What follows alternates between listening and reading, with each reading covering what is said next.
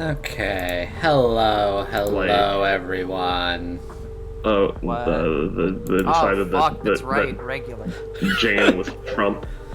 I'm telling you about Homestuck too. Since it's back again, I gotta get Alex filled up to date on how Homestuck 2 works. So yeah, it turns out it doesn't. Jane turns into Trump. Yeah, she does. She just does. There is no rationale to this, by the way. Well, I mean, I guess it kind of makes sense. What with her being like old lady coded. I guess.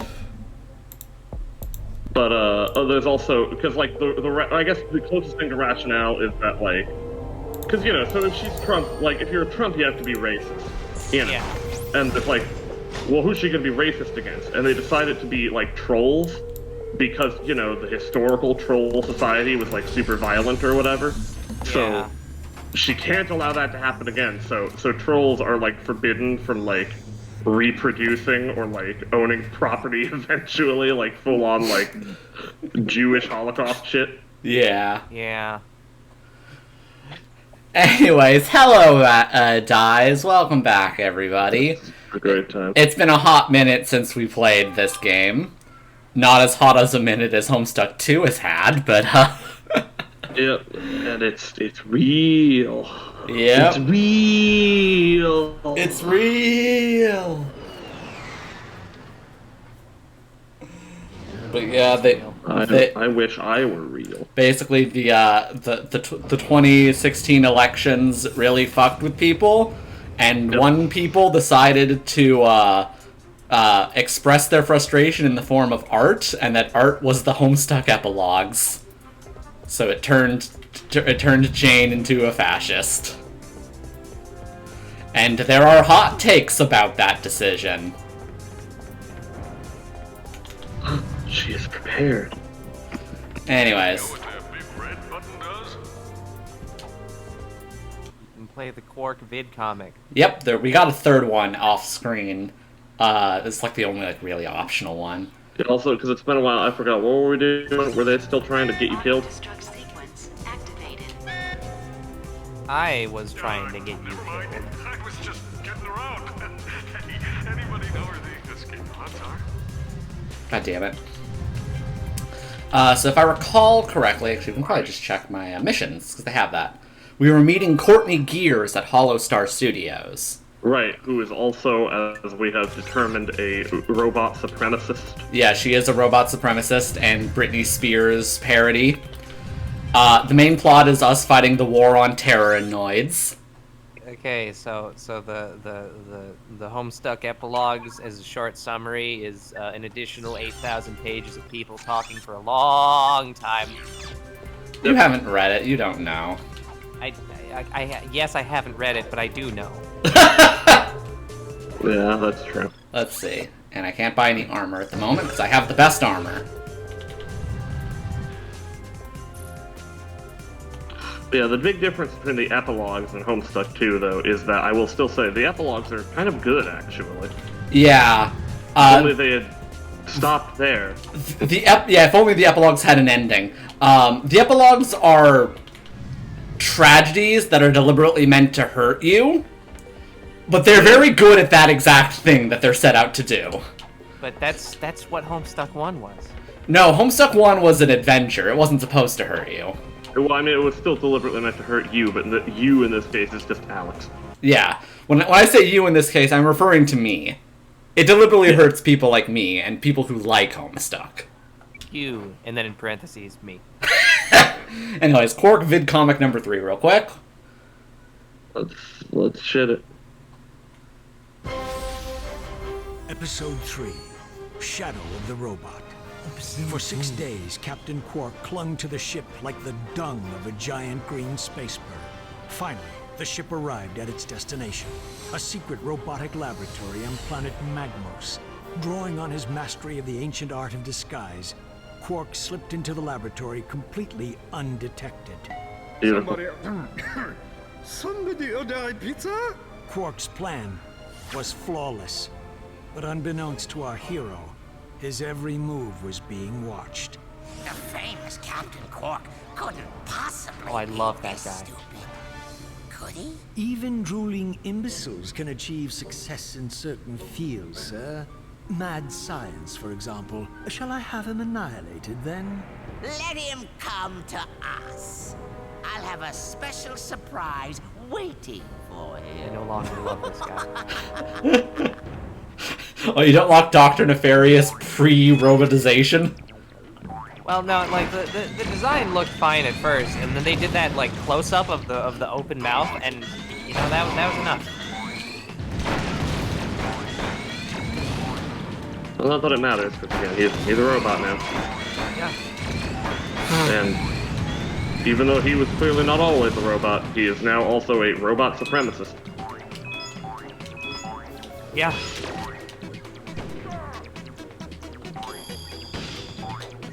So what you're saying is that there are cinematic parallels between Dr. Nefarious and Uncle Ruckus. Yeah.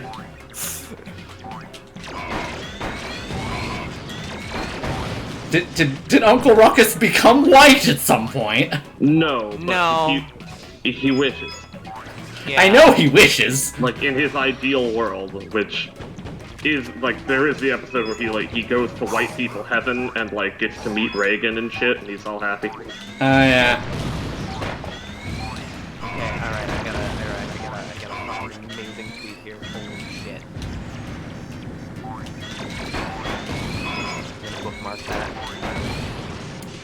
There we go. It's saved. Yeah, converts are the most fanatical, they say, yeah. Circle to fire my Yep. blaster. Hold down R1 and move the left analog. I don't know, I'm pretty fanatical, and no one ever converted me to anything. She is sick, Apple. Yes.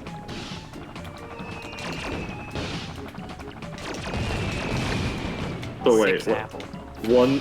1 foot 6 inches, really? God damn. I It's guess like the kind of idea crazy. here is that what an apple is 3 inches? How? What? Where'd they get that from? But yeah. So the plot of the epilogues, to briefly get you caught up in Homestuck 2. Like 7 years after the end of Homestuck, while they're just chilling on the Earth they made, John realizes that they never actually dealt with Lord English. That was literally a plot hole. Like, they almost literally call it that in story. And thus he needs to go back and go back into canon and fix the plot hole. But before he can do that, oh god damn it, go away. Before he can do that, Calliope gives him a choice to eat meat or candy, and that one choice causes a split in the timeline. Yeah. In the meat timeline, he ends up going back to, oh, I died.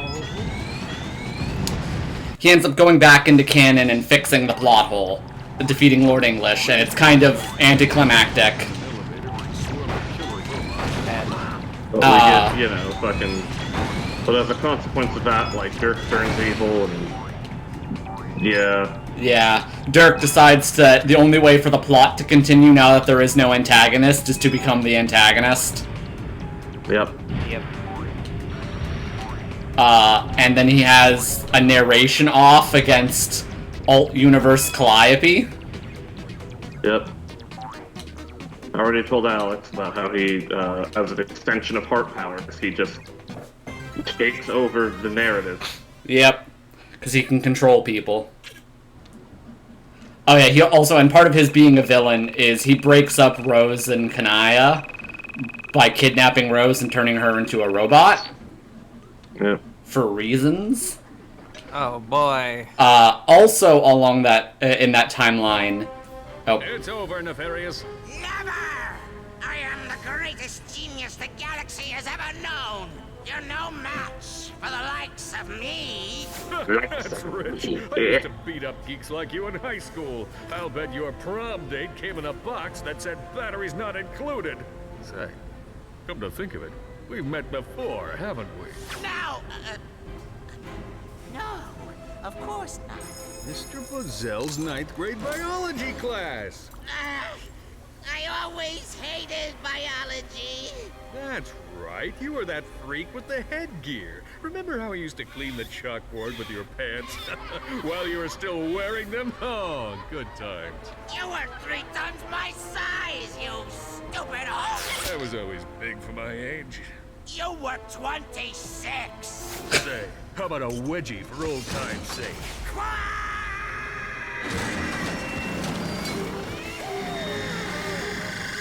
I think it's safe to say we've seen the last of Dr. Nefarious. Time to celebrate another job well done. But the danger was far from over. For in defeating one menace to the galaxy, Quark had created another, even more terrifying evil.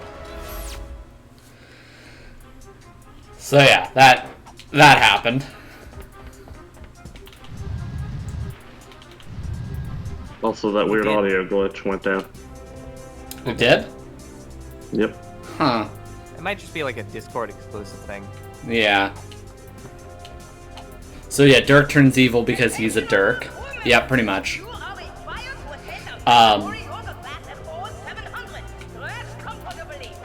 Yeah, also one thing he does is he makes Dave Cat explicitly canon. It was already that, but again, people complained because they had poor media literacy, so he just did it again, but more explicitly this time. I hate it when people have poor media literacy. I hate it when writers decide to respond to poor media literacy with bullshit. Yeah. Yeah. Like, they did not need to incorporate the poor media literacy into the narrative. Well, I'm saying. No, but they did. Yeah. Well, the point is, yeah, Dirk evil, that timeline bad. Other timeline, Jane evil, that timeline bad. Yeah. I didn't really do any of the sewer crystals. Oh well. The only valid timeline is the one where everyone realizes that Husey is evil. Yeah. Yep. But yeah, in the other timeline, John doesn't go and do it because he's like, well, why does it matter if there's a plot hole? I don't really know what that means. Like, everything worked out in the end, so it's fine. But in so doing, Dirk decides to kill himself because now the plot is non-canon because there is a plot hole.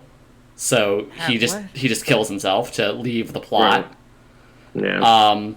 And then there are just like a fuck ton of time skips. John and Roxy get married and have a kid named Harry Anderson. Rose and Kanaya adopt a troll baby and name her Vriska. Why? Because Vriska is a hero, don't you know? Mm. Yeah. Okay. Alright, I need to get on there and need to go get the skinning knife back out. Put it in storage because I thought I wouldn't need it. Yeah, fast forward to when Vriska... Oh yeah, and also Jane and Jake get married in a hilariously abusive relationship and have a side threesome with Gamzee. Gamzee's back, by the way. Yeah. And he is the worst, deliberately. And almost indefinitely on Gamzee's request, they named their child Tavros. What? Which isn't that bad, honestly. Yeah. Definitely a better name for the next generation of protagonists than Vriska. Yeah. And Jade also wants a kid, but can't have one with Karkit due to racist troll laws, and can't have one with Dave because she really wants to have, like, a organic pregnancy, but she has a dog dick, so she can't have a kid anymore. And you know, Dave's not trans, so he can't have it.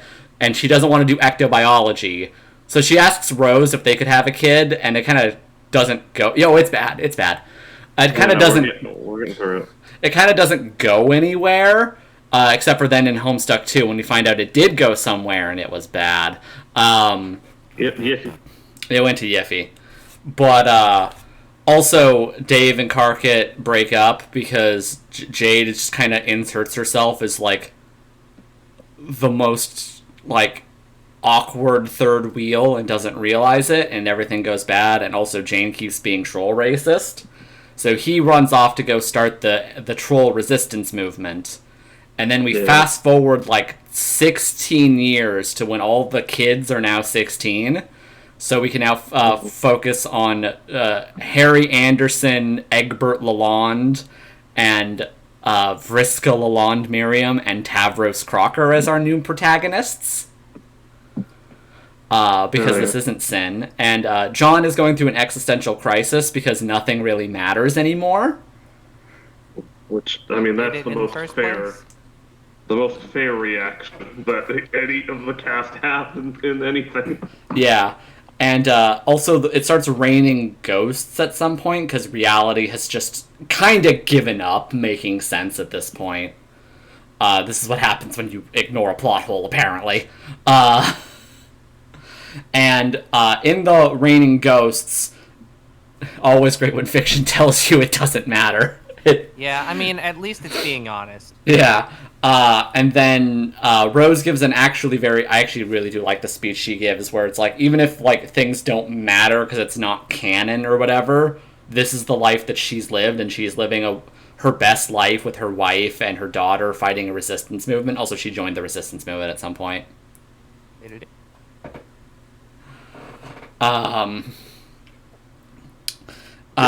really the best scene in the whole thing. It is one of the best scenes. Dave meets the robot brain ghost of Obama and dies. I was gonna get to this, right, where Dave has a breakdown and he meets Obama. Tells him he's gay, and then Obama kills him. Obama kills him. And resurrects him as a robot. And then he's resurrected as a robot, which is his, like, best self or whatever again. So it's like, you know the Dave Petta shit? It's like that, but instead of double sprite, it's robot, and he's happier. Yeah, and he runs off to not deal with his problems or tell anyone that he died and became a robot. And then Vriska from the canon timeline falls into a black hole, which spits her into the Candy timeline, where she lands, immediately makes out with Gamzee, then kills him, which she can now do because his whole clowns are immortal thing is only in canon. And now that it's non-canon, she can kill him. Mm. That's contrived as sin. It is, but he's dead now. And then Vriska's like, well, now what? And it's like, you're in the canon timeline where nothing matters. You're unimportant now. And then she gets the parentheses Vriska treatment, and she is now parentheses Vriska, the less important Vriska in the timeline. So yeah, that whole like process she had to go through as a ghost before she got resurrected and told herself that she's irrelevant and stupid. She's got to do that again. Yeah, it's forced on her. Now she has been forced to become irrelevant again, and it's hilarious. It's like, oh, you gave her another good ending, but this time a spite ending. Yay. Anyways, Hollow Star Studios. And then Homestuck 2 decides that she's gonna hang out with her identically named unrelated relative.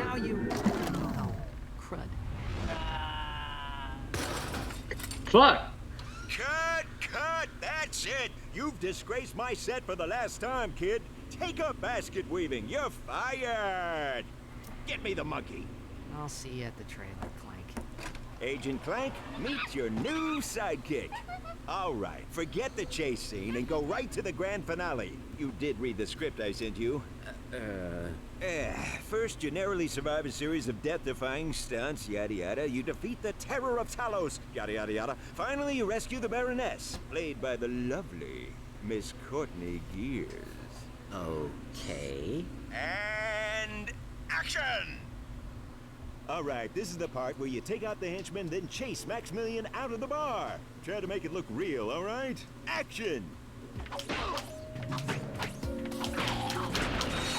The audio thing happened again. Do you just have like one attack? You got the stuff, kid. Now get to Maximilian's office before he can make his escape. Make it look realistic. Do the exact same right to left swing over and over again. Clank is hot on his tail. Maximilian tries to shake him off in rush hour traffic. All right. Okay, This Clank what is I hot. get for letting him do his own stunts. One more time, people, like we rehearsed it. And action! Like, can you shoot the gun, or do you just... Yeah, it shoots bananas. Oh, you got the stuff, kid. Oh. Now get to Maximilian's office before he can make his escape. Okay, Clank is hot on his tail. Maximilian tries to shake him off in rush hour traffic. All right, I love a good chase scene.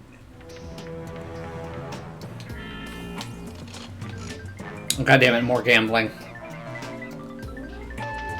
Alright, and now this is the Alright, scene you're where doing great, Clank kid. just sort of Now, stops for avoid the 20 lasers minutes and straight, meet up with the gambles. monkey in the casino parking lot. For 20 minutes straight. Is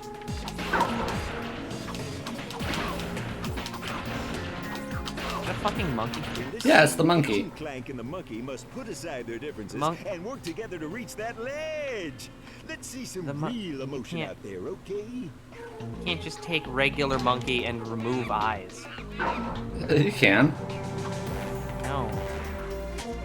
This isn't Naruto.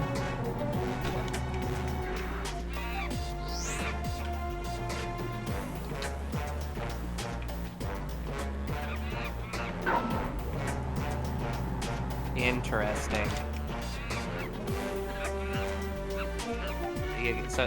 So you gotta like puzzle it so that the creature follows you. Tragic. The bridge is out. Think fast. How would Agent Clank get across?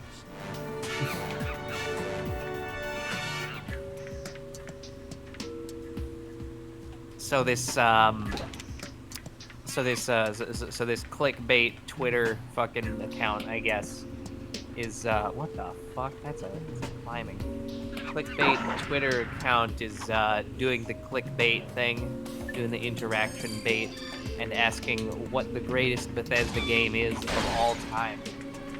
Except then specifically listing out choices between Morrowind, Fallout 3, Skyrim, and Starfield. Funny.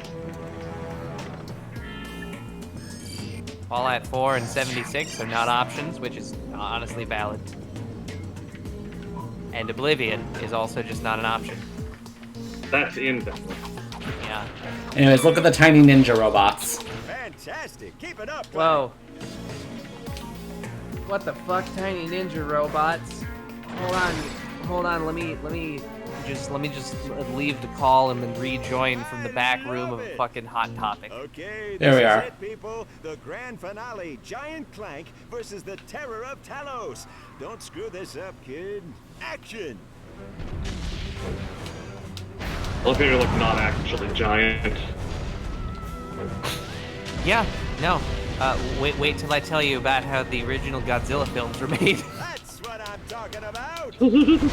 That's the shit I love, where it's like they actually, because you know, like this series has actually had Giant Clank as like a thing before, but Yeah. instead of just doing that again, they literally make it so that like it's just on a set, so you're not actually big, you're just in a little suit. Yeah. But that's Yeah, really no, it's funny. great.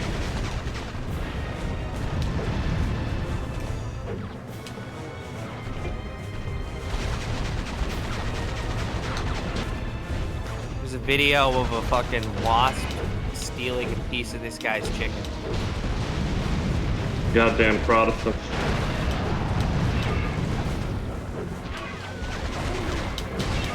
Or a hornet. I don't recall what the difference is. in Can't have shit parodies. Yeah.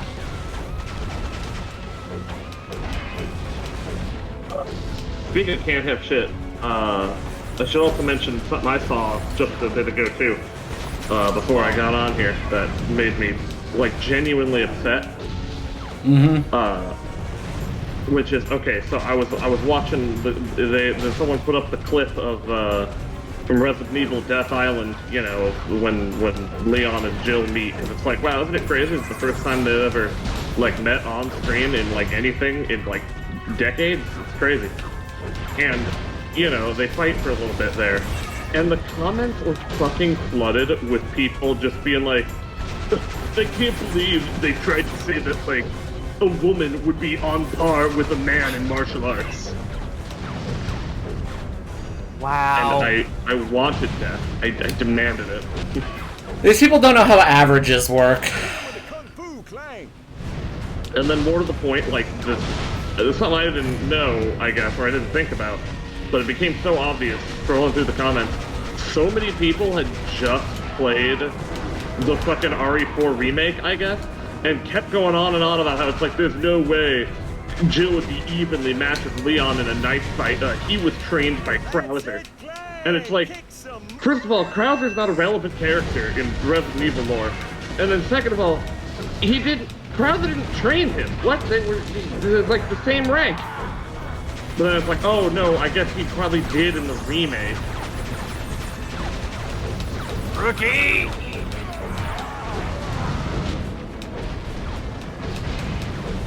It's like the thing with the fucking goblin or the Richter or whatever. The fucking solve my riddle. Except instead it's Krauser just being like, do my quick time event. Take 5, people. There we go. Oh, Yeah. my quick times 3. Yeah, Leon and Ada also fought to a standstill because Ada's better than him. But no, He's better than everyone. Cut! That's true. Print it! That's a wrap, people! Pure box office raritanium, Clank. Even the critics are gonna love it. You have no idea what a thrill it is to be rescued by a big hunk of titanium alloy like yourself. Perhaps now you will tell me what Dr. Nefarious is planning. I have a better idea. Why don't you ask him yourself? So, look. I have a present for you, Snicky Wookums. I told you to stop calling me that! Just bring me Agent Clank! Of course, darling.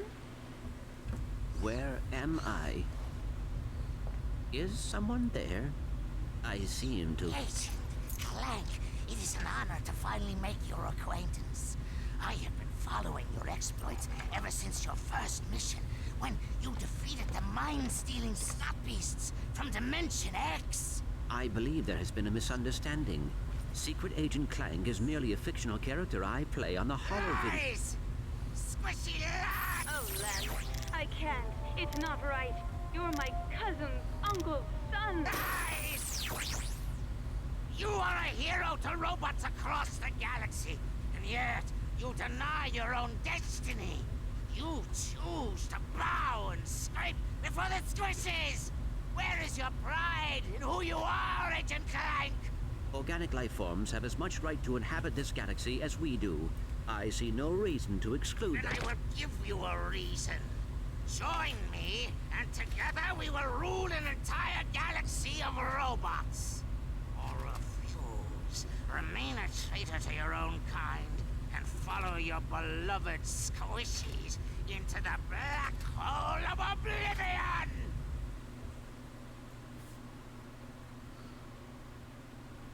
Meanwhile, Well- back at Clank's trailer. Clank should have been back by now. What could be taking him so long?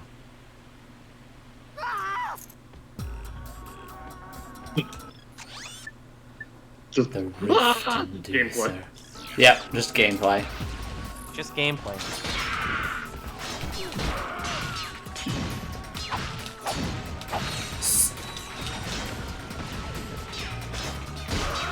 There we go.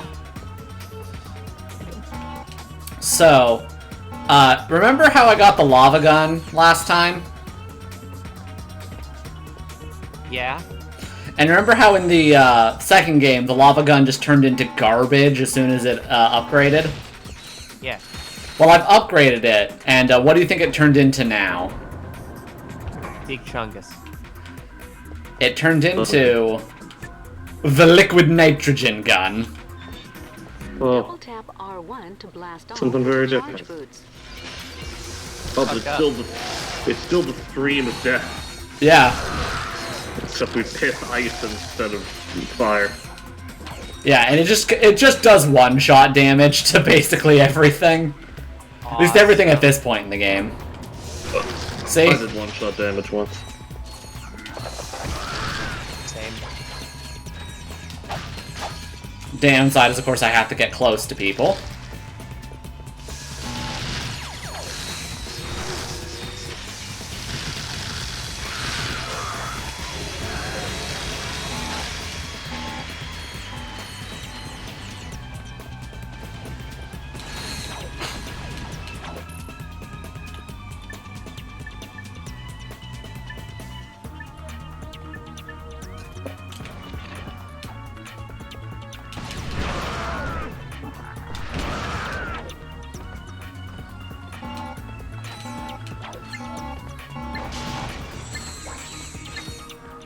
I do need some Mr. Freeze style puns, and then this would be golden. Yeah. So why the lava gun turn into the liquid nitrogen gun though? That's ice to piss you. Ice. Okay.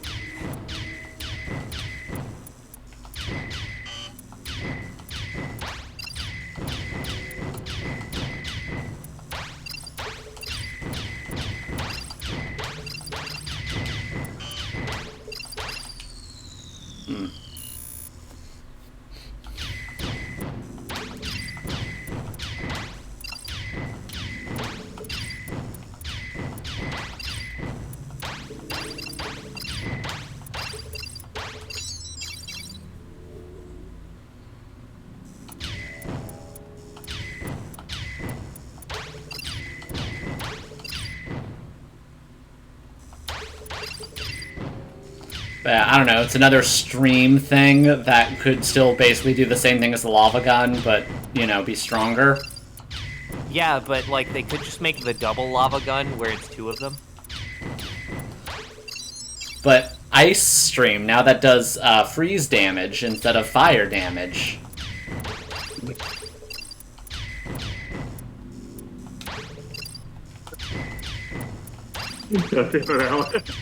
What? Everything about this is fucking gold. I love it just being like, I love, okay, like S being his nickname. Instead of his middle initial, Leon S. Kennedy. Scannity. And then of course, oh yes, Scannity. And then of course, Ada Wong's toes. Whenever I get mad, I go to Photoshop and watch this image of Ramon. I mean, I tend to find being hot worse, because it's easier to warm yourself up when you're cold. Yeah. I love crafters being at nice underscore. Nice. Yeah, no, I gotta agree. I gotta agree with Jesse here. Being cold is better because you can put more on. Being from the Midwest, I have had this discussion basically my entire life. Yeah, well, it all seems so easy for y'all when you have clothes to put on, but when you're in a situation where you don't, it's better to be hot. Well, yeah, but that's like a hypothetical. No, it's not. I was fucking... Again, the one time I was on a film shoot in a park in Colorado, late at night, and I didn't have nothing but like a light jacket and no gloves, and I was starting to get close to frostbite. Oof. What? So, and I could not leave. We couldn't do anything. We were still on the shoot. It was literally one of the most torturous experiences I've ever had to exist through. So, thankfully, at the very least, it got bad enough, and I was like clearly suffering enough that like someone else on the set was kind enough to give me their gloves, which barely fit, but it was something so that my fingers didn't fucking freeze off. Hell yeah. The point is, I've lived through that, and having done so, I would say, give me the heat. I mean, you do live in Arizona, so there you go. Yeah, no, I solved that problem. So like, that's understandable. But for what it's worth, like if I was in the equivalent situation, I probably would have just fucked off. This was in Colorado. Yeah, I know, but I mean, well, just no, being like, hey, Frost is asking. Yeah. Just being like, hey, my fingers are freezing off. I need to go get warmer clothes or something. Well, here's the thing, like, fucked off to where? Because, again, I was in a park with this crew. I wasn't anywhere near my or anyone's home, you know? Yeah, that's true. I don't know, I just, like I don't know. Yeah, no, I'm not saying, like, you're wrong. I'm just saying that, like, I have my own life experience that makes me prefer the heat. Yeah, no, that's understandable. Because like my own life experience would have been like, if it was that time of year, I would have just had gloves. Right, and I had forgotten to bring them. And or anything else that was like warm, because again, like, because I did, you know, have like big jackets and shit, and like earmuffs and stuff even. I just didn't know it was gonna get that cold or that we'd be out that late, so I only had just like a light hoodie. Yeah.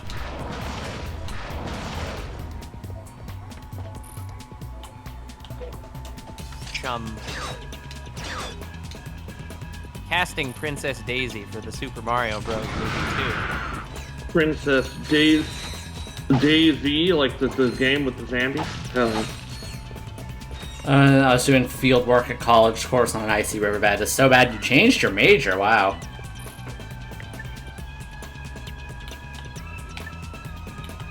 Oh, wow. What was the field work for? Was it like was it some kind of like biology thing, or what was it? Or like some kind of animal studies deal? Geology,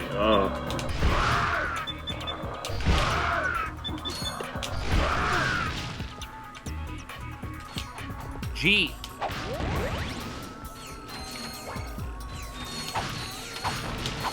Interesting. I would have changed majors specifically just because fuck geology. I don't have time for rocks. They're not interesting.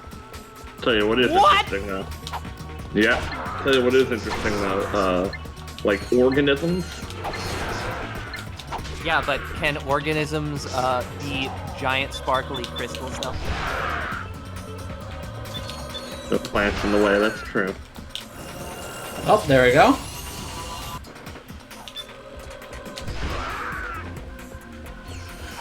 I have like a medium-sized fucking like blue quartz geode hunk. Yeah, I know. I had forgotten when I made my loud exclamation just now. I'd forgotten that you were actually a mineral man. I love minerals. See, if I were truly being disrespectful, I would have said a rock man. But I know the difference between rocks and minerals. Yeah. Because I watched Breaking Bad. Hey. I mean, rocks are cool too. I like when you get the rock and it's got like orange in it and you're just like, ha, hoo hee, iron. Oh. Clank, where have you been? I thought something happened to you. I was having my sprockets lubed. You picked a fine time for a tune-up. Where's Courtney Gears? Miss Gears has left the planet. What? What about Nefarious? Did she tell you where he is? Dr. Nefarious is aboard a star cruiser called the Leviathan. Okay. Nice job, Clank. So, I'll just call Sasha and have her track down that star cruiser. Oh, brainwashed. See, he claims to be robot supremacist, yet he would reprogram his own kind. Foolish.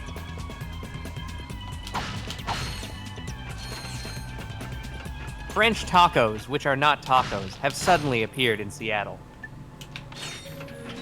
That was a lot of, you said words there. I didn't like it. What the fuck is a French taco? What the fuck is the French? I've never even seen that. French Are you telling tacos. me that they're real? Yes.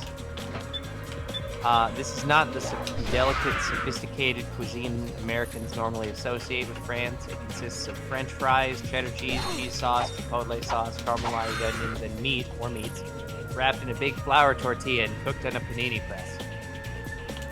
It's the kind of thing a Taco Time employee would make after having 4 beers, or a college kid would consume after having 6 beers.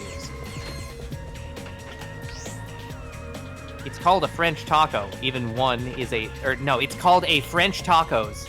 Even one is a tacos, and has basically nothing to do with actual tacos, or Mexico.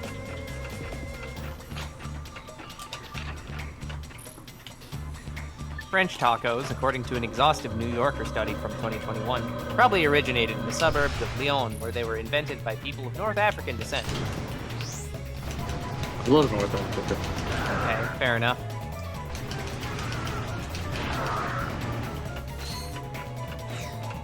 Some Mexicans in France have accused the whole phenomenon of being a case of cultural appropriation.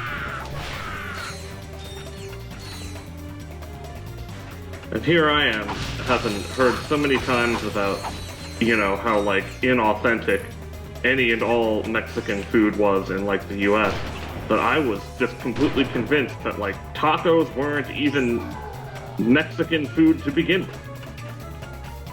Oh, are they not? I actually have no idea. I've heard enough people complain about tacos and burritos to the point that I'm genuinely convinced now that, like, if you go to Mexico and ask for a taco and or a burrito, they will not know what that is, because they've never heard of it before, and the Americans made those up. Well, I mean, I think tacos are real. Just not like the hard shell ones that you get from, like, Taco Bell. Those are fake. Probably. I don't know. Like, if you order tacos, then you get little tortilla things with stuff in them.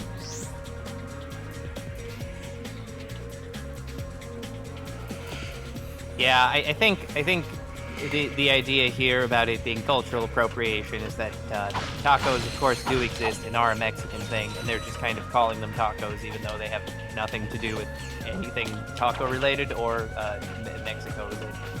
Right, but then, like, Japanese curry has, like, nothing to do with Indian curry, and yet... Well, yeah, but I mean, they're both curry. That's what I'm saying, though. Like, there's nothing to do, and yet we can still keep the name. Yeah. Because it's fine. And again, they got that shit from Britain anyway. So it's all just, like, essentially there's no food that is culture specific, because I guarantee, like, if someone's getting upset being like, oh, this is originated from my heritage and my culture, your culture got it from somebody else, like, initially, so don't worry about it. Like, this must have come from Mexico. No, it probably came from Spain. And Spain probably got it from, like, India through Portugal or something. Turns out everything came from India. Yeah, actually, there's maybe a good fucking, like, cause to say that maybe all food did, you know?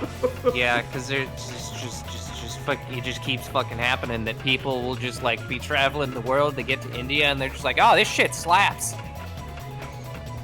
Consistently throughout history. Yeah, and India being such a major trading hub as it was throughout all of mankind, like, that's... their shit got everywhere. Mm-hmm. That said, you know what? I haven't had naan bread in a long time. I probably should have that at some point. Yeah, naan's great. I like to get the garlic naan and then dip it in the sauce. The sauce? Oh, shit. Oh shit, you got Are they just jumping to their deaths? What the fuck? Oh, what? What the hell was that? What? Hell. Okay. What? Okay, there we go.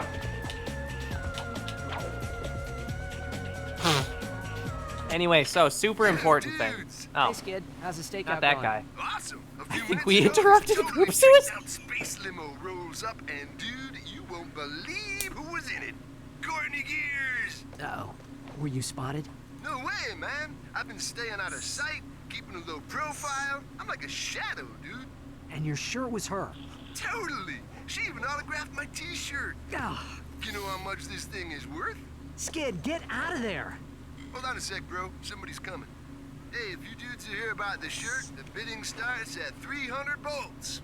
Whoa, chill out, man.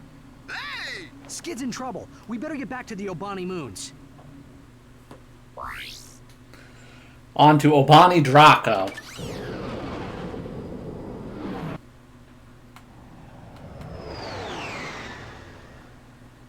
All the head's starting to go to my blood.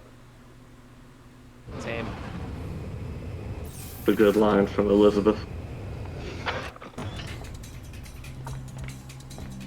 But yeah, so I finally booted up the copy or all the fucking Pokemon games.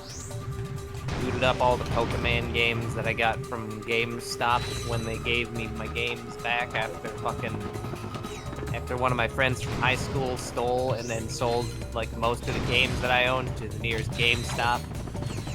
Uh-huh. And they weren't like the same copies that I had, of course. So So I booted up Pokemon White, and I guess somebody named their character Ryoga, and they actually had a lot of really cool event Pokemon on there. Oh, Ryoga. They had the shiny event Entei and Raikou. Oh, nice. They also had fucking Keldeo and Victini, which were Pokemon that I did not have at all.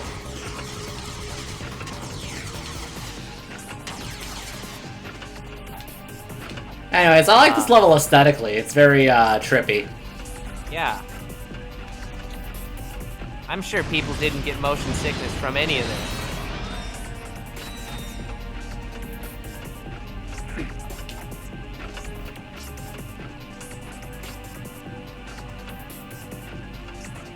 Oh yeah, no. Yeah, they absolutely did try to soft reboot themselves. And then after that, they were just like, okay, alright, yeah, people like the old Pokemans, we'll just put them back in. I mean, they were already in the game. Like, I don't think they were ever planning on getting rid of them, but that was like... Yeah, I know, but, you know, before you beat the Elite Four and got to that very small section of post-game area, there were none. You couldn't get Pikachu. Yeah. You just get Emogula. Yeah, everybody loves the flying squirrel.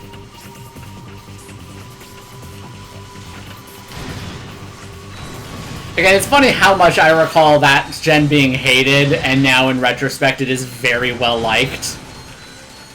Yeah.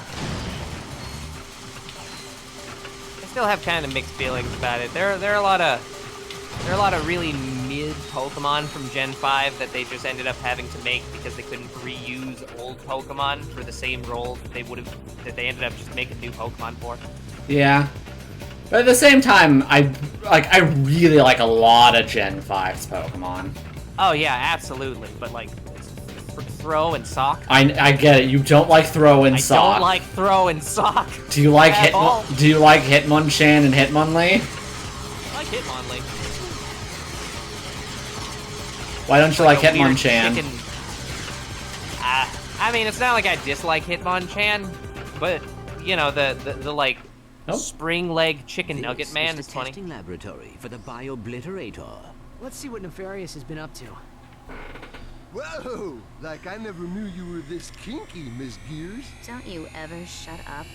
Okay, I'll zip it. Man, the guys aren't gonna believe this. Like, destroy all squishies, dude.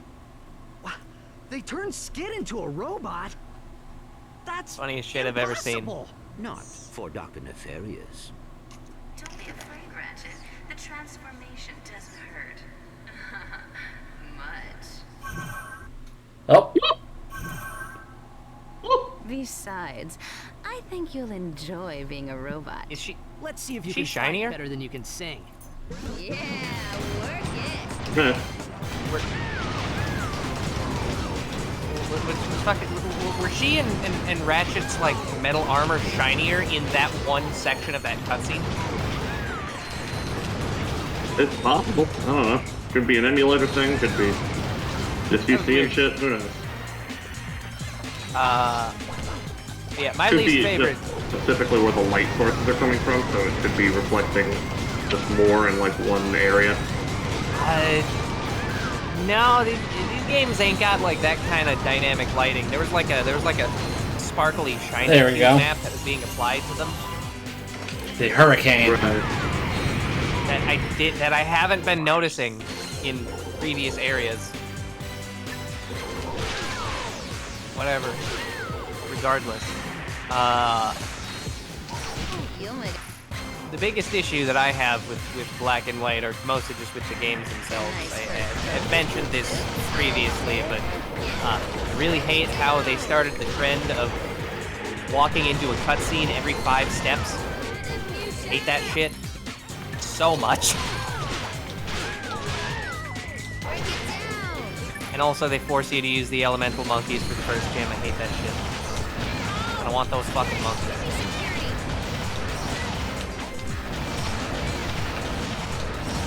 Such a ham-fisted way of having you learn about type advantage. The thing keeps spinning while you game pause. It keeps spinning.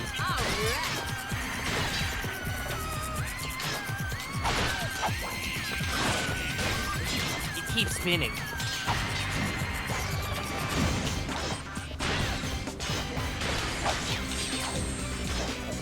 Pay for that, you net little brat.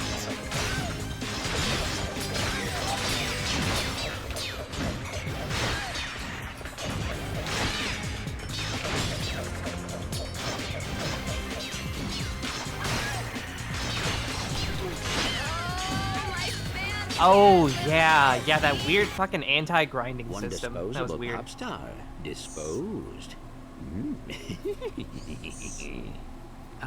You okay, Clank?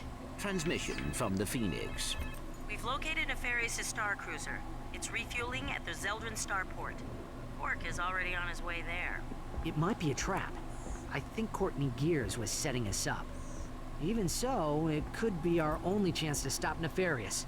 We'll meet Quark at the starport. Be careful, Ratchet. Come on, Clank. We'll come back for Skid later. Like destroy all squishies and stuff. Yeah, we're just gonna leave him like that. Yeah, we don't actually need to save him either. Look, he's better like this, if anything else. Like, he's not... Yeah. We don't have to worry about him dying. Instead of being him, he's now just like impotently racist. Always good. Yeah, also we've gotten rid of Britney Spears. Yeah, baby! You mean Courtney Gears, God. Anyways, to the starport!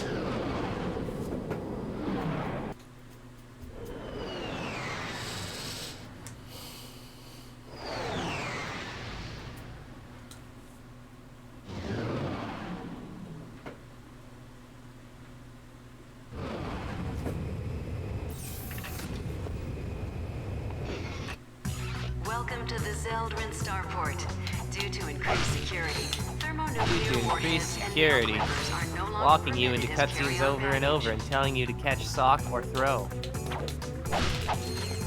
Yeah, don't you love having every type advantage you need? And then the third gym is bug type. Which, like, let's be honest. No, I mean, like having type advantage available to you for the gym is perfectly fine. Like, that's not necessarily an issue. If anything, and it's an improvement over Gen 1, where they just didn't do that at the beginning of the game, where you have no other option. Until yellow, in which case they realize, oh shit, if you pick Charmander, you're fucked. But I've gone into that 25 times, so I'm not going to go into that again. I thought we agreed to put that jungle business behind us. It was mating season. How could I have known she was your sister? Oh, what the fuck? How long have you two been standing there? They just confirmed that Quark fucked the monkey! Yeah. Lollygagging. Oh! We'll use this shuttle to infiltrate the Star Cruiser undetected. Once on board, we find Nefarious and finish the job. You fellas ready? He's really just about that shit. Again, he becomes ironically the best character. Jesus. Oh my god. Guy's just fucked up, man. He's just like on that shit all the time. Okay, but anyway, so beside all that, that wasn't an issue for me because I picked the pig starter, so I didn't need to use thrower sock. I had the pig. Oh yeah, because they made him fighting type, even though the other two are monotyped. Yeah, because fucking pig is the greatest one. God, they really just kept doing that. What's an emoji that corresponds to Alex's ooh? Fuck, I might need to make an emoji for that. Do we have Umineko Maria? What sucks is that firefighting's a really good type combo. Like, It fucking is. Amazing. It's just they kept fucking doing it. Is what we said at the time anyway. Nowadays, of course, the majority of starters are not firefighting, or the majority of fire starters are not firefighting, rather. Yeah. Like, they broke that cycle a while ago, but when it was happening, when we were in Gen 5, it felt like an eternity. Yeah. Though I do find it funny people still complain that they always look like they are still going to be fighting type. Like, that was a complaint a lot of people had for Cinderace. Yeah. Or Or not Cinderace, although people did have that complaint. Incineroar. Yeah. Like they were gonna do firefighting, and then they were like, ah, shit, okay, never mind. Dark. And then they gave Incineroar like one of the worst shinies. I hate that shit.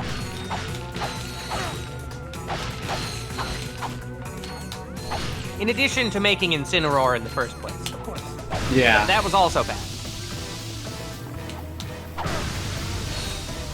What did they do to my boy? My little kitty. Bad things.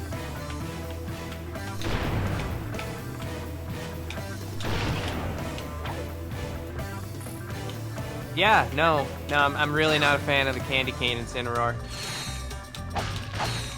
Over the years, I've come to realize that I'm really not a fan of this seemingly new era thing that they do with shiny designs, where they keep the color palette largely intact, but they only change one of the colors. Like, I hate that shit. If all the rest of fucking Incineroar's colors change too, like even if they just made them fucking orange instead of red, I probably would have liked that better, but no, they just took the black parts and made them white. It's like Photoshop fill bucket tool levels of shiny design. Your safety is important to us. Just absolute phoned it in levels of shiny design.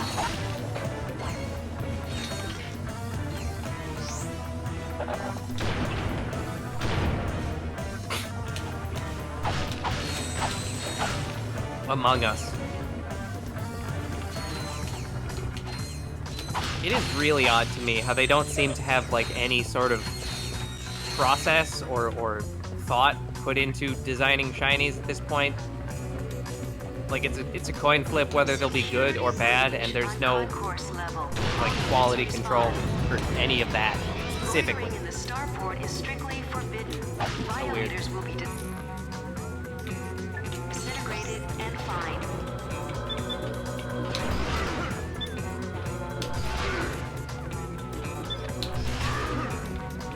Oh my god. Oh, I did not. Okay, I guess I didn't pick this dialogue option before. I'm doing I'm at the end of the Halloween bit, with Michaela-chan.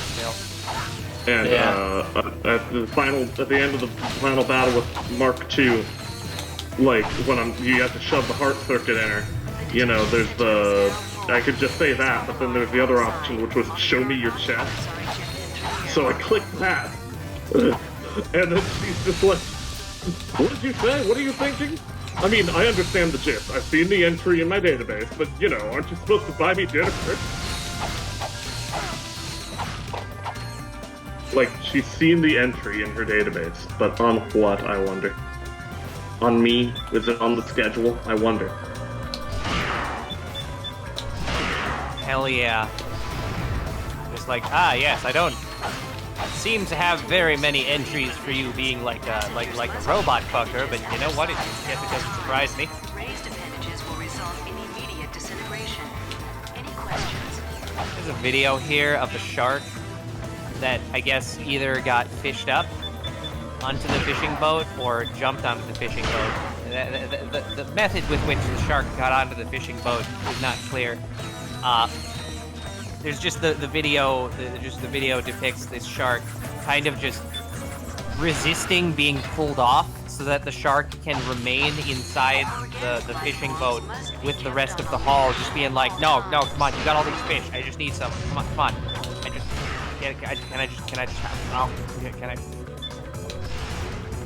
As these fishermen are just trying to pull the shark off, and the shark's just like, no, come on, just a little more, just a couple more, come on.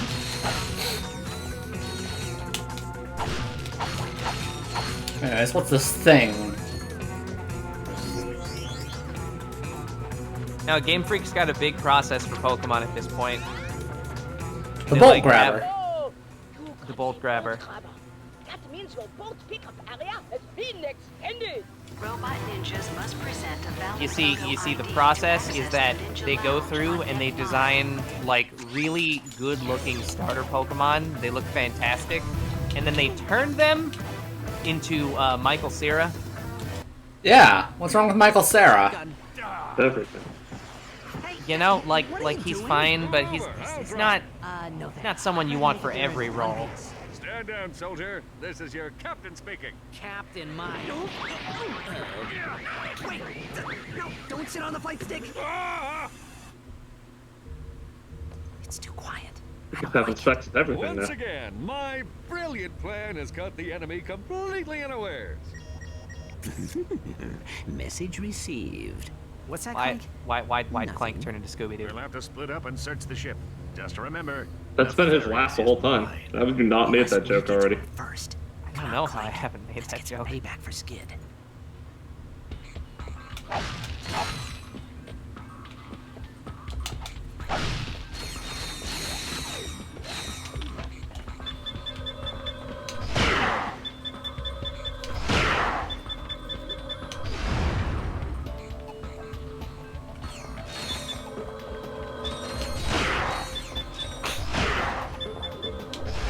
There we go. Hard. The Tempest. Gadgetron Tempest can target up to 7 enemies simultaneously. From Hard Drive magazine. I bought Assassin's Creed Ultimate Edition, but it's just a handgun and some coordinates. Good. We gotta go there. We gotta do what needs to be done. Yep.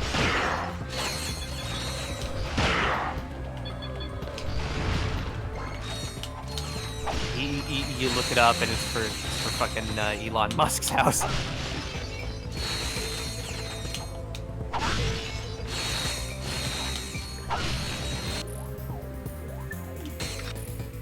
They could at least include a white hood.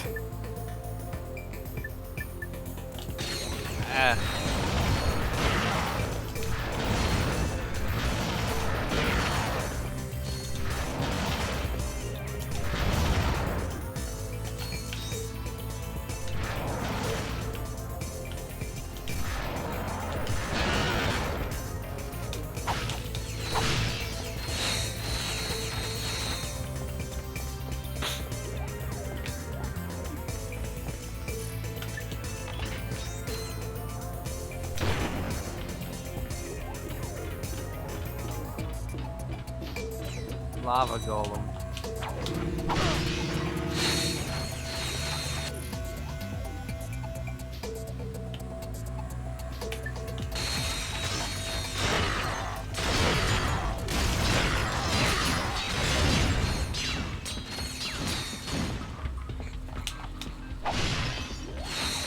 Haha, yeah, we sure did fucking got him.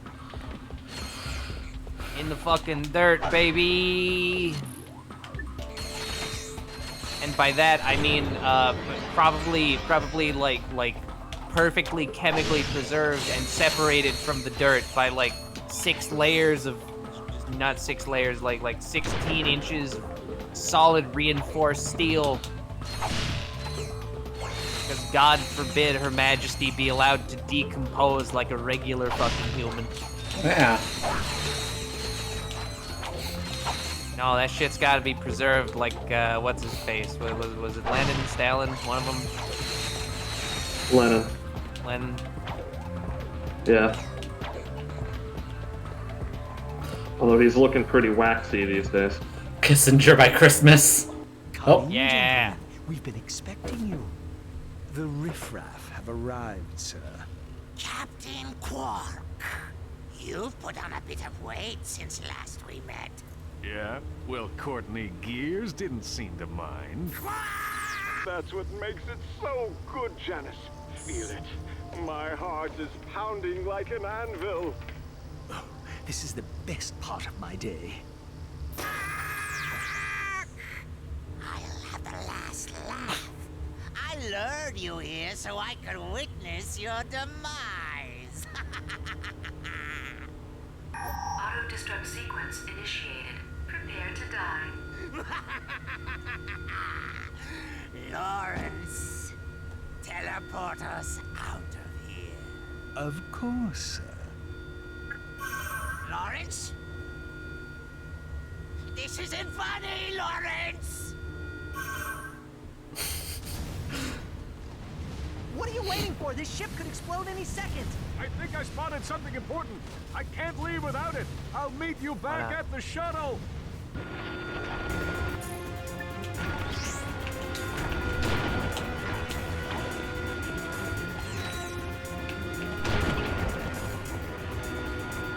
You have 60 seconds to fucking leave.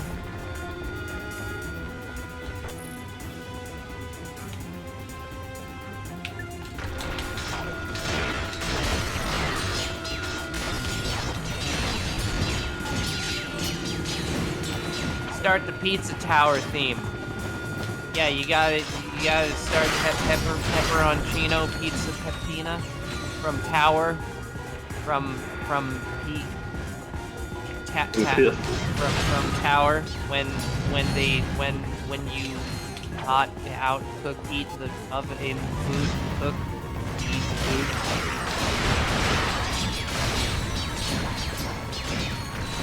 No, I've seen Pizza Tower. I just one of the things that I keep forgetting is that I don't really care about platformers. Hurry up. We must leave now.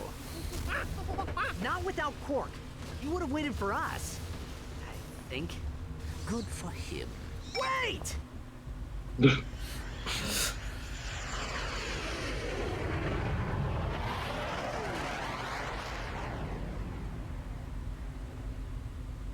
I mean, like, yeah, fuck Quark, though. Yeah. You know? Yeah, that monkey's sister did. Oh, yeah, that's true, huh? I hope that clip I got the whole thing. What thing? I was a bit slow on the clicking for the clip. Oh, tragic. I saved it, or attempted to. Tragic. Oh, okay. You've had like 2 We are all conversations. very glad that you made it back safely.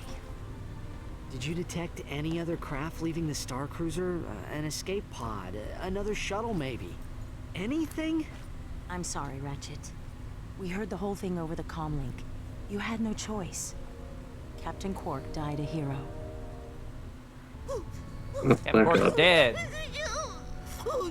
Und we would frolic in the fitness course under the wee hours of the morning. I mean, I don't know about that. Captain Quark had so many wonderful qualities, I just don't know where to begin. Such as? Oh, okay. He was really tall, and he had a unique fashion sense, and he had a really big chin with kind of a sort of a, well, you know, a butt shape. Well, you know, I think I've droned on long enough. I just heard what happened. I wanted to offer my condolences to the team. Quark's loss is a true tragedy. The man was a hero, brave, honest, kind, and humble to the core. What a load of bullshit. Captain Quark may be gone, but his indomitable spirit of heroism lives on in each of you. I know the Q-Force will make our fallen captain proud. Carry on, men. This came in the mail for Quark. It's Chapter 4 of the Quarkvid comic series. He'd want you to have it. Thanks, Al. You know, this could give us a clue about what Nefarious is going to do next. Deja Q all over again.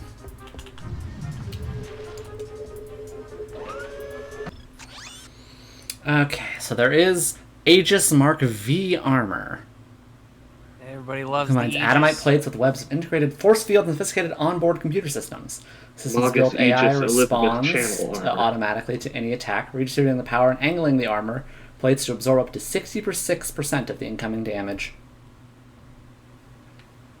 But that's like a lot of money. Yeah.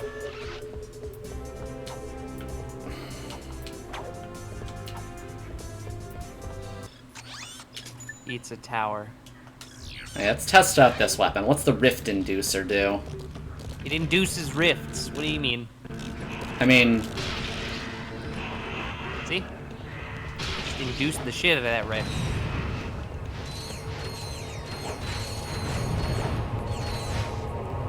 come on, get near the rift. There we go.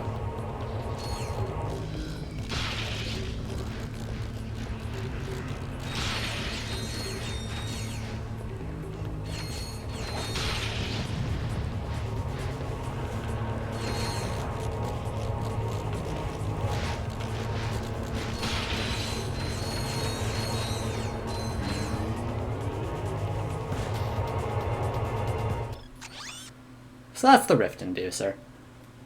If we need another weapon. Helga, there's something I need to tell you. I think you're the sexiest, nicest, most extraordinary artificial life form I've ever... Hold on. Why is the intercom button flashing? Oh, jeez. But what about the salamander? What about the salamander? What about the salamander? Anyways, It's Quark. like a large creature. Quark vid comic number 4. Deja Q all over again. Quirk. Where?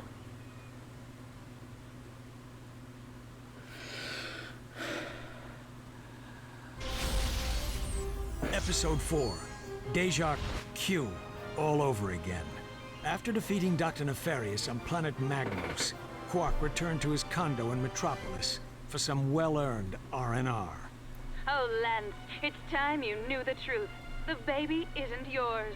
What? Who is the father? Oh, your evil twin brother, Engelbert. But Janice, I am Engelbert. Ooh, must be that pizza I ordered. Guten Tag, Captain Flabby. Helga, what are you doing here? Getting you off your lazy butt. You have plumped up like a giant green bratwurst. It is time for the fitness course. Oh, all right. Meanwhile, on a rooftop high above the bustling streets of Metropolis. The hour of my vengeance is at hand. Go now, my robotic servants. Tear this city apart. Bring me the head of Captain Quark.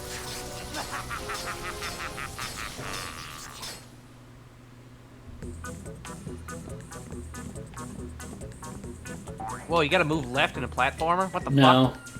fuck? Okay, thank God. Thank God. Level designers really will just be like, ah, yes, I will make you move left from the start of this platformer, and then wonder why playtesters have difficulty figuring out where to go.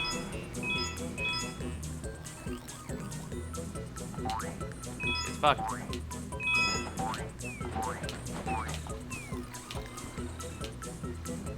No one's ever thought of going backwards from the start. Cough, Ready Player One. Everyone's favorite thing. Ready Player One.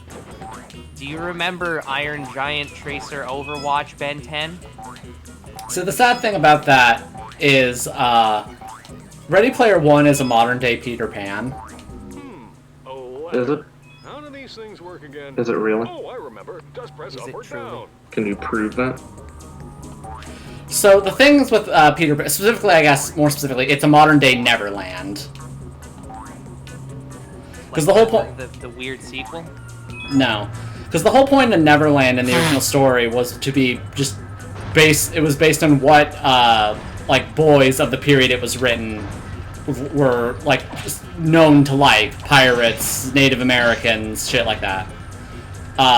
But, you know, since stories just kind of calcify, it's never really been updated. It's like, theoretically, like, a modern adaptation of it would actually have Neverland not look anything like that. It would look like what teenage boy or kid boys like today. Oh, damn it, I missed a thing? Yeah, but what that boils down to is just like a really annoying batch of references. Yeah, I didn't say it was good. We're behind the vines? Okay. Middle of the tram ride, okay. I love when animators just like get around. Oh, is it that light? Yeah. I mean, I was saying that mostly as a slight dig at oh yeah, wow, how did I miss that? As a slight dig at culture. The sequel ends with the protagonist copying his mind into the game so his copy can live there forever. I mean, that's very the kind of indulgence that is Neverland. The sequel ends with the protagonist copying his mind into the game so his copy can live there until someone shuts the computer off. No. No one shuts off computers. They live forever. True. Anyway, the 3DS eShop online services are going to be unavailable.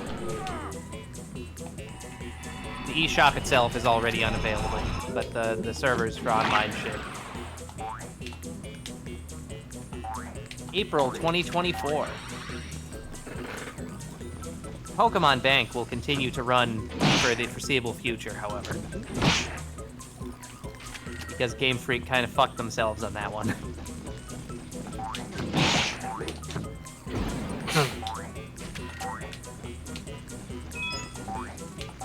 I verified that Pokemon Bank still works yesterday, actually. I snagged that fucking guy's Victini in Skildale.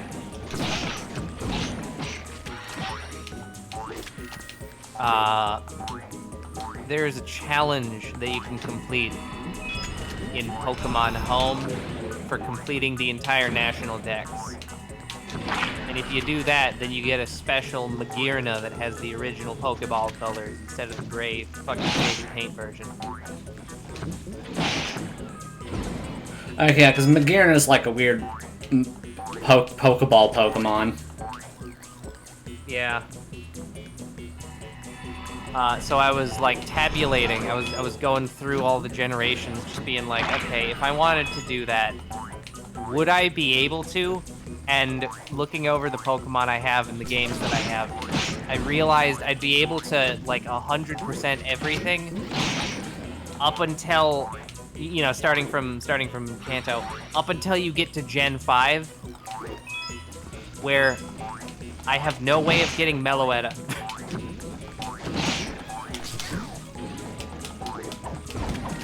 Or no, actually, no, I looked that up. I actually could get Meloetta from some Pokemon Go thing.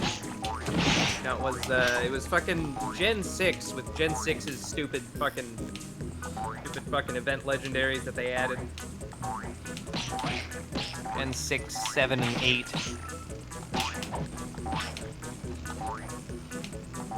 When did they start going crazy with the event legendaries? Gen 4.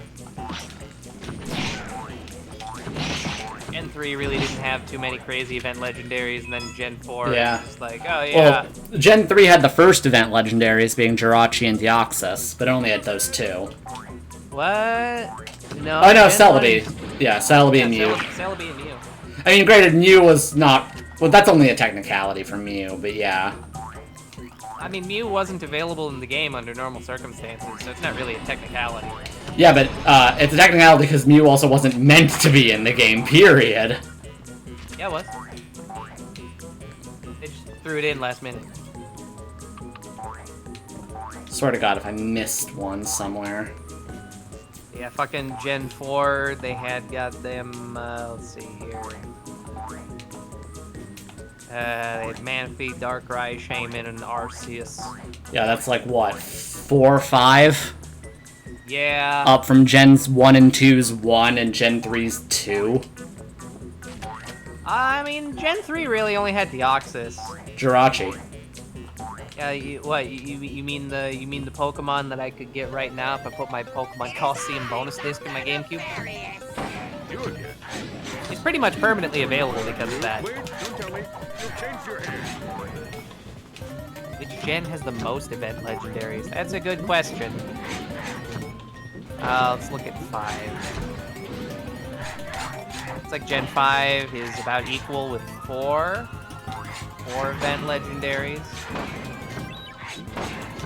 Gen 6. Nope. Fucking scroll bars. Okay, there we go. 1, 2, 3. So that's 3 for Gen 6. Gen 7 also has 3. Gen 8. Gen 8 is where stuff starts to get muddy because the end of the Pokedex has the event legendaries and also then the fucking Legends Arceus evolutions and DLC Pokemon. So let's see here. 1. Yeah, Gen 8 had 1 actually. Wow. Granted, that one is an annoying one because they gave Zarude out all over the place. But I never got one because I fucking hate the monkey Pokemon. Yep, I missed one somewhere. God damn it. Tragic. But yeah, so... The one that Dawes mentioned.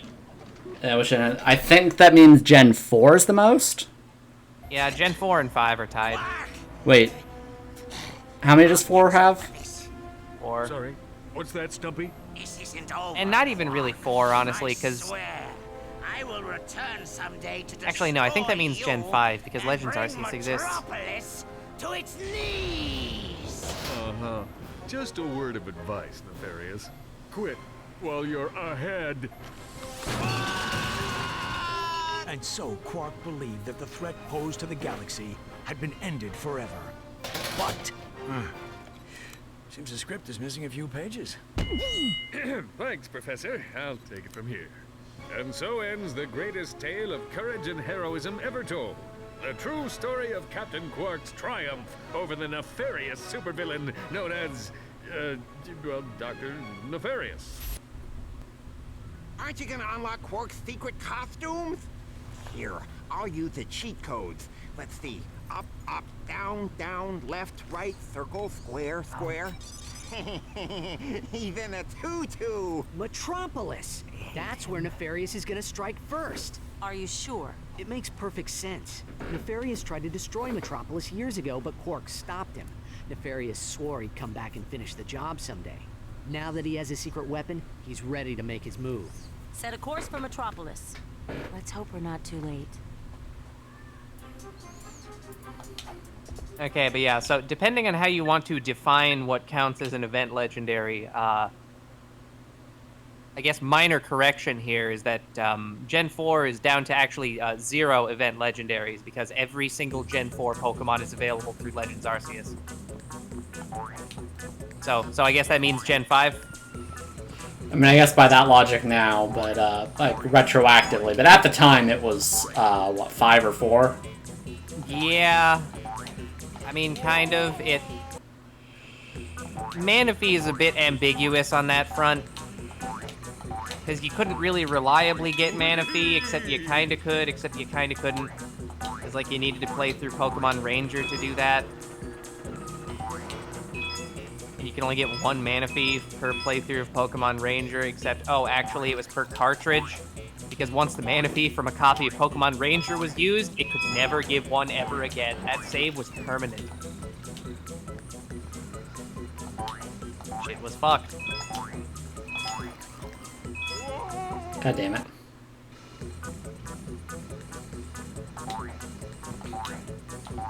Yeah.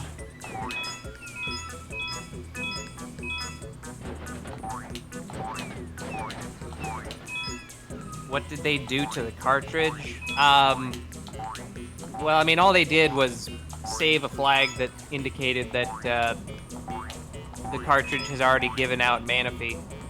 And when you go to start a new game or you delete your save data, it just doesn't delete that bit that indicates that you've already given out a Manaphy. There we go. I think hypothetically, if you know, like ROM dumped your Pokemon Ranger and then modified the data and then put it back on the cart, you could reset it and re-allow it to give a Manaphy. This is just weird. It's just odd.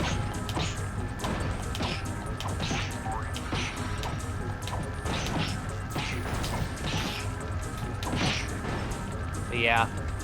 Weirdly, Gen 9, thus far, only had 2 event Pokemon. Who and who? I call them legendaries. Who and who? Walking Wake and Iron Leaves.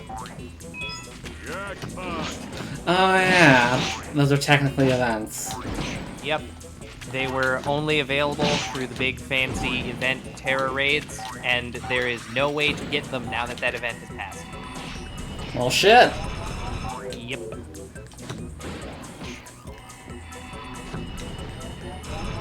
Because aside from that, barring any new stuff that they release, like I don't know if they're gonna do the same with the fucking the the Cabalion and the Raikou ones.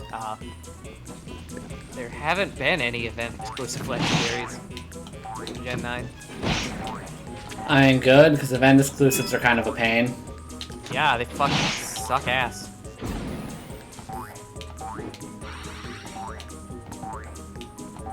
Like, say, hypothetically, there was some kind of thing in Pokemon Home that you had to get all the Pokemon for. And you were, like, looking over and realizing, ah, shit. I don't have any way to give Meloetta, and I don't have any way to give Zarude or Volcanion.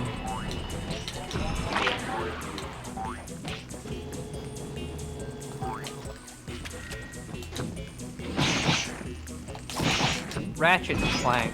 Yeah. Darude Sandstorm? Yeah, exactly. Yeah, because you see, because Nintendo Game Freak hates me specifically, they made one of the event legendary Pokemon that you can't really get now, a monkey. Yeah. I don't know why they... I thought you'd like that fact, because now you don't have to bother. Well, yeah, but also, like, if I want to get the fancy thing...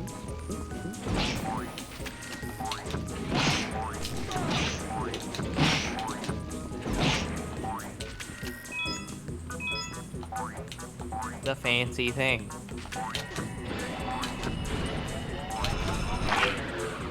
Why are those shrimps floating? Do I not like my... Oh, are you not aware of my notorious hatred of all monkey Pokemon? Yeah, Alex is a known monkey hater. I don't like any of them. It is I, Dr. Nefarious. Which is why I hated it so much when you got to the beginning of Gen 5 and they're just like, hey, fuck you, bitch. Use this monkey to win the first gym. Yeah, it's great. No. But they're doing a thing where monkey see, monkey hear, monkey speak or whatever. That's just a thing that they're doing. That doesn't mean I don't hate it. No, it's a gimmick. You like those. Fuck you!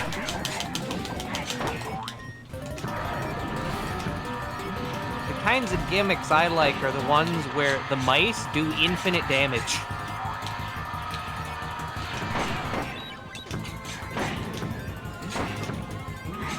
Praise be to the technician wide lens population bomb mousehold. Monkey. Oh yeah, Diaz points out you're mixing up monkey see, monkey do with hear no evil, see no evil, speak no evil. Yes. Monkey see no evil, monkey hear no evil, monkey is effective against the first gym leader. Fuck you, use the monkey. I mean, the hear no evil, speak no evil thing is often represented with monkeys, so... Yeah. That's true.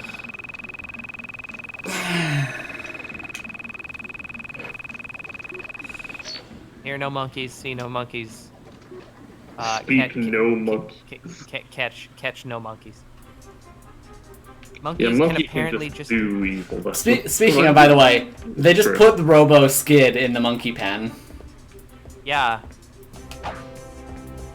The very loosely defined pen in this case. Yes. There are bars. They're not stopping anyone. Okay.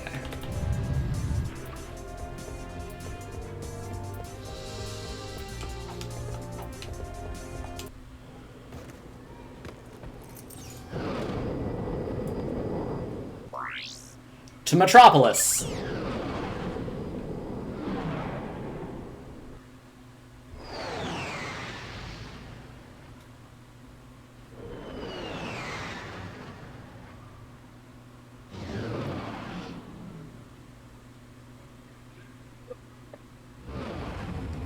Yes! We remember this level from the first game.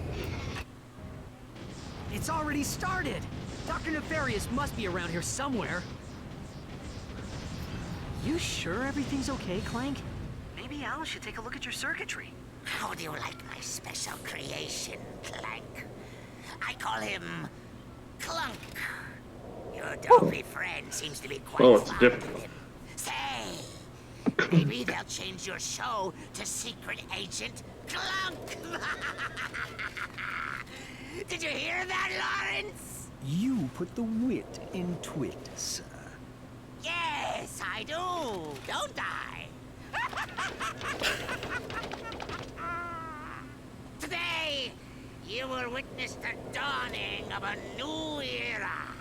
For years, I plotted in secret, suffering endless disappointments. But soon, it will all be worthwhile. You will never succeed. Ratchet will put an end to your madness.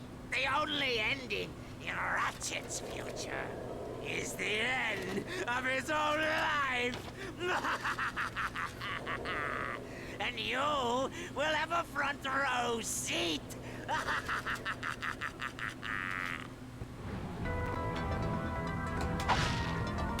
Anyway, so making the monkey evolutions even worse, actually, the elemental monkeys from Gen 5 even worse, is the fact that all 3 of them are stone evolutions and thus suffer from the horrible design issues that stone evolutions suffer from. Why are they still doing that? I don't know. Because they fucking hate us.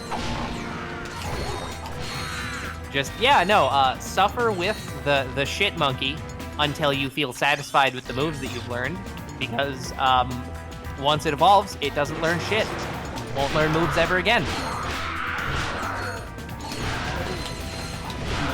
You want your fucking, you want your pan sage to know crunch? Well, you better grind that piece of shit up to level 43 first.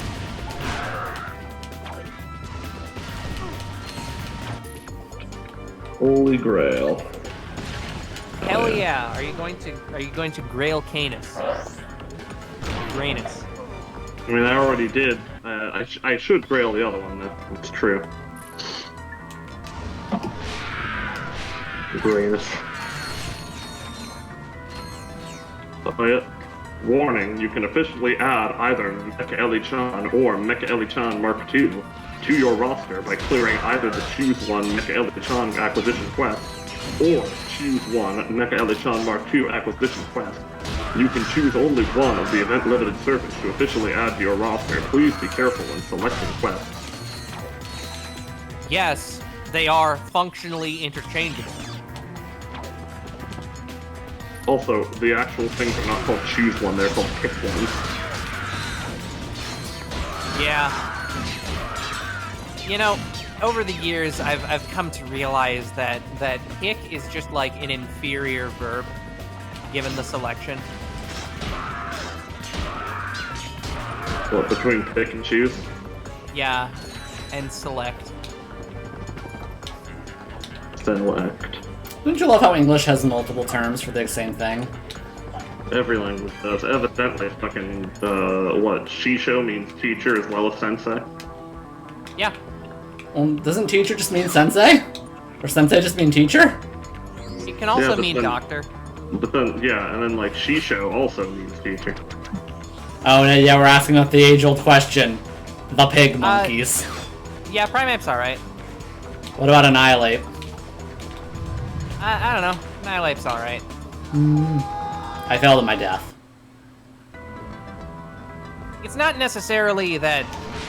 It's not necessarily that, like, Primeape is like a pig monkey and being a pig saves it. Mankey and Primeape are really... They're not really monkeys in the first place. They're kind of just spheres. They really are, though.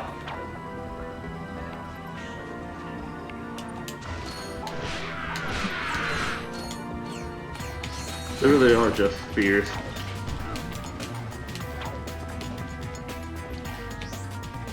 But yeah, they're kind of just spheres that have like a thirst for violence. Which, that's always great.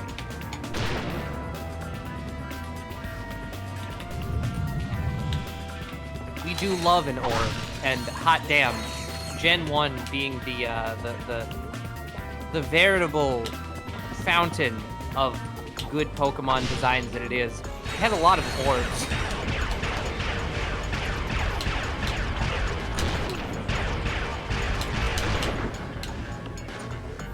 Oh, but pick men. Wait, hang on, I'm sorry. Is Dice picking men? That's good. Of course Dice is. The only good Oh, there we go. is pick men. Wait, hold the fucking phone. Does the fucking sniper rifle in that? Does that use the same fucking sound as the sniper from Halo? Quantum wave phasing to fire shots Through multiple enemies. You tell me. No, it doesn't. Okay. The Gadgetron. No, wait, I lied. It does. It has multiple sound effects. Okay. It like randomly picks one, or it cycles back and forth between two.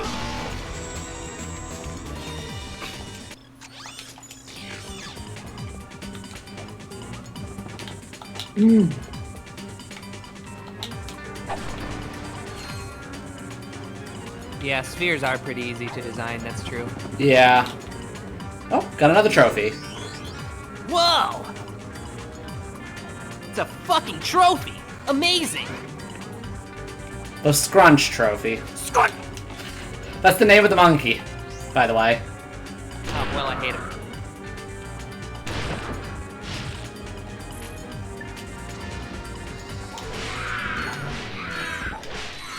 Oh. It is time, Lawrence. Time to unveil the true future of this galaxy. The future I have chosen! Oh, sorry. Did you say something, sir? The activation device! Now! Behold the final chapter of this galaxy's destiny. The Age of Robots! You are my robot lover. My spark plugs go zap, zap, zap with your love. Lawrence! Oh, dear. That was your audition for Galactic Idol, wasn't it? My mistake, sir. Dreadfully sorry. By all means, sir. Carry on.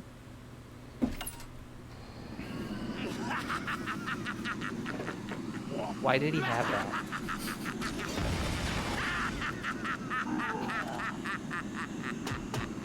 Robot.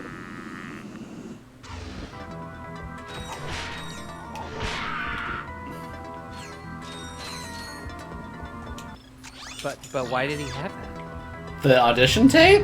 Why did he bring that with him? He didn't. Not the robot. Tank. Why is there a tank here? Finished Fiona and Cake. Hell yeah. We're still in that sort of ambiguous phase where, like, we're gonna go back and rewatch Adventure Time, and then we're gonna do Fiona and Cake, except, like, we have to actually get started doing that at some point. Yeah. And it's taking all of my willpower to not just, like, watch Fiona and Cake independently of everyone else. Yeah. Well, we just got through all of our other things, so we could theoretically do that, but also an Adventure Time stream.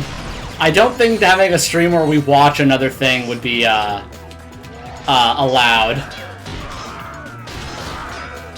As much as reaction stream would be fun. It might be it would be one of those things where we would basically just need to be streaming ourselves with no actual video, and it would be on the honest viewers to sort of have Adventure Time up themselves and sync it up with like a timestamp. Yeah. Okay. Yeah, that does match what I've heard. Adventure Time, nostalgia, existential dread. Yeah, because things are now allowed to be a lot gayer. Thank you, animation.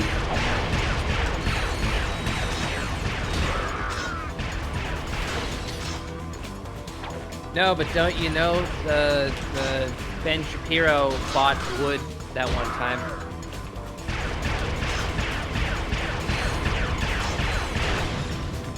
All I know about Fiona and Cake is that they didn't get the guy to come back for voicing Prismo, because his agent is shit. Wait, Yeah. which guy? Prismo, the god thing. How far into Adventure Time did you get again?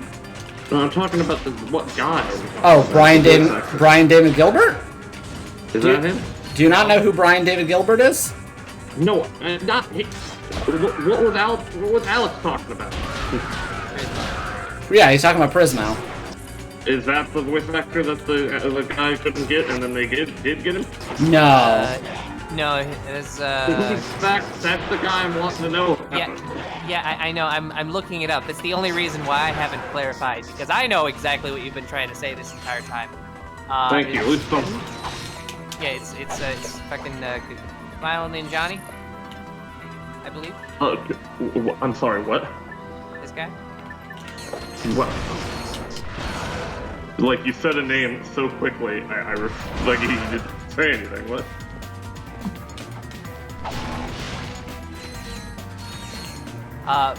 But yeah, it's the weirdest fucking thing. It's in the voice chat stream, chat. Of course it is. Oh yeah, Kumail. Yeah. Okay, I thought you said non-Johnny. Yeah. Yeah. But yeah, it was the weirdest fucking thing. The production team sent, as Frost has alluded to here, the production team for Fiona and Cake sent the thing out being like, hey, we're doing a new Adventure Time thing, and there's gonna be Prismo. You want to come back and fucking voice Prismo? And then, without consulting him at all, his agents were just like, oh, sorry, Kumail is not interested in doing this at this time.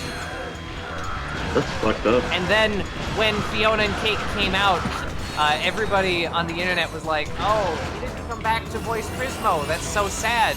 And then he fucking went on Twitter himself and was like, oh yeah, sorry, they never reached out to me.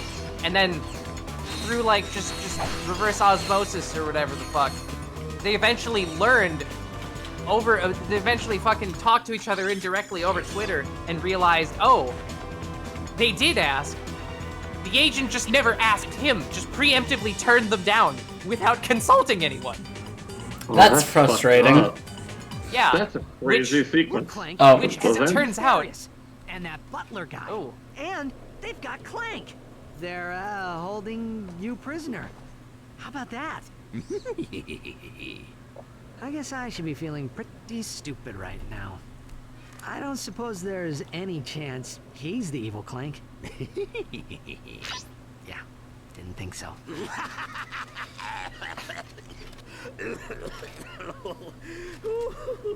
I've been laughing so hard today, my sides ache.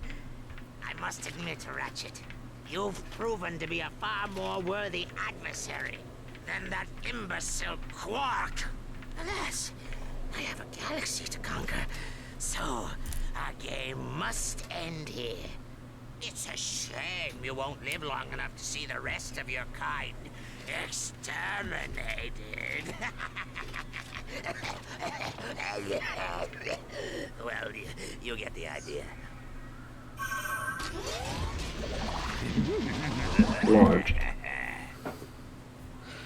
Also, what are you talking about? Ratchet is the last of his kind already. Yeah. Anyways, now we're fighting Giant Giant Clank, but as Clunk.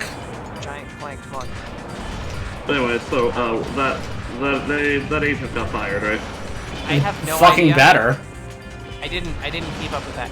But what I was gonna say is, evidently that is surprisingly common in the industry, where people will just be completely interested in roles and they just don't know that the company in question is interested in having them for those roles because they reach out and their agent just kind of tells them no. I don't remember, there was like a second thing. I want to say it was, I don't actually remember who it was, but they ended up acting in the relevant movie or show or whatever the fuck in question. Oh. In the end, rip to Ratchet. They ended up acting in the thing in question, but only after only after the director of like the movie and the actor person. This would be a lot better of a story if I remembered who the fuck it was. But they ended up meeting at a party, and the director guy was all like, "Oh man, you know, I really wanted you to act in this part. It sucks that you're unavailable." And the guy was like, "I'm unavailable? What? What?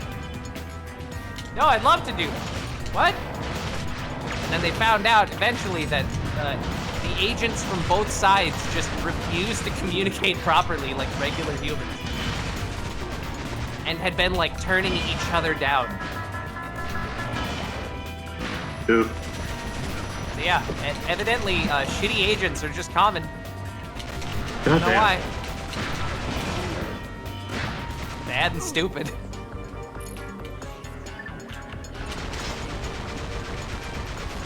Like, you gotta wonder what's the fucking point of having an agent if they just don't do it.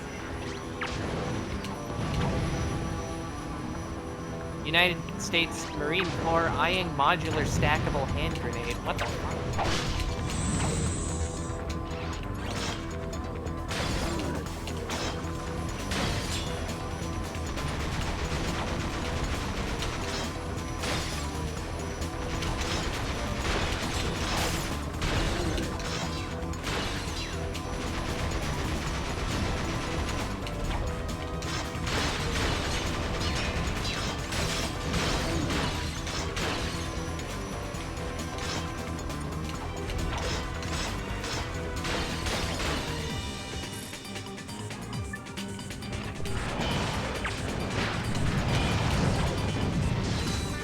And there we go. Clunk dead.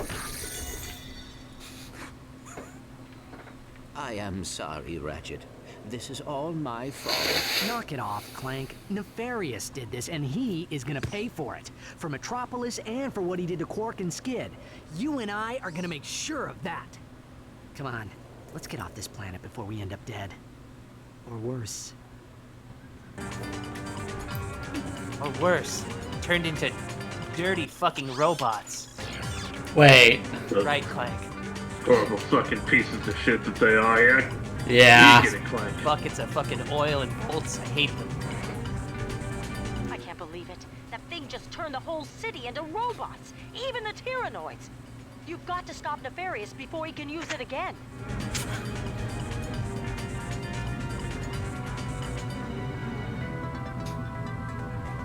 Hey, I got a real fun. Oh, of course.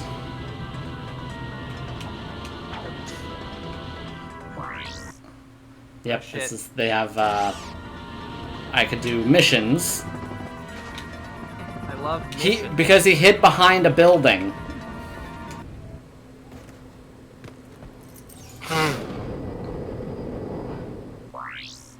Ratchet didn't get turned into a robot because he's just like that racist. They hit him with the robot beam and it just didn't do anything.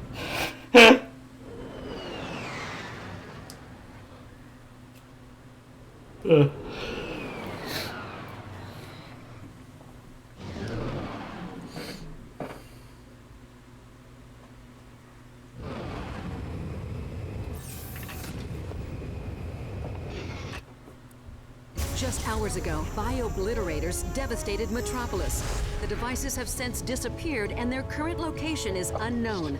Galactic citizens are in a state of hysteria, reacting to news that Dr. Nefarious is planning identical attacks across the galaxy. We're live from planet Marcadia with the Galactic President. Mr. President, how will the attack on Metropolis affect your chances for re-election this fall? I'm glad you asked, Darla.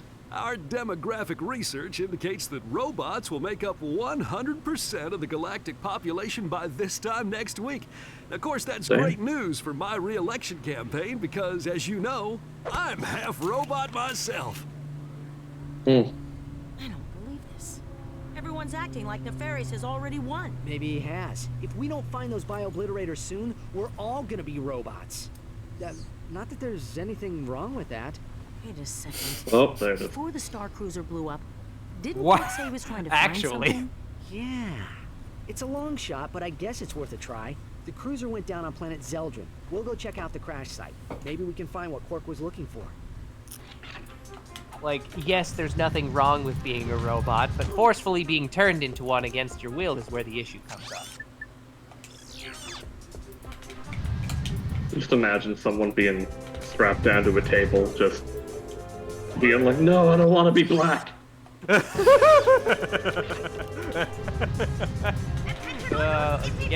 Again, the Uncle Ruckus joke. Yeah. Yeah, and that person is Uncle Ruckus. He is already black. He is being strapped down to the table because they need to give him his antipsychotic. Yeah.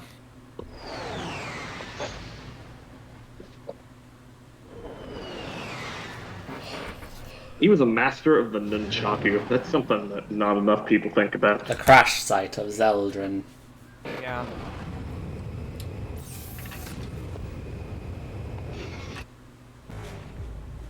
That's a cool shot. I like that. The only cool shot I like is the shot of tequila.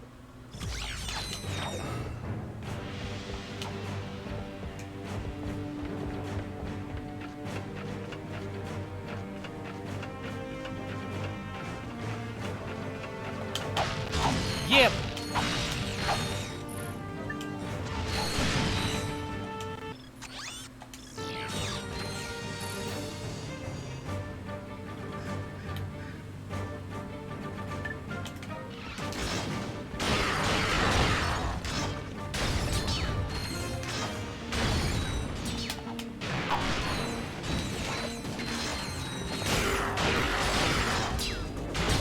Giant wrecks of spaceships. Oh! It's not even necessarily just ripping off the 90s Sonic cartoon, it's just ripping off Sonic in general, because yeah, it's always like you're freeing the animals from the robot plant or whatever, so they just are about that shit, you know, it's all about industrialization being the enemy. Which, you know what? They're right. We need to return to Monkey.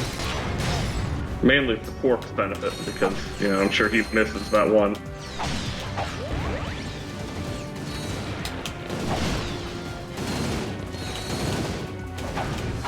Monkey. Ah! There's no animation for this form.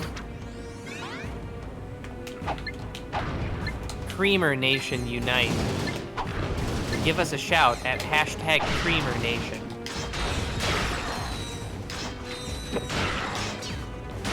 Cream.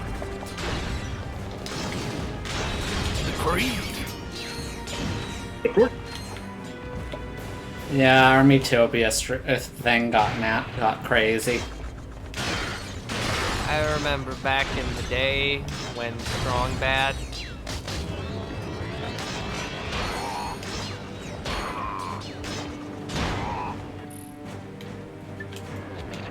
Strong Bad. Strong Bad.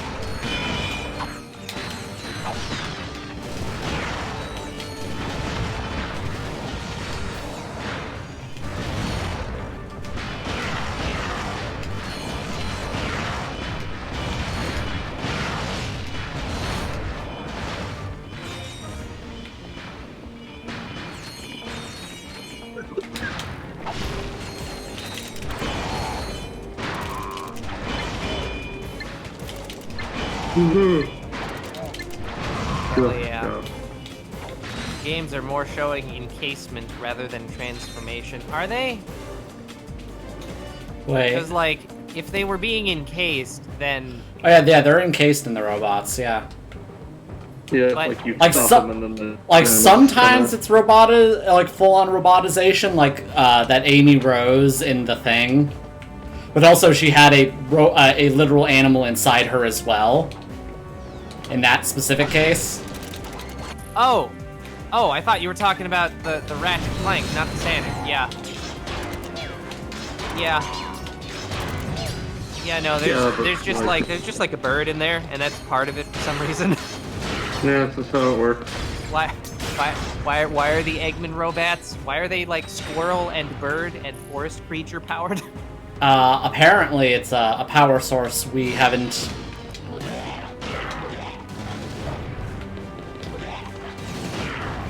We haven't. You're right. Yeah, we just haven't.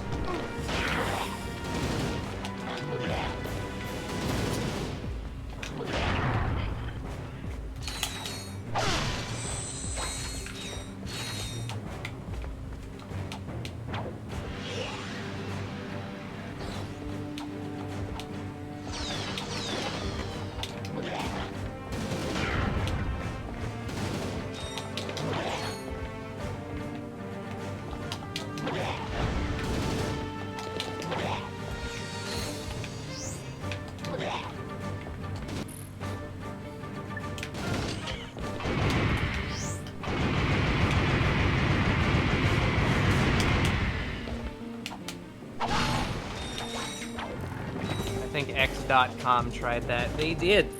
Except instead of putting a bird in the computer and seeing what happens, they put the biggest social media site in the hands of an incompetent man-made and saw what happens.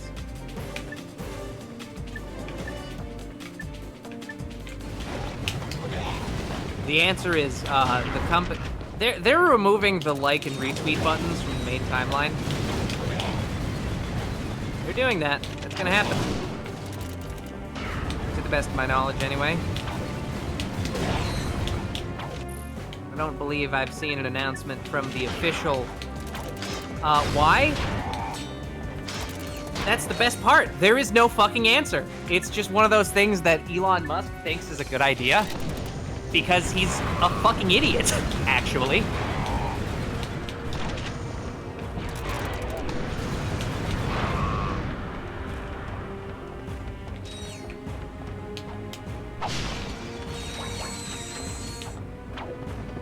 It is genuinely astonishing how incredibly stupid Elon Musk is.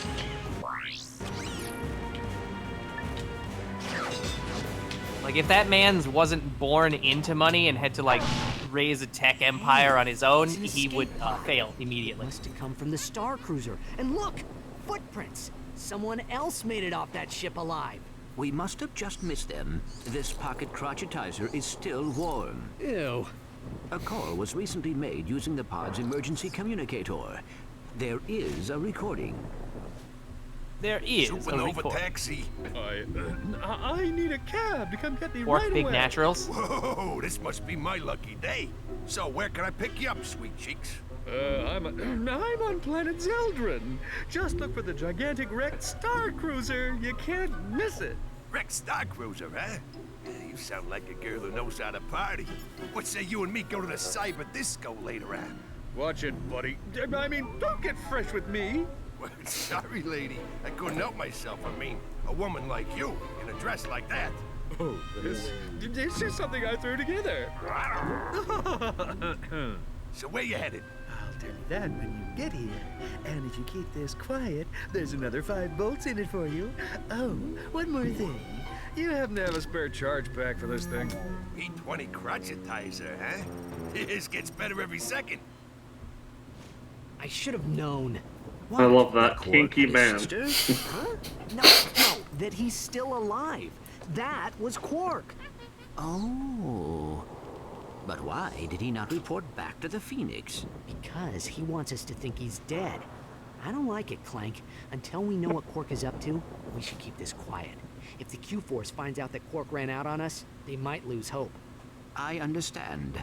I do not like it, but I understand. Hey, what's he got there? It is a data disk. Quark must have taken it from the Star Cruiser. That must be what he went back for. Let's get back to the Phoenix and decode it. Got the master plan. Yeah. Being born into money seems to really warp a person. Yeah. Yeah. It's hard to have a good grounding in reality when money warps that. Yeah. I like the part where he's just started to deny the fact that his family owned an emerald mine.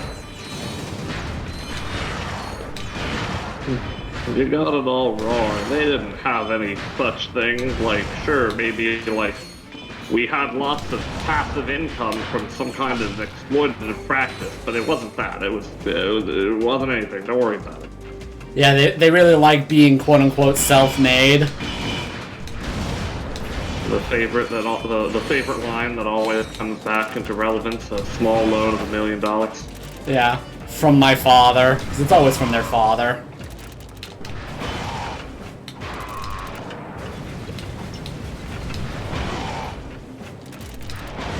My favorite part about this whole deal is how Elon tries to pose himself as like the fucking Iron Man, Tony Stark mega genius. But like, I don't know if he actually founded any of the companies that he's notable for owning. No. No. Like, I know he didn't found Twitter. Not Twitter, especially Twitter. I know he didn't found Tesla. Yeah, no. He bought Tesla. Yeah, he even bought the right to call himself a founder because, yes, that's petty. I am the founder of shitting. No, the only thing I can think of he was actually on the ground floor for was, like, PayPal, but also, like, they wanted him off that shit, like, immediately. Yeah, his contribution consisted of being on the team, technically, and also really wanting to put an X in the name, because he is... I fucking hate him. Well, you my god. You don't like the idea of PayPal X? It's so fucking obnoxious. And then eventually Especially just with that X? one fucking letter. Oh my god. He founded the Boring Company. Nuh-uh, they made flamethrowers that one time.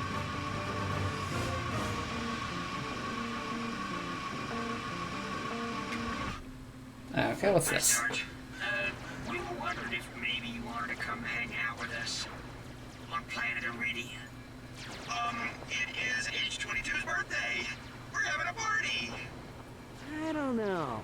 Sounds more like a battle than a party. I told you we wouldn't go for it. You guys just hang in there. I'll be there as soon as I can. Or, no, I'm sorry, they weren't technically flamethrowers in the legal sense, because then they would be illegal. The jet of flame that they projected was slightly too short. Elon would code really poorly, then get mad when people went in to correct his code. Oh, that's funny. I'd believe it. Yeah. I mean, this is the same man who wanted to, like, fucking printed code so he could code review it. Everybody print out and send me your most salient lines of code. Like, this man does not know how to actually code. Salient lines of code. Like, just the fact that he was grading people based on code count. Top 10 things that friggin' college had in common with Elon Musk. Yeah. Grading based on lines of code. Looking forward to that reunion. Yandere time. Yeah, who was the worst coder, him or Yandere Dev? Yandere Dev. But Yandere Dev at least bothers to make things.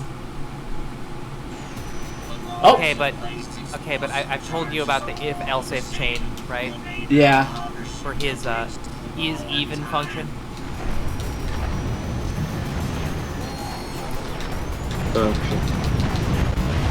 Yandere Dev is even. Oh yeah, Frost wants an explanation. Oh yeah, explain the else if, Alex.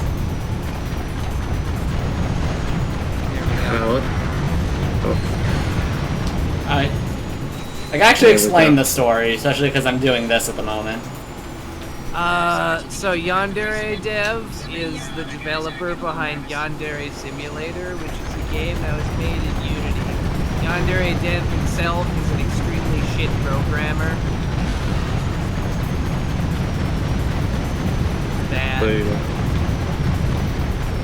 That's the whole story. We're gonna skip over the cum chalice. Yep. Well, nobody needs to know about that. Oh yeah, there was also cum chalice. No, I said we'd skip over that. Yeah.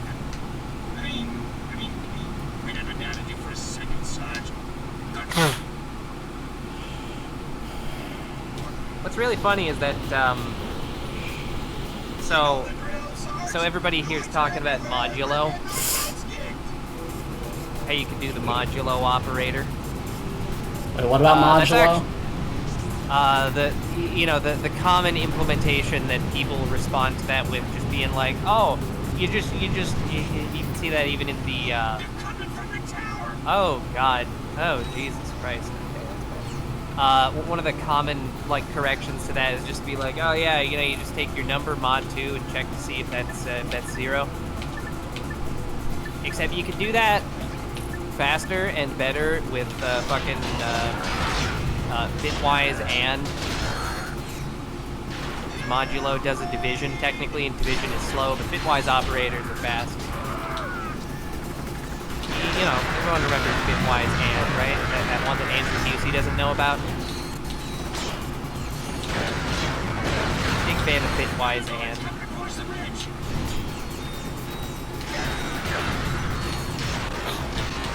If number is 1, return false. Else if number is 2, return true. Else if number is 3, return false. Anyway, based on this, I don't actually think that was a yandere dev. Obviously that was like a joke, but I don't think that was a yandere dev thing. But that is sort of the yandere dev coding style, where he'll just have huge fucking chains of if else ifs. Yeah. Yandere Sim officially dead? I don't think so. Yeah. Because he hasn't said that it's dead.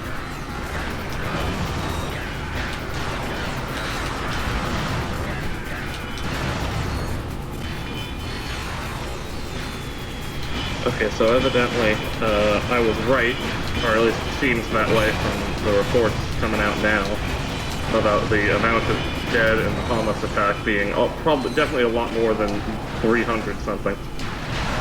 Now they're saying over 1,000? That sounds more like the correct answer. That's a lot of people.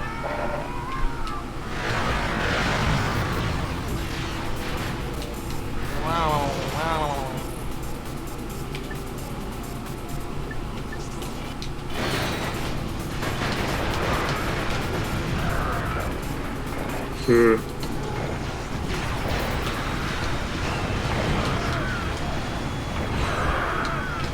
I'm closing some of my fucking. I'm closing some of my pointless windows that I have open, and I fucking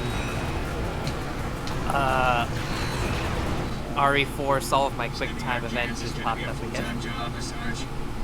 One of these days we'll pay you back, man. Solve my quick time.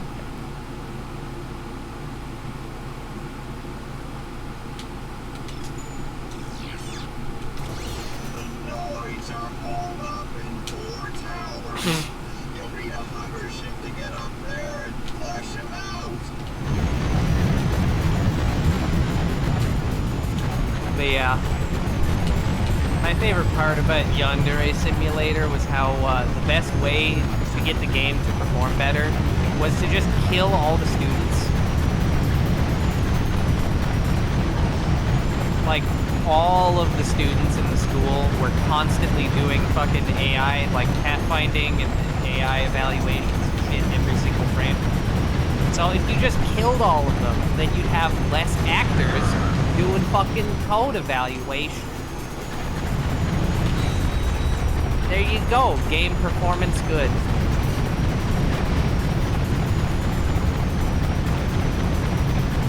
Problem solved. What's frame slicing? What's multi-threading? I don't know. Time slicing. Wait. Are you just parodying the fact that he doesn't know how to do things? Yes. Like, I thought someone was asking those questions and being like, where are those questions even coming from? Hopefully Game Freak didn't take that lesson. No, Game Freak absolutely didn't take that lesson.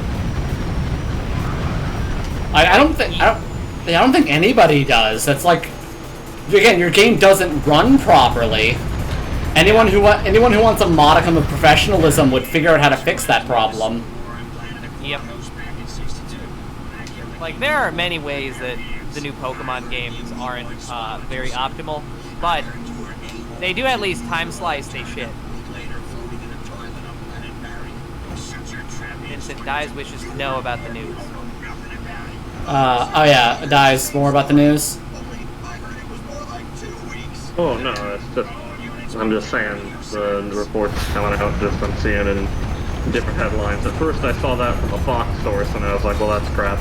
But then I was seeing it also pop up on ABC, so just the number. Dies wants another Vincent reading an article segment. They are the best ones. Just a palate cleanse from Pokemon? No, I'm too boring for you, man. I can't be doing nothing. Keep talking about Pokemon. Don't worry about it. In Generation 2, Lady Anne is bad. Who? Lady Anne. Lady Anne. Oh, Lady Anne. Okay. Lady Anne. Diane. Lady Anne. It's just like a fucking... It's just like a fucking, like, fancy gal. She's got, like, a nice dress.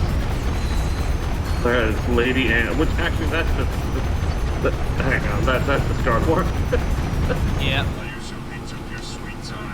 You see, Generation 1 had a lot of uninspired designs, but Generation 2 had a lot of uninspired stat arrangements.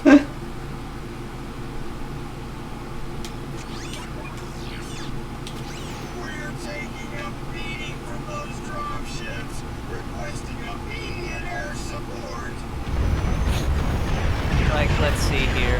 Furret, bad. Noctowl, bad. Ladian, bad. Gyarados, bad. Crobat's alright, actually. Lantern, bad. Togetic, bad. Xatu, bad. Ampharos, okay, actually, but not this bad. Colossum, bad. Azumarill has huge power now, but Furret is good now. Furret is not actually good. The ruling came out. Furret dropped from OU to like NU. Sudowoodo, bad. Politoed, I think Politoed's alright, but I want to say that's just because of the ruling. Jumbluff, bad. Apom, bad. Flora, bad. Yanma, bad. Quagsire's alright.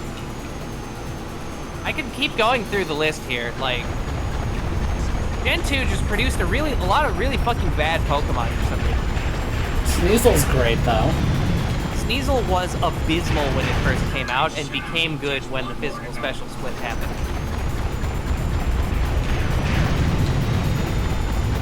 I've gone over this before, Jesse. You already know. Sneasel is borderline unusable before they did that split.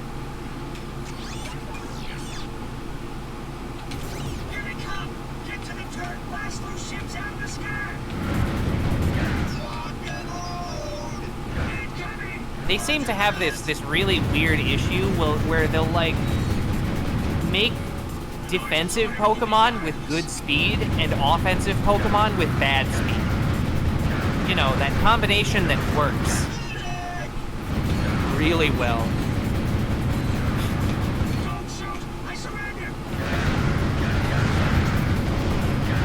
Yeah, it's pretty bad. I've said it before and I'll say it again. Tech-wise, they could have done the physical special split in Gen 3.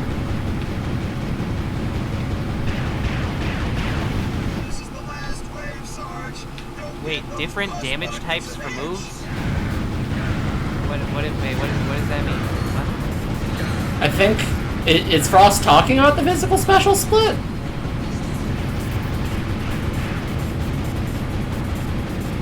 I'm also confused.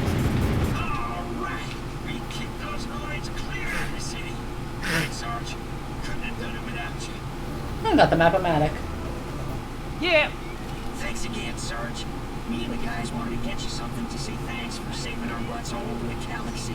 Everybody chipped in. Got you this Map-O-Matic. Yeah, that's what I'm saying. In Generations 1, 2, and 3, whether a move was physical or special was determined by its type. And that stopped in Generation 4, when Sneasel became good.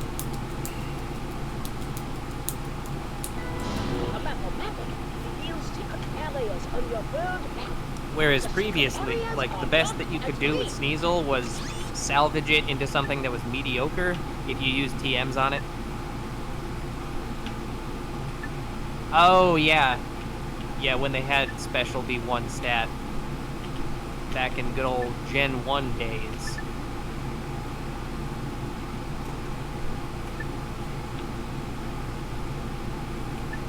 Everyone loved Gen 1 when special was 1 stat.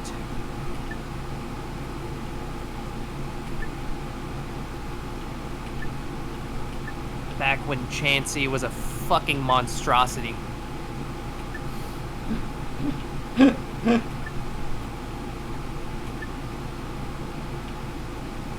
Made worse by the fact that fighting type Pokemon were not good in Generation 1.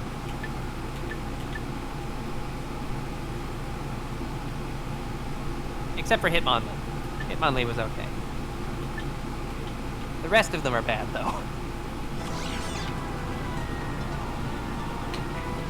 Yeah, Gens 1 and 2 are, like, held together with duct tape and such and such. No. Like, especially Gen 1. Gen 2 was held together with, like, really good duct tape.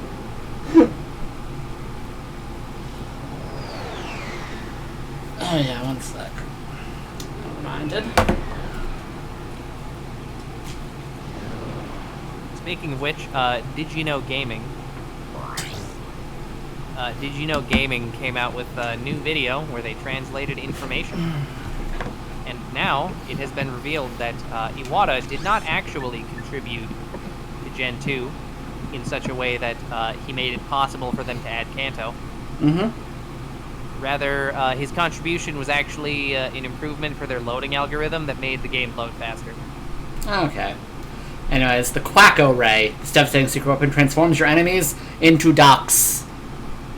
Yeah. I love ducks. Duck. Like everyone's favorite starter from Generation 9. Beelzebub.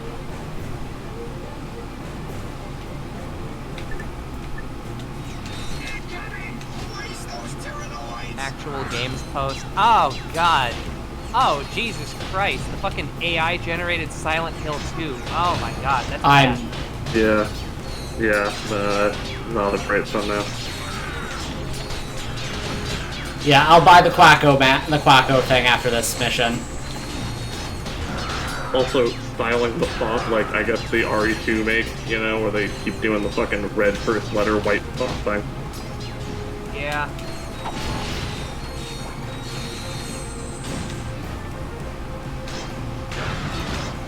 Yeah, you can either be a people, you can either be a robot, or you can be a duck. Those are your options. Those are your options. Well, duck, you know, are like racist, so robot type. This is true, technically. But like the robots are genocidal. Eh. You know, that's a good point. I do love Ere. He wasn't a robot, but he could have been. Yeah, I know, but like if I become genocidal, then I can get closer to it.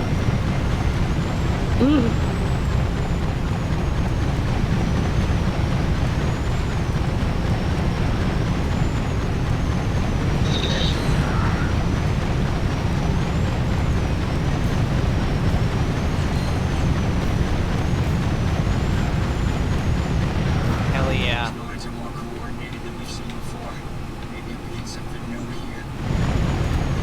Oh yeah, they're robots now.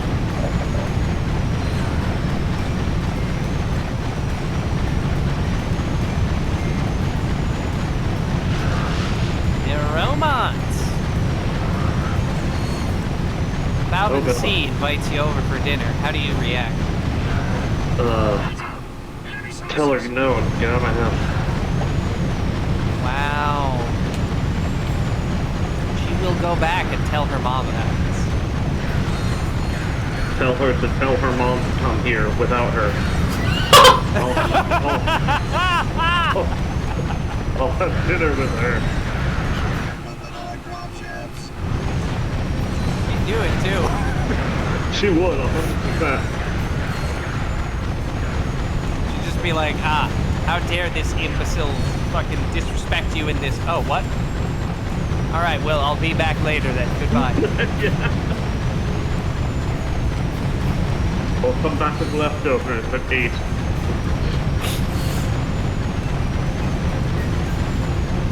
No, not those kinds of leftovers.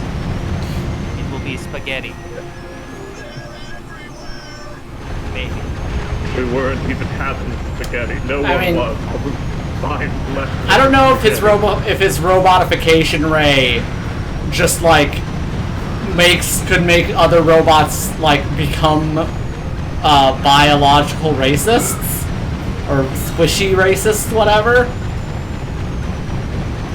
Okay, alright, so here's a good one. Alright, here's a good one. Here's a good one. Nope. I'm ready for good one.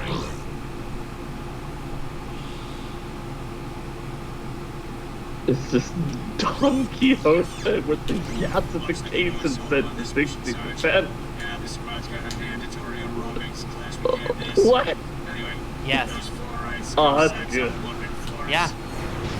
That's good. It's true. You know, just crank up that gasification. Zabani. Zabaniasification. The Son of the Cursed Arm is just a Bandersnatch with the gasification turned down to 0. Yep. Oh, wait, no. Hold on. Hold on. What? Hold on. I have to they just gave me yeah. Okay. I love ideas. Hold on.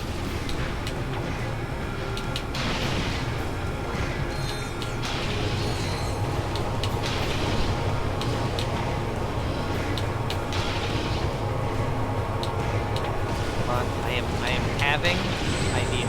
You're having it. It's being had. The idea. It's real. It's being had. You know, we've got the idea.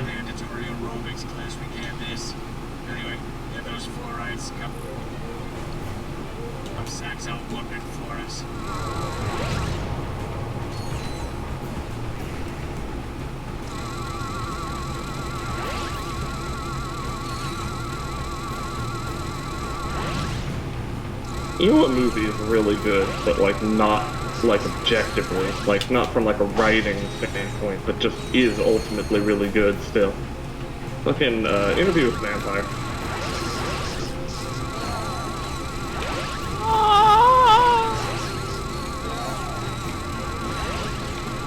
That was the noise. There. I have duckified them. Dude.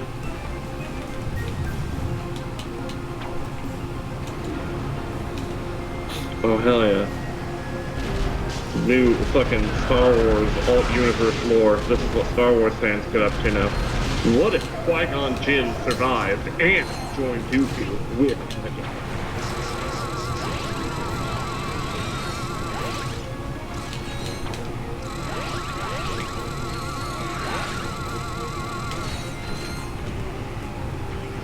You know, in fact, I'm just gonna go ahead and I'm gonna post this actually in random because this is just really good. What if Count Dooku took a Count Dooku? like what the fuck? This is such a horrible fucking like supposition. It doesn't make it like you know people like what ifs are getting out of hand when it's like 18 layers removed from the source material. Yeah. Like, what if Qui-Gon Jinn survived, and what if X character joined the dark side are like two different fucking scenarios, and they've just decided, no, okay, but what if, okay, what if Qui-Gon Jinn survived and joined the dark side of Count Dooku with Anakin, leaving what, just Obi-Wan as like the only good guy in that Master Apprentice game? What if Qui-Gon Jinn survived and joined Dooku with Anakin Skywalker and also Yoda and also Samuel L. Jackson?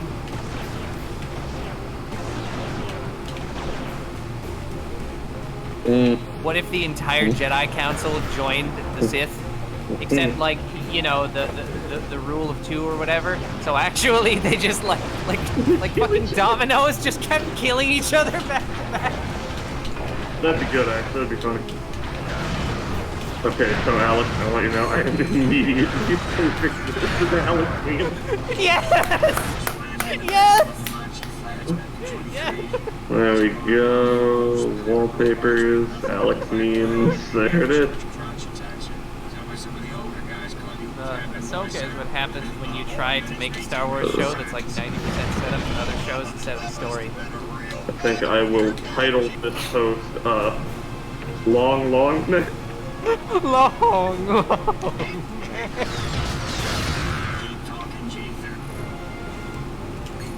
See how you like scrub duty for the next 6 weeks. I love arm stretch, Japanese 10. Yeah. That's what it do. Yeah.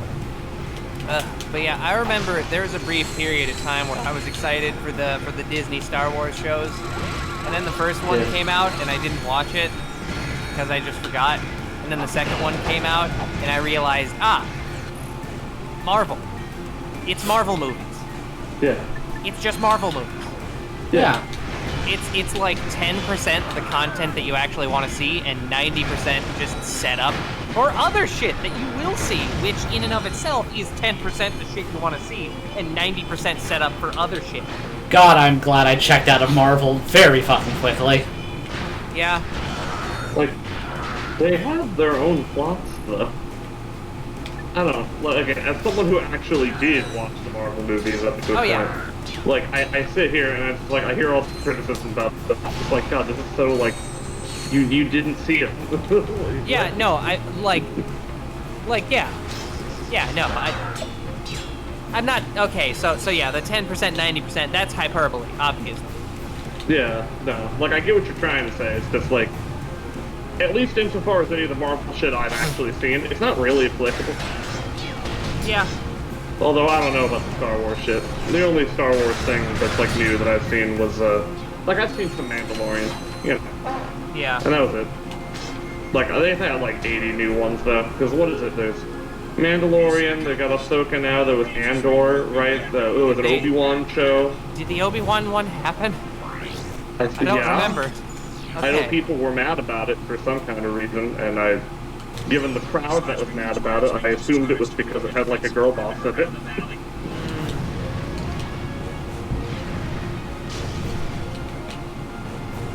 Anyway, so what we should do with Star Wars is we should just give it back to George Lucas.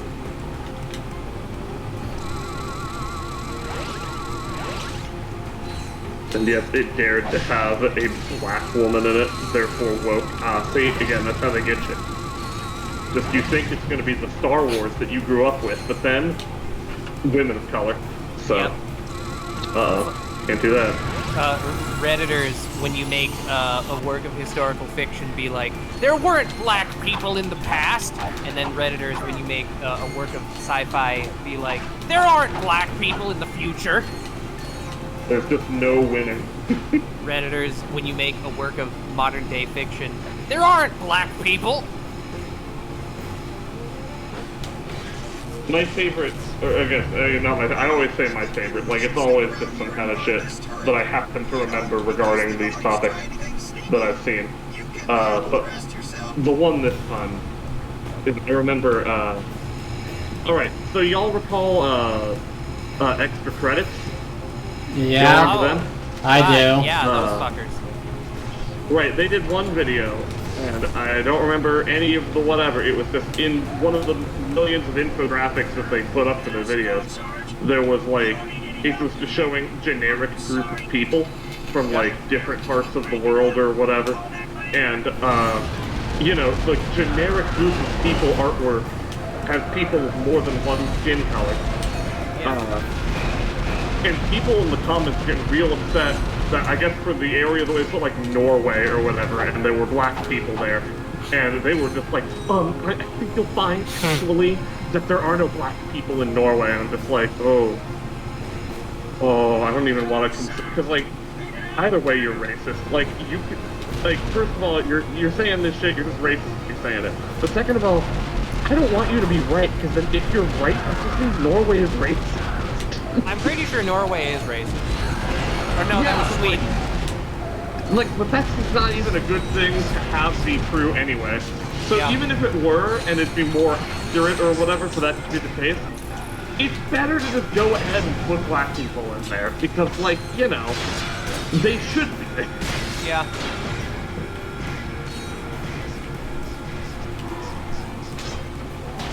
Like, they were going off. It was the full thing. It was like, oh, they've gone woke. They didn't do their research and just assumed there were black people in Norway. But I think you'll find that Norway is one of the last remaining pure, largely white places. I mean, largely pure places. I mean, fuck, I bet.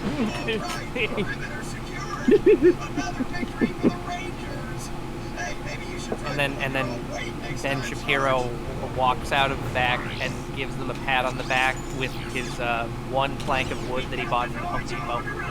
Just kind of like a light slap. Yeah. He's actually hitting them as hard as he can. It's just, you know, nothing's happening because you can't even feel it because it's like his little twig arms, man. They're not very strong. He goes to hit you and it makes like the cartoonish squeak sound effect. In that one episode of SpongeBob.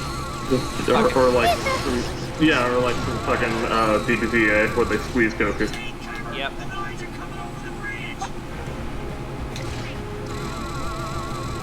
I love that. That was like one of my favorite little running gags. And that was just the squeaky toy Goku. Yeah. Squeaky toy.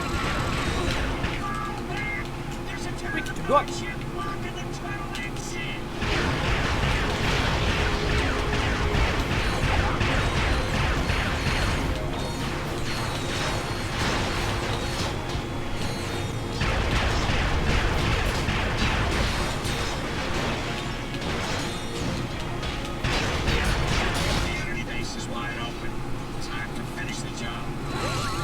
Like Tuesday from Yakuza 0 is one of the coolest villains in video games.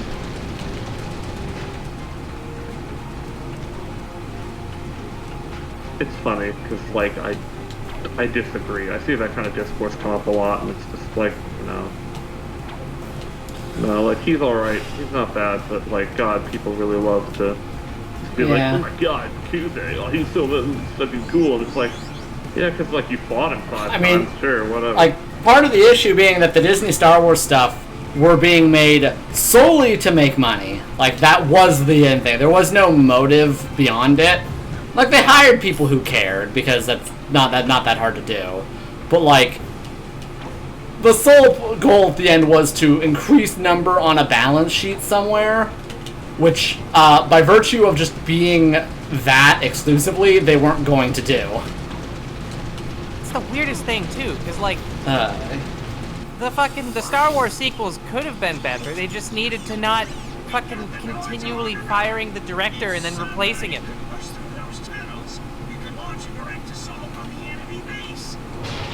end up just creatively confused by that whole ordeal. First movie does thing, and then second movie is like actually a different director, so ignore the first movie. Actually, this is what's really going on. And they get the first director back, and then he's just like, actually, ignore that second movie. This is really what's going on. Yeah, like... If I remember correctly, though, it wasn't so much like they kept firing them. At first, the plan was always to have different directors. But then the planned director for 3 got fired because Book of Henry was bad. And then the 2... it got enough criticism for them to be like, well, we would need, like, a different guy anyway, so we really want to take it from fucking agents or whatever the fuck we did the first one. First movie is just copying the first movie. Second movie is just bad. Third movie wasn't written.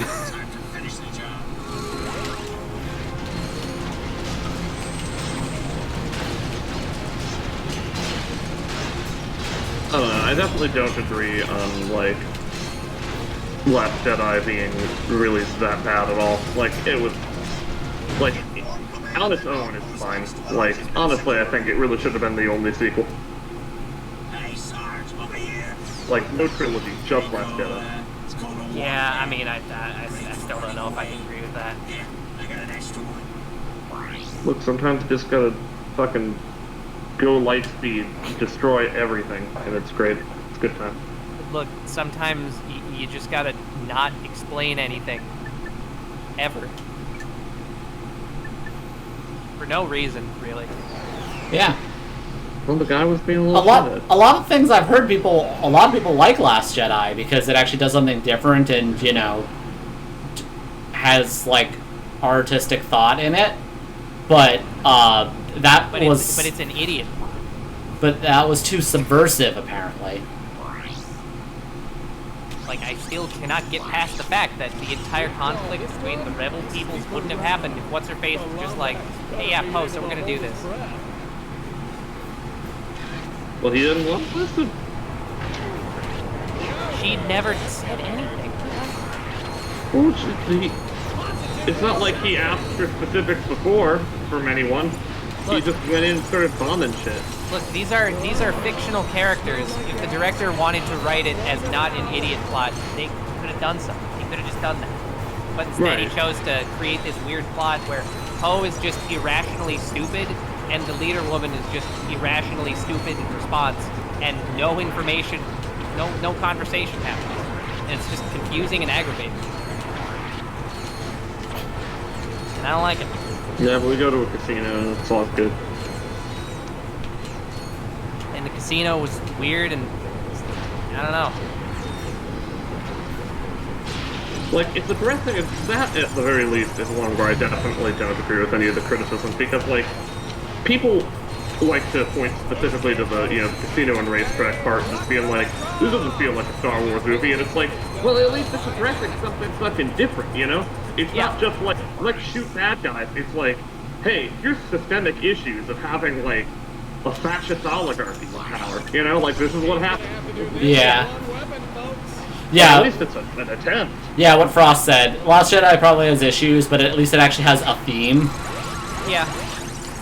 Like, the worst I could say about the casino segment is that it was weirdly paced and kind of felt out of place.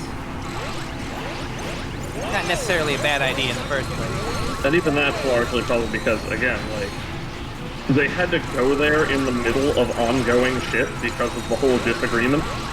Yeah. Like, it'd be one thing if it was like the plot, like, you know, organically took someone from, like, area to area, from planet to planet or whatever. Because, like, Rogue One does that pretty well. Yeah. It's just like... I forgot Rogue One existed. You really should, because it is the best one they've made.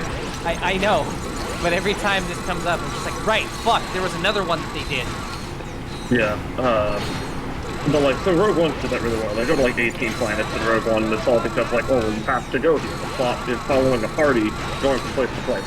Whereas like, in Last Jedi, it's literally they're in the middle of a battle, but they're like stalled out, and it's that kind of shit where it's like, I guess it's technically true to life for warfare, but like, most people consider battles as being ongoing things where there's lots of shooting, and it's instead just like, we're at the part of the battle where we're just kind of waiting for them to get to us, so we're just into like a defensive formation just out here, and then Poe decides like, fuck it, I'm gonna run away from this like blockade and just go on an adventure. Yeah. And then come back to the blockade. Oh yeah, the thing that also Last Jedi does, the themes, that also helps that their themes are interesting, where again implying that, you know, you don't need to be like a special person or from a special bloodline or something to, you know, be important. And that's shown with like, you're not a Wookiee. and that's shown with how anyone can use the Force, really. But then Rise of Skywalker is right back to the space eugenics. Well, that sort of shit where it's like, you know, it was always like on and off about like, you could be Force sensitive, you know, just depending on like who you were or whatever, but like it doesn't matter who you were, shouldn't have to like rely on a lineage. Mm-hmm. And like Rise of Skywalker made it like a lineage, because again, refer back to Rogue One, there was a Force-sensitive guy who wasn't like a Jedi or anything, or come from a Jedi lineage. This autonomous simulacrum retains an imprint of the template's original psyche embedded at its core level. You lost me after, let's see. He means it may be possible to reverse the process. Dude, what a trip. Cool. Yes. recovered a data disk from Nefarious's cruiser. Can you decode it? Of course. Yeah. Ooh. No. Omega class asymmetric encryption. Finally, a challenge worthy of my skills. Oh, by the way, we found something interesting in Quark's quarters. Hey, if it's another crotchetizer, I don't even want to... It is a Quark comic. Specifically, it is episode 5 of the Dr. Nefarious series. But as everyone knows, only 4 issues were ever published. Not even my pals in the Quark Cadets fan club have ever heard of this issue. And those guys are real geeks, if you know what I mean. I sure do. Thanks, Al. We'll check it out. The shaming of the Q. But yeah. Interesting. Secret history. Yep. Secret lost episode. Well, yeah, upset that Ray wasn't really to anyone important. Because anytime they have new characters, Reddit immediately goes to work theory crafting how everyone is related to everyone else. It's funny because I remember one of the big complaints about the prequels being that exact thing, where it's like, why did we make it so Anakin built C-3PO? C-3PO doesn't have to be related to the main characters like this. But like, no, suddenly it's like, Rey, she's a woman and demonstrates a lot of Force ability. That's horrible unless she's related to somebody special. You see, the difference Yeah, here we need is to know who her daddy is. Like Anakin having built C-3PO, that was funny. Here we go. Which makes it worth it. The shaming of the Q. The shaming of the shits. You just can't take those shits anymore without people being like, shame. Damn shame. This Can't take is a the shit true without the story king. that Captain Quark hoped you would never see. The unauthorized, uncensored, and utterly unbelievable missing chapter of the Quark comic series. Pure discretion is advised. Just So a this word one's of by the advice, shady guy. Hydez. Quit while you're ahead. And so, Quark believed that the threat posed to the galaxy had been ended forever. But he was dead wrong. Bottoms up. Somebody say something. What took you so long? I was picking out some new curtains for the torture chamber. They're crushed velvet with a gold lame trim. Oh, I think they really add life to the space. Never mind that now. Grab Quark and let's get out of here. Of course, sir. I love Lawrence being like actually an intimidating I've never met a villain. man like you. Oh, yeah. After you, I'll be ruined for other men. That's what they all say. Where am I? You're in my secret prison, awaiting the He most also fucked a ingenious and depraved punishment I can possibly imagine. Come, Lawrence.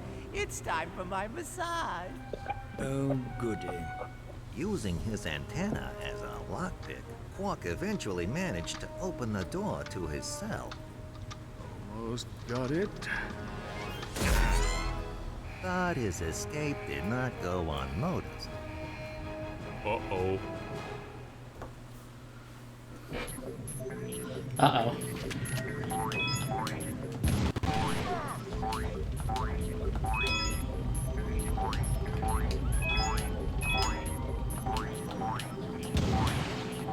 Is it the reference stating the true? I suppose it is. A reference to Among Us. Anyway, really, I'd like to narrow down my scope even further in terms of, like, maybe the only movie of, like, the trilogy, of the sequel trilogy that should have been made, or I said it should have just been, like, Last Jedi and nothing else. I'd like to narrow it down and say the only thing they should have made was, Adam Driver saying, "No, you're nothing." Yes, yes, and yes. just free of any context as the only sequel to the original trilogy. Yeah, Adam Driver was great. Yeah, shame about his character. Yeah. Yeah, It's a shame that the Raylos won. they really did. I fucking hate them so God, much. it's like the Zutaras fucking one. Right, Oh but my except, God. like, but like Raylo is so fundamentally incompatible with the narrative it's set up that like it couldn't happen without him dying after the kiss. Yep. So it's like, okay, you can't actually coexist with this shit, so one of them just has to perish now. Yep, there it is, the Kiss episode. Look at you, Cameron! Yes! Nothing. I'm nothing. And he just turns to dust.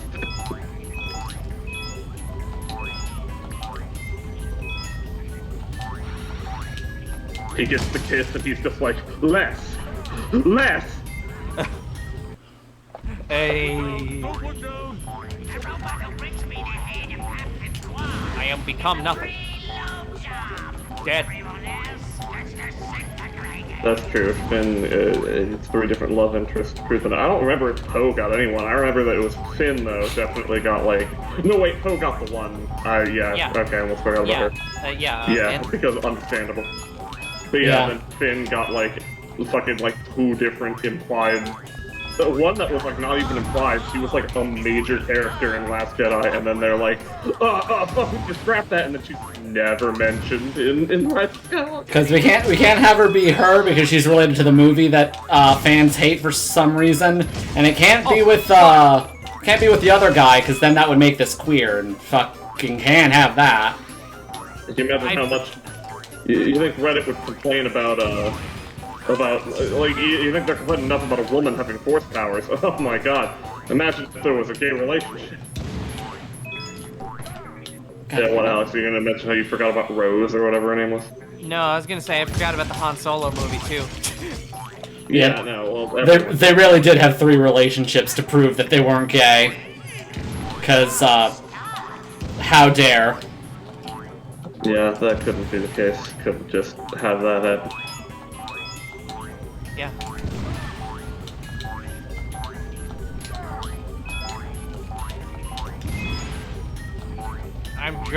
It's just me. Ah, so your last name is Solo. We've explained that now. Why did they need to explain? Midichlorians are just in your blood. They're little creatures.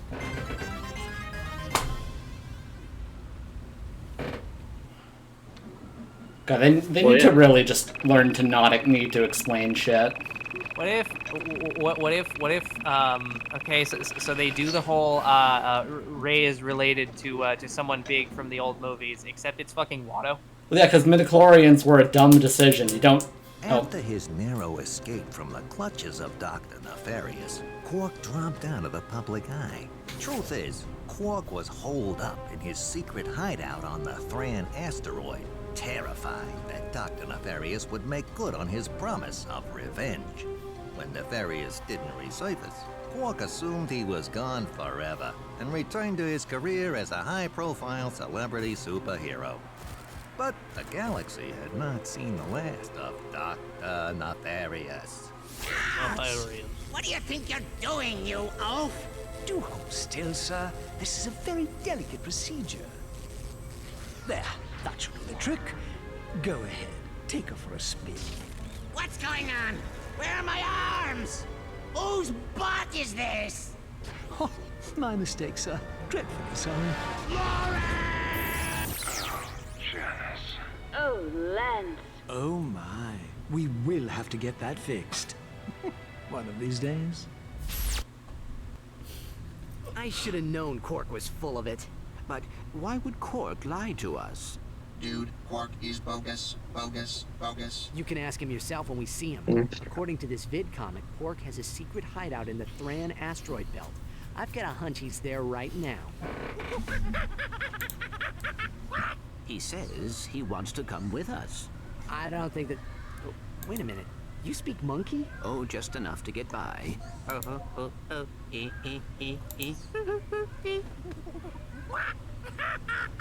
Now what? He says you have ears like a Florana dung beaver.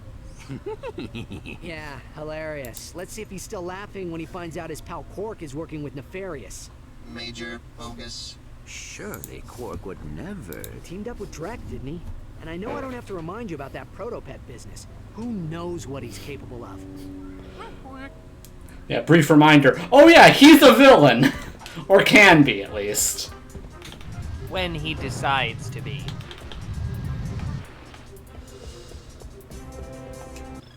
I don't know why I keep checking there.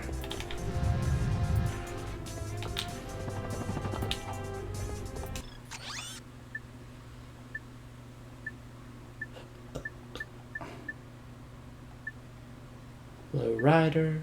Yeah, come on. What's everyone's problems with midichlorians? They're great. Yeah, they're great. They're like MIDI, but they're chlorians. The Snoop. Droop. Snoop it, Droop. Droop and the Snoopin'? Droop. Cabinet of Droop Snoop. Droop Snoop. Droop Snoop. Yeah. Snoop it. Droop. The hand movement even. Yeah, I want to just get that guy. I just want to get that guy into a room with that top milk, that cream guy, you know? Yeah. Hey, they need to kiss. The bouncer just went on sale. If you get here fast, I'll throw in a 10% smart shopper discount. Yeah, no, it's easy to immediately set everyone off when you mention the Droop Snoop. The Snoop. The Snoop. The Droop. Droop. It Droop. Snoop. The Snoop Droop. But yeah, no, the fucking the top milk ice cream taste tester, man. I love him. I want, like, he should be more popular. Oh, that guy. Yeah, yeah. Mr. fucking. Yeah. Yeah, just mentioning the drooping of the snoot just breaks them, and I'm too busy like playing the game to notice that their AI routines have just like started lapsing. Jesse, we need to make these two old men have sex. Yes.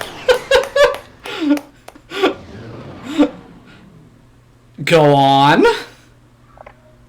Then they can produce the ultimate child who's like capable of like aerial engineering and tasting the subtle notes in the flavor of ice cream. Yes. Could you imagine? Fucking, you can taste the Droop Snoop. Yeah. Looks like you two got connections in high places. Come, I have a sale on you. Well, apparently you get to have it for free because of some fucking bullshit. What the fuck? Sale, 100% off. That's free, actually.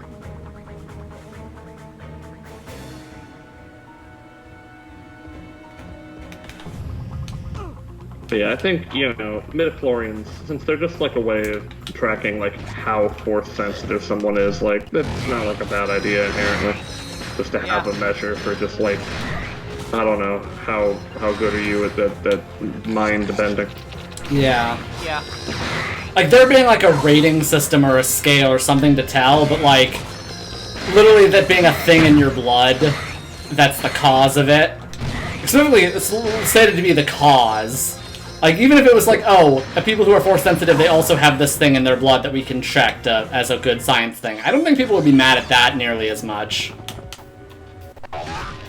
Well, that's the thing. It's not the cause. Or like, it's the cause in the sense that like midichlorians are just the thing in nature that communes with the force, and it's in all life. It's just if your count is high, then they're super sensitive, I guess. Anakin was good at force without doing it. Yeah, that's the other problem. That he, like, arguably the fucking the pod race was supposed to show he was good at shit, but like, kind of didn't, because it was just show that he was good at racing. Yeah. Which is not the same thing as being force sensitive. No, but you see, you remember in Star Wars Episode 5 how Luck would go into the space and trust him. Took that ball out. He really did take out that ball, didn't he? He took the fuck out of that ball. This is like the worst hacking minigame I've ever seen. Yeah, this is a pretty bad one. That fucking dead guy was all like, Luke, don't aim. And it worked. You know, when Luke's going to the bathroom and he's just like, Luke, go game! And it works. Yeah. It'll be really sick if you get the no-scope, Luke. The coronavirus vaccine destroys your midichlorians. Well, shit. Luke, get good, Lamau box. What the fuck is Lamau box? Skill issue. Issue. Yeah, I'm gonna be real for a sec. Yeah, this hacking minigame sucks. Speaking of hacking minigame, Lamau stuff, I'm gonna pop out real quick and start boiling bratwurst. Double toil and dick.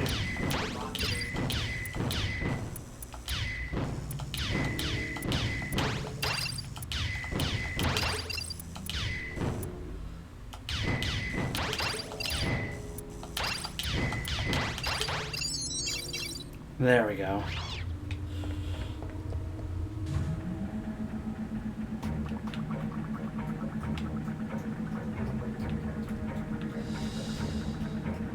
Who will explain Pokemon for us? I mean, I can explain Pokemon if you want.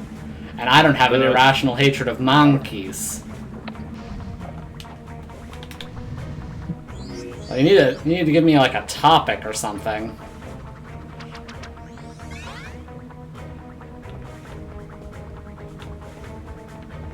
I think that was the only thing that was up here. Okay.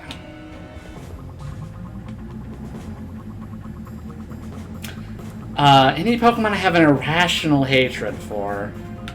I don't think so, because my hatred for Incineroar is very rational. Right.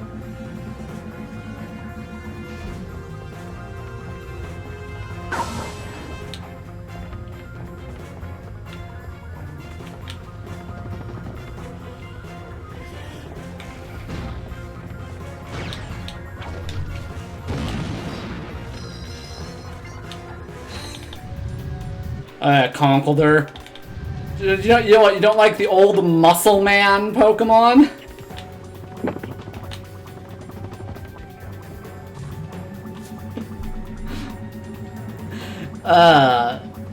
Like, I get that whole line is supposed to be a fill-in for the Machamp line, but also I didn't. Oh, yeah, he has a clown nose. I forgot about the clown nose.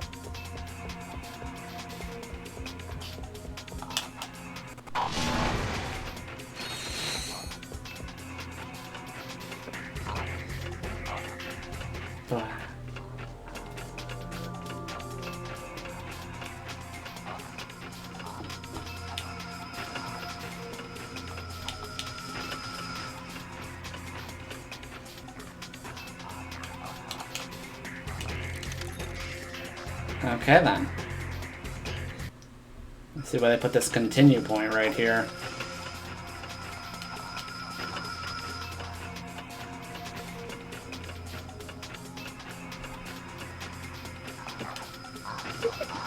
What the hell is making that noise?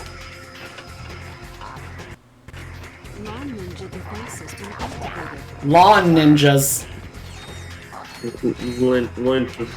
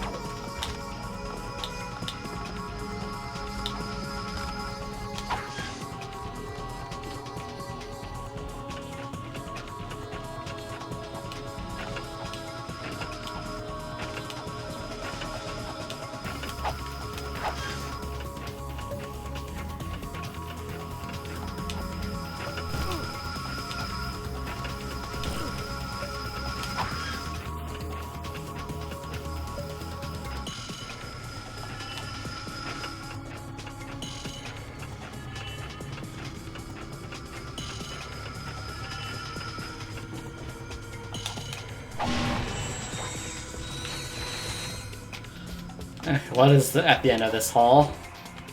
You can use that PDA to access the weapons vendor from anywhere. You'll have to pay a little extra for shipping and handling, of course. Buy the PDA from the first game. It costs a fortune now.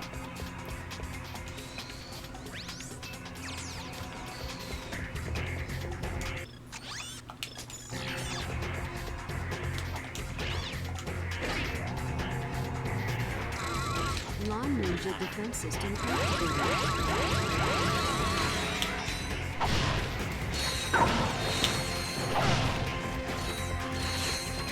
This is a warp point. The warp pad can be used wherever you find a warp point. Stand on a warp point and press triangle to attach the warp pad. Then, zap to that pad anytime with circle. Warp pads will disappear over time, or if you throw down a second pad.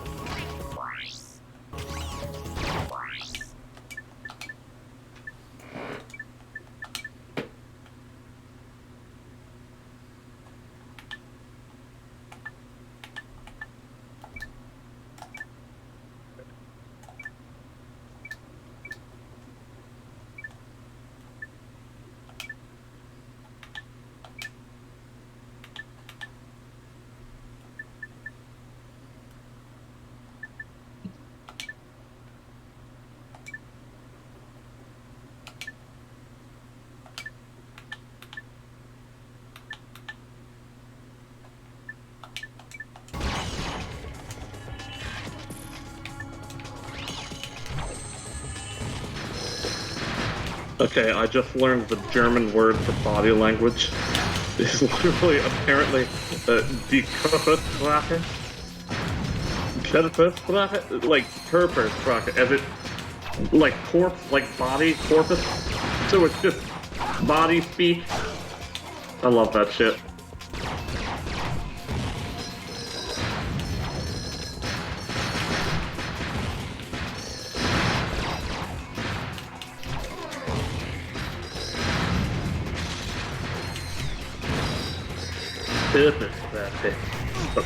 Ratchet.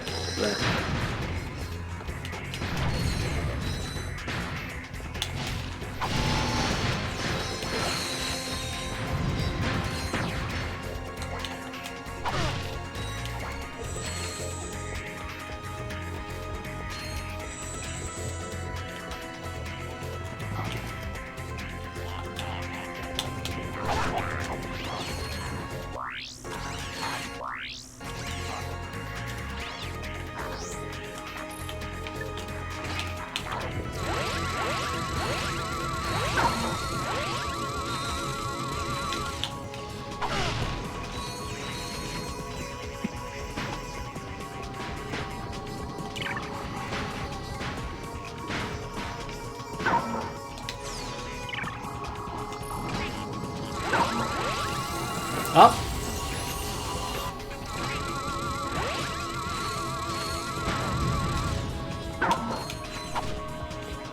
But let's see, what do you guys... oh, we have VR gaming. Funny that you mentioned that. I spent a lot of time last night because I didn't have anything else to do, playing, and by playing I mean just kind of going through random worlds in VR chat. I don't have a VR headset, but I just doing that. It's just balling like that. I did see that you were on VR chat.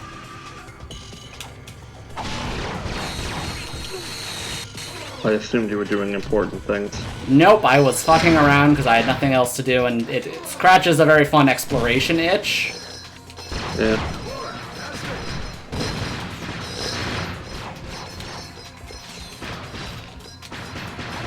I'm sorry that I just co-opted things with Code Veronica. I like that game a lot. Oh no, it's fine. That's fine. I do. The thing is also, oh god, the crawling Quark robot could kill it. God, these Quark robots are surprisingly creepy. Yeah, well, sometimes you just gotta make creepy robots, because how else are we gonna scare the squishies? Which, you know, I mean, like, that's actually kind of a racist term, I don't know. Can we say squishy on here? Guess it's too late, I already said it. Yeah, how does it work without a headset? God damn it. Pretty easily. You just play the game. Your model doesn't really move. Like, it works like any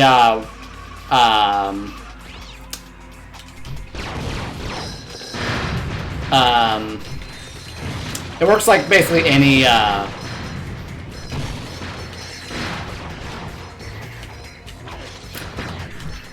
the power of when my brain decides that it's like cannot concentrate on two things at once.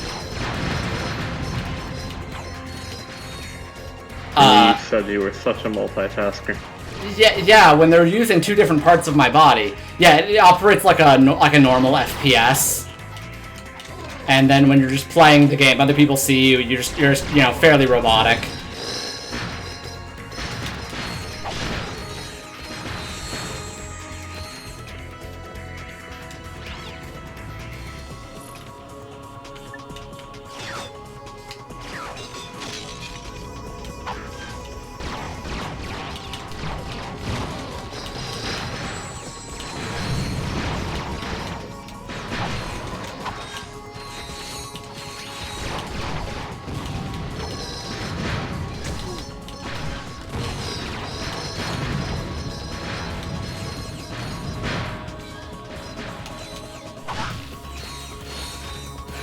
But yeah, like, VR chat would be definitely something I would like to do more of, just like a chill hangout thing, if I had people to do that with.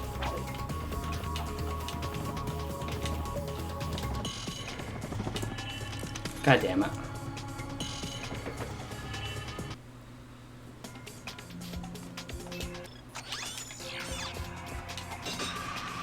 A Gmod if you don't have VR.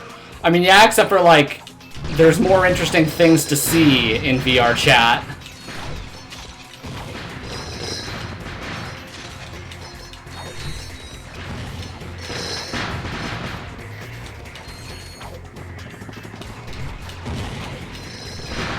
What are you curious at? The things that you can see in VR chat?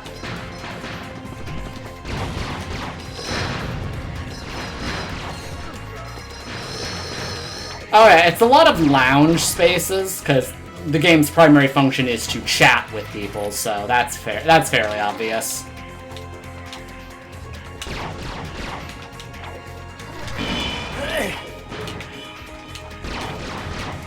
Okay, the brats are now boiling in the Modelo. Oh boy. Let's see, okay, let's see. I'm talking about VR and such. Any Pokemon you have an irrational hatred for? I've never had an irrational hatred for any Pokemon. Again, all the hatred is always rational. Yeah, my utter... Is there a noun form of despise? Desposition? Disposition? Whatever I'm not sure. of monkeys is, You could have said just gone with loathing. Loathment. Loathment. Yes, I am boiling brat. So the strategy is that you get your brat bursts and then you boil them in beer, and then after they are boiled, you sear them on the stove top with olive oil.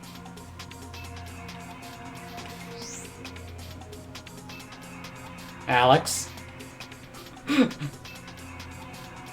I'm gonna be honest, that's giving me emotions that don't exist.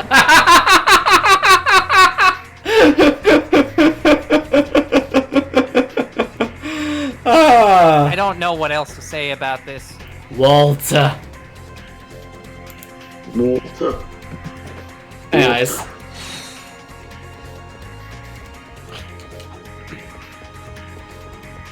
But yeah, the end result is that they get the fucking the beer flavor and then also the nice sear on them.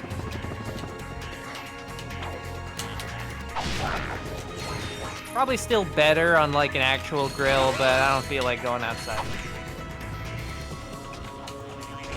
Modelo Negra. In my case, what I had sitting around.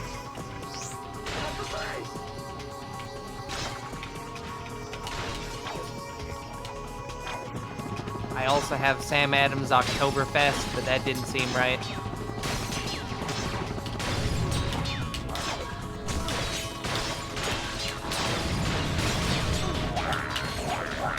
Everyone loves Sam Adams Oktoberfest, right? This is quite famously a very alcohol-positive group here. Yeah. And it's not pretty much just me, except for wine and $5 margaritas at Chili's.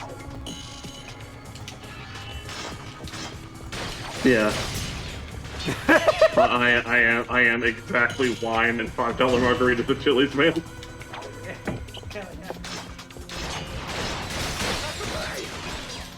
Which I haven't had wine in a while. I don't know, I don't have any right now. Yeah.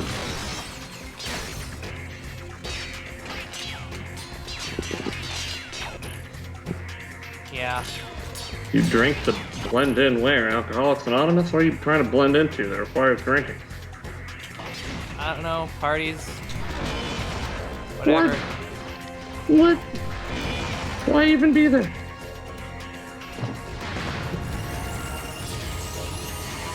Just I mostly say no to shit. I mostly Without just alcoholics. yeah. I mostly just drink because I don't know, I just like it. You can say you're from the Midwest, it's fine. I'm also from the Midwest, but also like the funny wheat juice, it just tastes good. I don't know what else to tell you. I really do not get drunk very often at all. But I do like Modelo.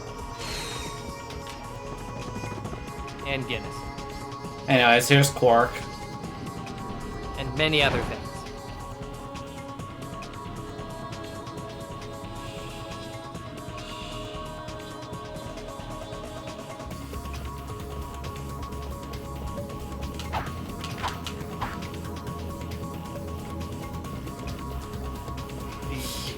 Sending Quark to the underground caverns.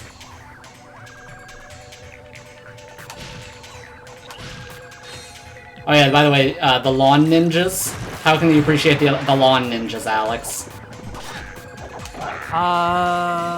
Fuck.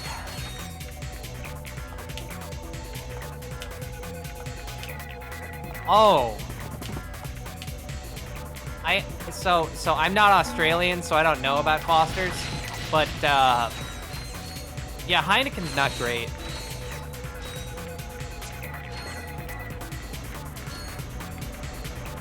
But I don't know. I think Budweiser's all right, so I might be the wrong person to. I know you can get Foster's here, but like, why would you? so I don't. All I know is that it's the stereotypical Australian beer. Not even necessarily that it's Australian, just that the Australians like it. It does come into big, like I have seen it. I'm not saying I haven't. And I could have gotten some when I was at the grocery store earlier. Can you just command them to die for your cause? Yes. Is that what's going on here? Yes. Given that robots can be like sapient in this Wow, universe, thank you, game. what are the ethics of this? Das ist Theater. Das Theater. It's German for fucking monkey theater. Yeah, it's okay, Alex. They're just robots. We're allowed to kill them. That's what. Yeah. That's why we were allowed to make robot enemies in all of our games at school. It's why when they went to make the Australian version of Team Fortress 2, anytime the characters jibbed, they instead just turn into robot bits. Hey, really? Yeah, it was either Australia or Germany. I don't remember which one. But there was like some country where they were like, "Oh mein Gott, you will get A rating," and then to avoid that and just get the M rating instead, they're just like, "Oh yeah, no, actually, the jibs are robots." Okay then. This will go over quite famously when the Robot Uprising comes up. Yeah, there are a lot of games that are gonna get really awkward once robots are real. Yeah, that does sound accurate. They did censor Left 4 Dead 2. They've since gone back on. Although in that case, I don't think they replaced any of the characters with robots. I think they just did that by removing the fucking jibbing and causing the corpses to fade out shortly after, shortly after the zombies die instead of persisting.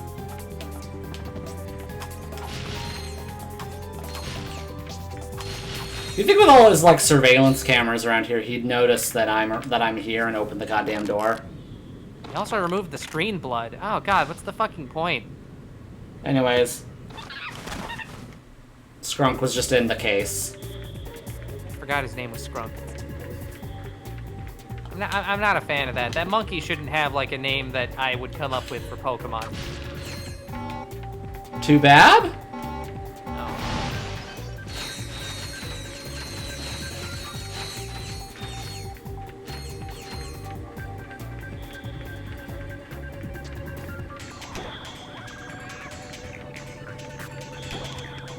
Among Us.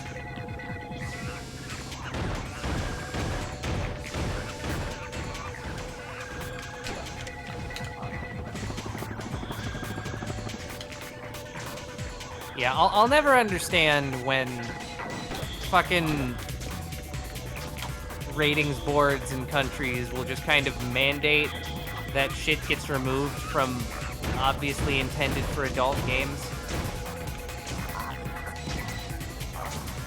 It's really just, it all ties back to society's incredibly negative perception of adult media. Yeah.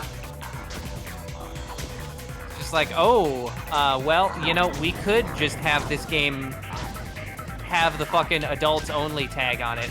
Except adults only means sex, and sex is bad. So Target and Walmart and pretty much every retailer won't carry your game if it's anything higher than M. But what if the children see this, they say, as though fucking kids don't end up seeing and playing Grand Theft Auto because parents don't pay attention anyway?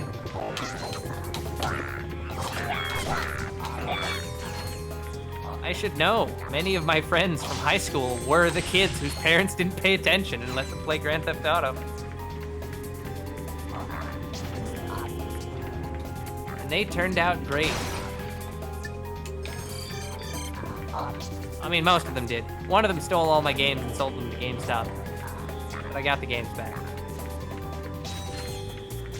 You see, this makes that mention from earlier in the stream like a Chekhov's gun. Mm-hmm.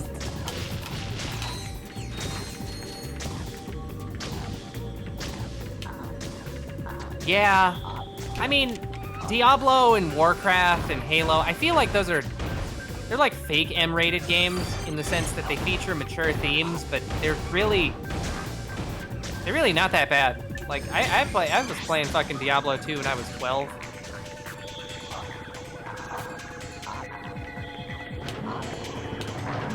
I feel like those kinds of games are very much not on the same level as like Grand Theft Auto in terms of the sheer magnitude of like anti-human crimes you can do, crimes against humanity. That's the words. Mm-hmm. Yeah. Like no, Diablo. I was playing fucking M-rated games and shit at a very young age as well. I think I was probably also similarly 12 or younger when I played. I played Halo more or less on release. Yeah. Ironically, I didn't play M-rated games for a very long time. Until I met Vincent, in fact. Hell yeah. With one... Oh, god damn it. Oh, god damn you. With one solid exception we'll be getting to later this month. Hell yeah. Whoa, Alien Isolation? No. Alien Conglomeration.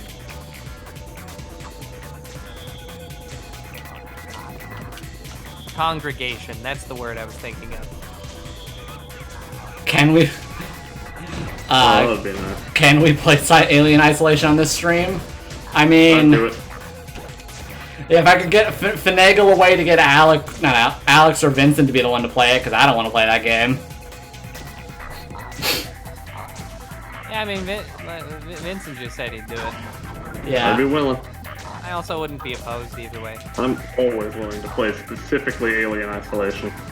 Like, if I were in the middle of fucking, like, performing a surgery, and someone were to walk into the OR and just be like, hey, want to play some Alien Isolation? I would just drop my scalpel and tools into the person's body and then go out to play Alien Isolation. If you were just in the middle of doing a surgery, and someone in an alien costume just started walking in, you'd just be like, oh shit! And then you just, like, climb inside the cavity to hide. Just be in the guy. Yeah. I feel like it's missing the point if you really want to play Alien. Actually, that's not really missing the point, because the point of Alien is that corporations are bastards. Yeah. Also, They really are. Yeah. And that is very much in line with the themes of this stream. Yeah. Also, it wasn't Silent Hill. I didn't play Silent Hill until I met Vincent, and he introduced me to them. Shit. Did I? Yeah. I guess I must have. It's so funny, like, when I think about how much you've co-opted Silent Hill as was, like, one of your favorite things, that, like, I forget that I guess I played it first. Yeah, you did. God fucking damn it. Like, I know I played Silent Hill 4 first. I don't remember if I... What the time frame was for me playing all the other ones. So old now, I don't remember specific things about my youth. All I remember about my youth was losing my copy of Pokemon Ruby and being mad about it for my entire life up until recently when I got a different copy of Pokemon Ruby.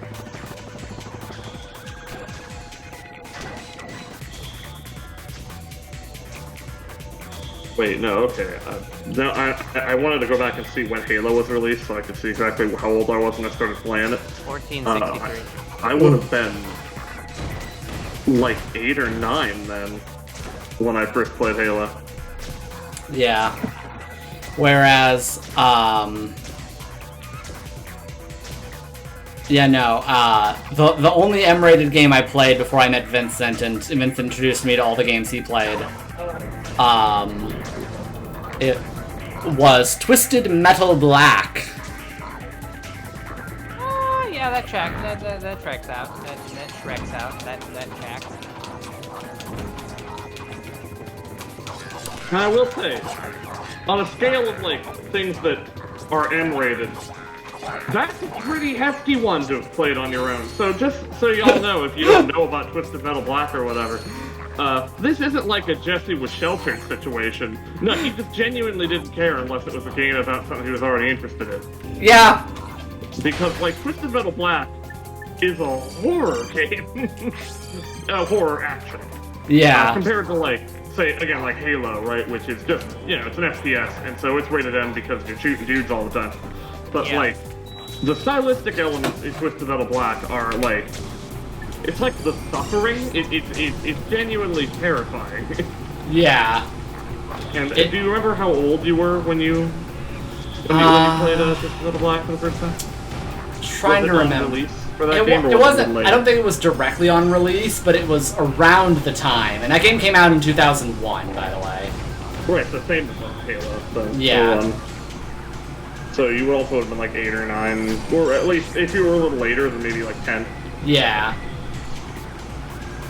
And it's true, Halo tried to do a horror thing. It did have, I think, a pretty good horror segment with blood and following fucking,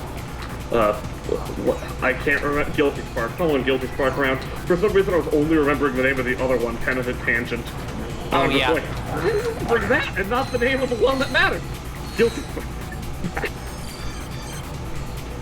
Yeah, I really should just play through Halo 1 again. I'm gonna reinstall the Master Chief Collection. I'm gonna do it. I think it's because, like, while Guilty Spark it became, like, obviously, like, the go-to name, I think I prefer the name Penitent Tangent. Something about that. Really good. Oh yeah, It's a fucking strong ass name. That's a fucking Homestuck chum handle. Yeah. Okay, except. Oh my god. Except Penitent Tangent came first, so actually, chum handles are Halo AIs. Alex, need I inform you of the rule that things happen in the order that I perceive them? Right. Forgot about that. Yeah. Pokemon Tangent! The name of these stupid Pokemon Tangent. That's true. It's You true. heard That Frost. really is a nice one. Goddamn. Tangent stream. Yeah, we gotta do it.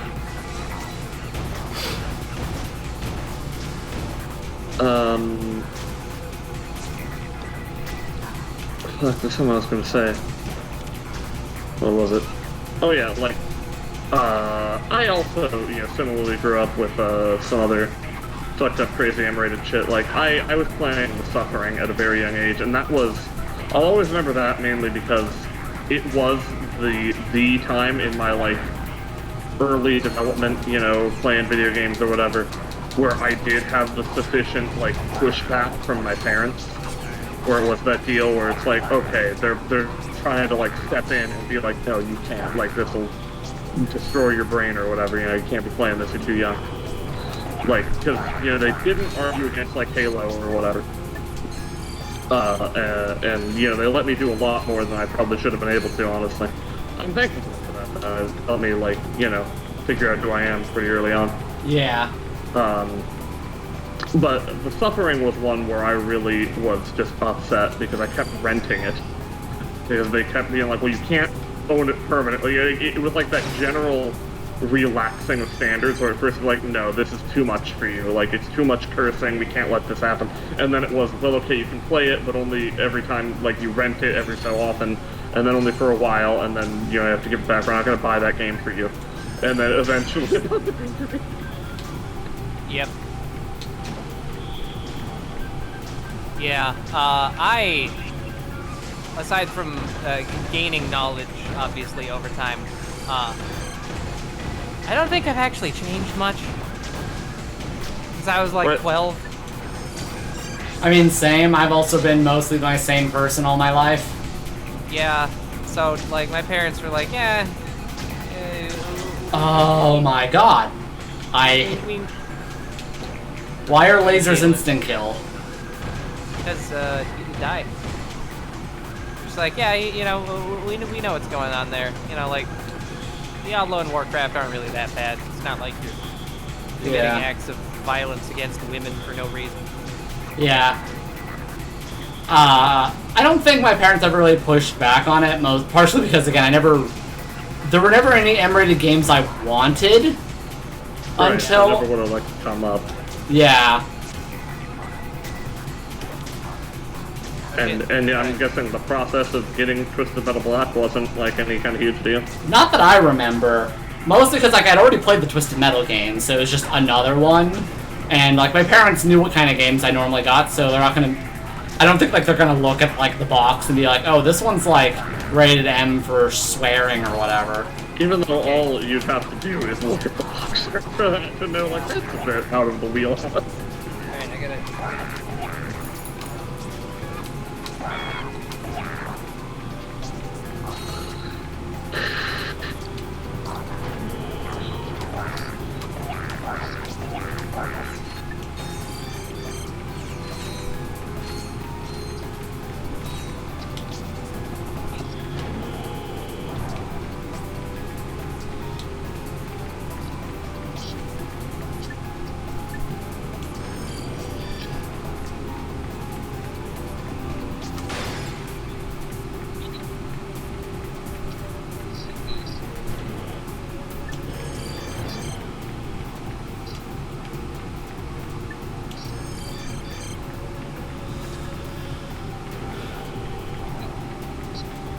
But yeah, let's see what other game.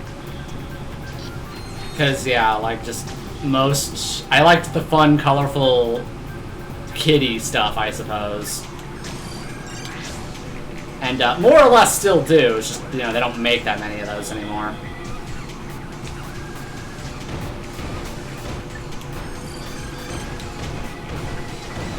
Oh yeah.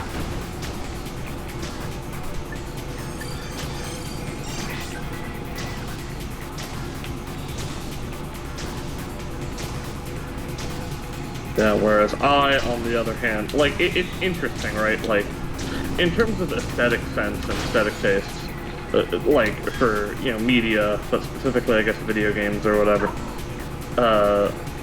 Jesse and I have been on the absolute, like, diverging paths our whole lives. Yeah. Like, his is the story of, like you said, understanding that there's nothing wrong with liking colorful, conventionally childish things, like, your whole life. Oh. Whereas, for me, it was the story of being a child and being really into the fucked up and macabre. Yeah. Because I knew that was an aesthetic sense that I just enjoyed. And I couldn't always explain why. And even now I have a hard time sometimes, like, elaborating on it.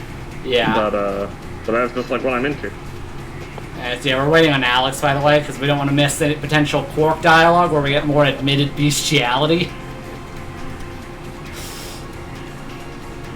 He really did just admit to that, though. Like, yeah. He did. That's real, and... Like, I'm not low-key disgusted with him, I'm very high-key disgusted with him, you know? Yeah. Plus, just, he's great, but he sucks ass. Oh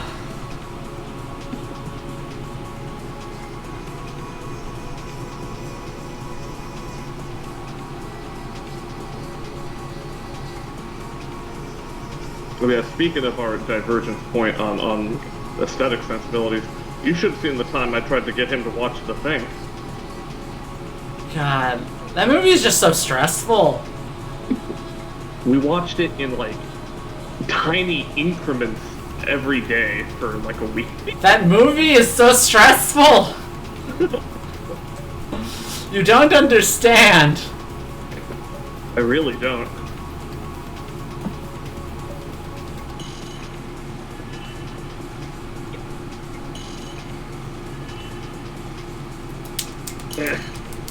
Like, one thing about me that I know that, like, really stresses me out in terms of films, it's like, first of all, I hate whenever there's, like, a liar revealed plot in a story. Yeah. Just because, like, I know what's going to happen. I know it's going to be because, no one communicates and no one has healthy, like, understanding of boundaries, so it's stressful as fuck. Yeah. And all that stuff. And then, like, that one's kind of the similar, where it's like, oh, there's lying, except for you don't know who the lying is, because the lying is people secretly being monsters, so it's just, that's also stressful. It's the shit where it's like the liar revealed plot, except when the liar gets revealed, a rib cage bursts open. Yeah. Like, the greatest way to just tell people, hey, by the way, I got some things about myself that I haven't communicated effectively yet. And the thing that I need to communicate is that so I'm all mouth now, and I'm eating you.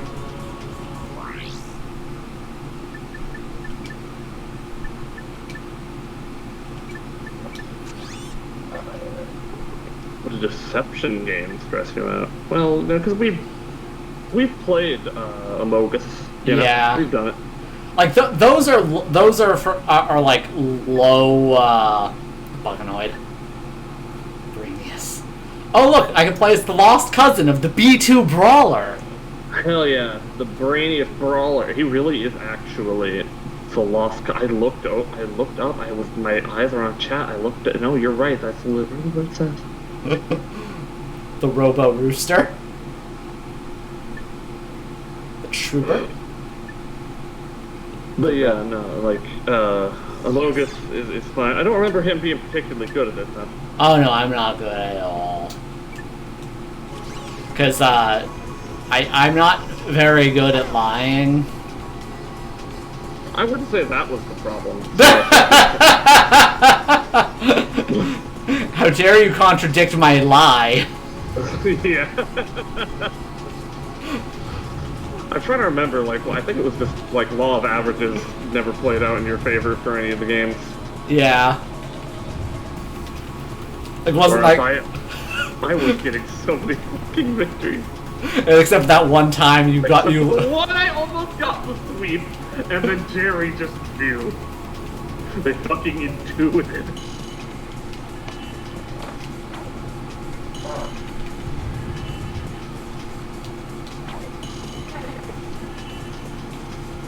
God damn it, Alex. He's making his bratverse right now. I don't know how long he'll be, so we're just gonna go forward. Quark! Where? How'd you find me here? We found your secret vid comic, Quark. Oh, that. Well, I expect you to understand. You'll probably look at me and think, I'd give anything for a body like that. For just one drop of his raw animal magnificence. One iota of his impeccable... Can we just skip to the end, please? Let's see, what was I? Sexy, charming, brilliant, iron, hard, abs. Ah, yes, but despite my outward appearance of utter perfection, well, Deep inside, you're a cowardly wuss? no, not exactly. When I escaped from that Star Cruiser, cheating dead by mere nanoseconds, I suddenly realized something very important. I could have died! Me, Captain Quark! Imagine an entire galaxy with no more me! And for what cause? So, a few trillion people get turned into robots. What? Who am I to say who should or shouldn't be turned into a robot? You're pathetic, Quark. I can't believe I once looked up to you. Let's go, Clank. The people of this galaxy need you, Quark. They believe in you. You can give them hope. You have a chance to redeem yourself and become the hero you have always wanted to be.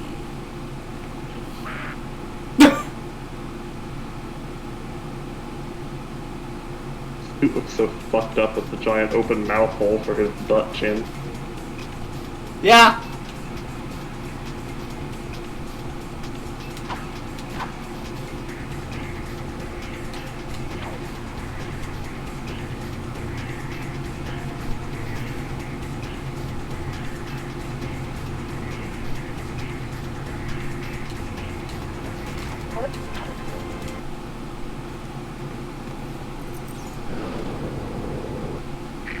Ratchet, where have you been? We were just... Never mind. The Phoenix is under attack. Our shields are... Sasha! Under 40%. Life support systems are... I think they're getting... Board the ship. Whatever's on that disc has nefarious worry. Do anything to get it back. Hey, Hotshot. If I don't get to see you again, I just wanted to say... The signal is lost. Engage the gravimetric warp drive. Hey, that thing from the first game. Let some fast travel.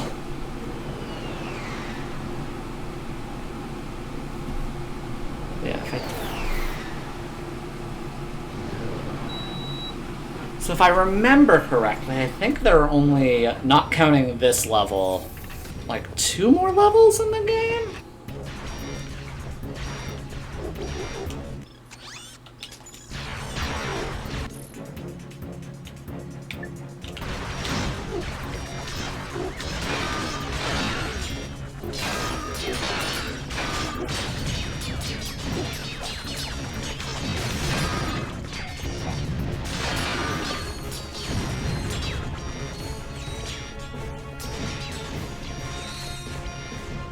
Internal security breach detected on deck 6.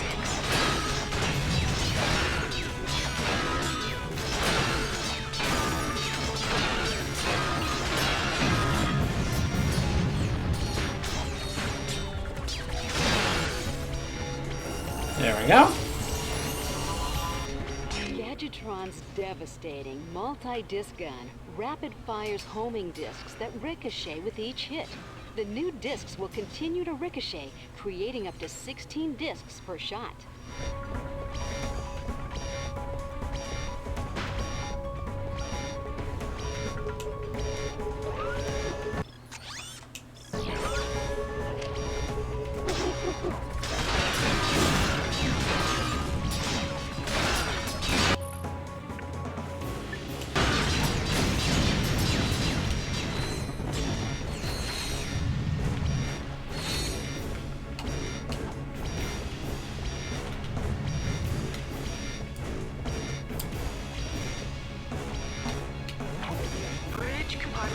What happened to slowdown?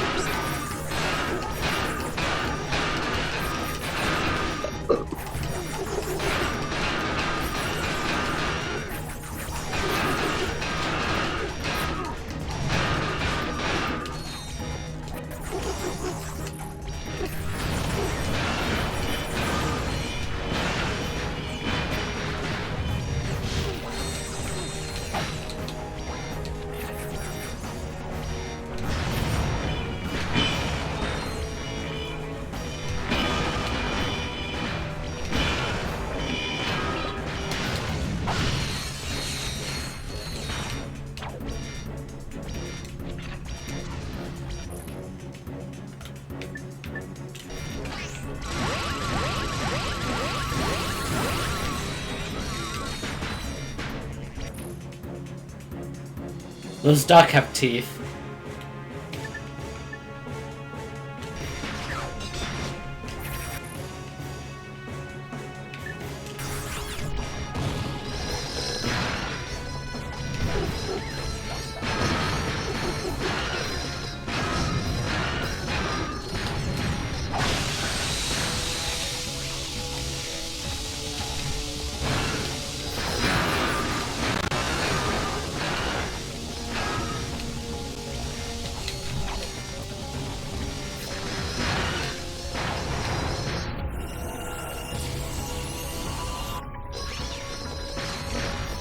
Do geese have teeth?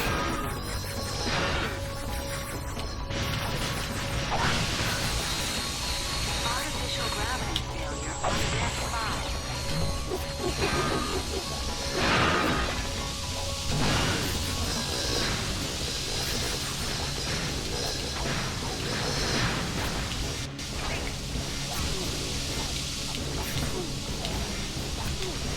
5. Wow.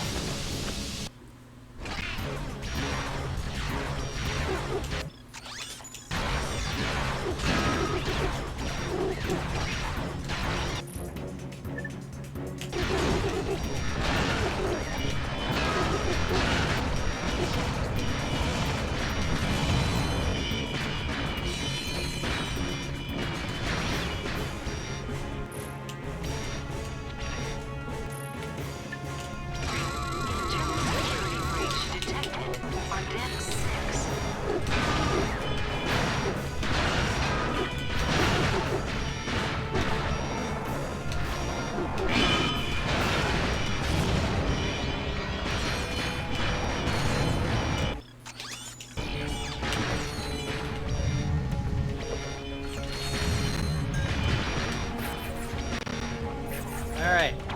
Geese? You're talking about geese teeth? Yeah. I wanna. Geese? Wait, who hates Among Us? Wishes to engage with me in one-on-one combat, personally? I mean, I could defeat you. Because I'm the one who was asked this question. Because it's talking about how much, like, lying and deception in fiction stresses me the fuck out. And someone asked if I was good at any of those kind of games, and I'm like, I'm not good at them. Yeah.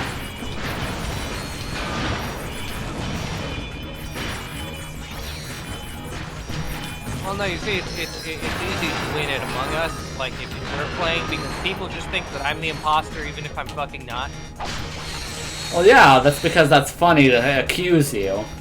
It is funny, that's true. J'accuse. 2-4. And I'm j'accuse. Dude. Damn it. There's that occasion. That's the funniest shit I've ever heard in my life.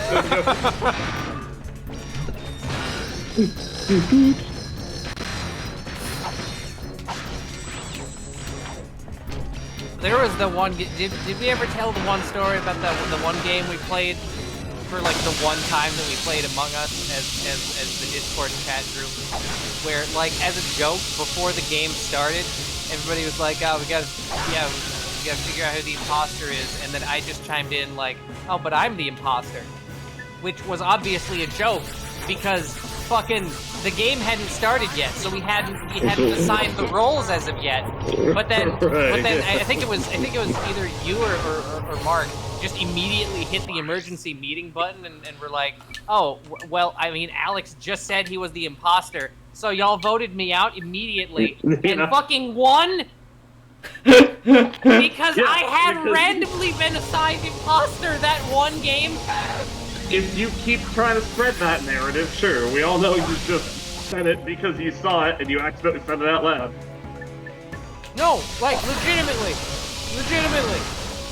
We hadn't been assigned the roles as of yet. Sure. Whatever.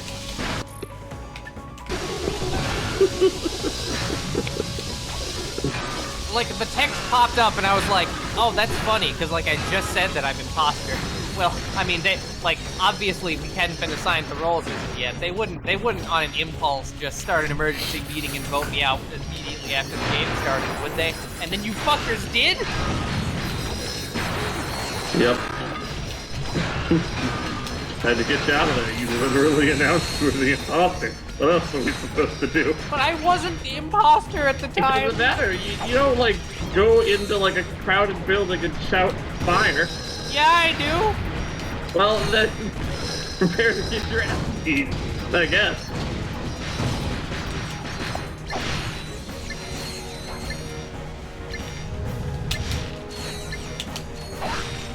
What? Neuro, what? What? Oh my god. What? What? That's fucking great. To be What? fair, yeah. That is winning, in a way. I'm assuming did he shoot himself in game? Well, yeah, of course he shot himself in game.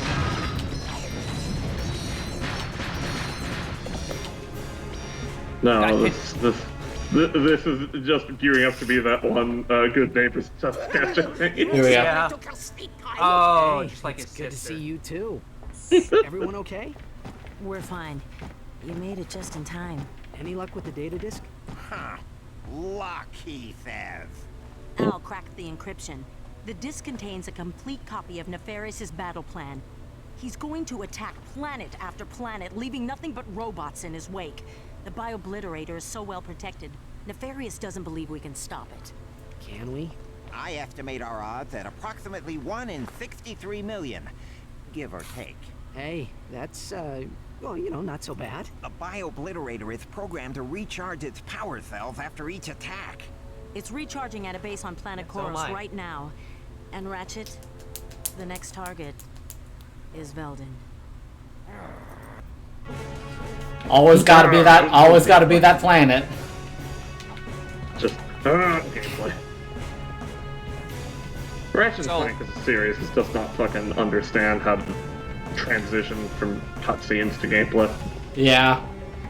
Yeah, it does. It just fucking just slam dunks them and says fuck it. So I guess the question is, did you as a group after the fact decide that your friend had in fact won because that interpretation's really funny? I would have done it.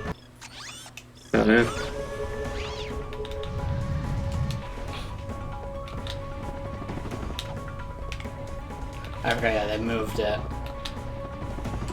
Yeah, that game was over. They had to do a new game. Yeah, they had to do a new game. Their friend won. He killed Hitler. He did it. Yeah.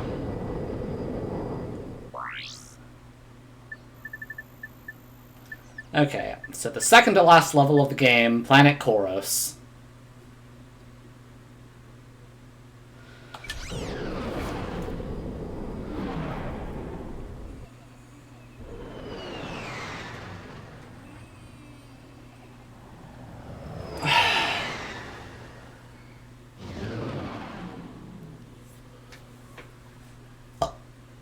What the fuck?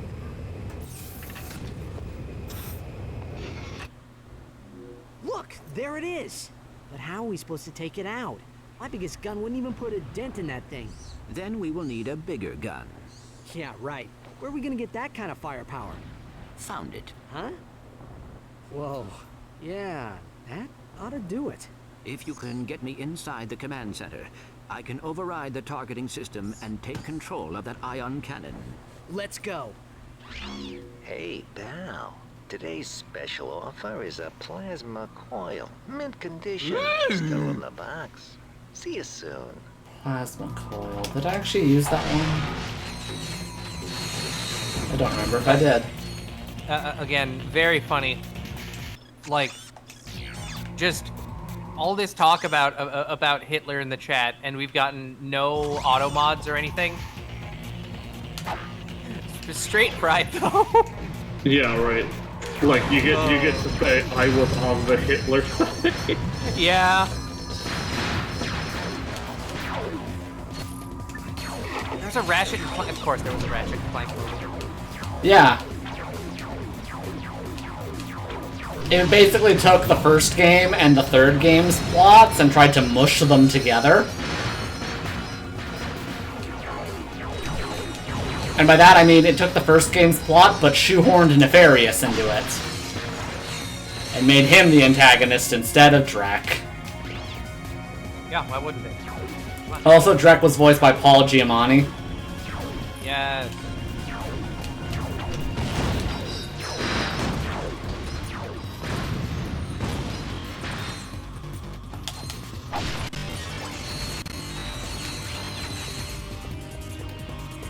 The McRib returns this November.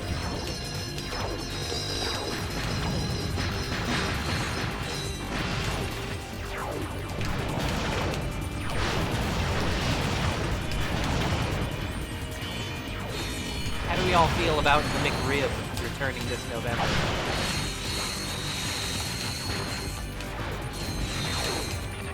Yeah, I'm okay with it. Yeah. I haven't gotten a McRib in fucking ages. I have had them before. Like, the past several times they've come back, I've been meaning to be like, oh yeah, I should get back. I should try that and, like, verify as an adult with a rational, functioning brain whether or not it's terrible.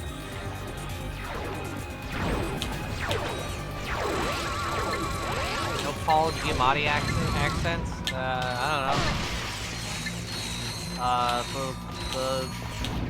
don't know what Paul Giamatti sounds like.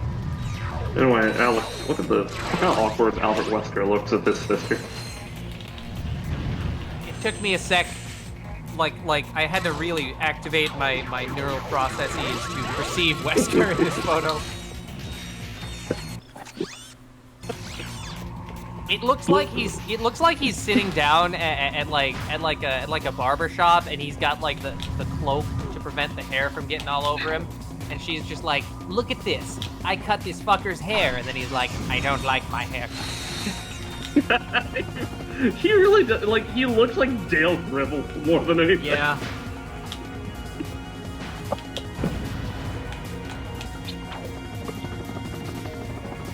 But yeah, I love retconning that he had a sibling. It's very funny. You will egg me, meat. She will egg me.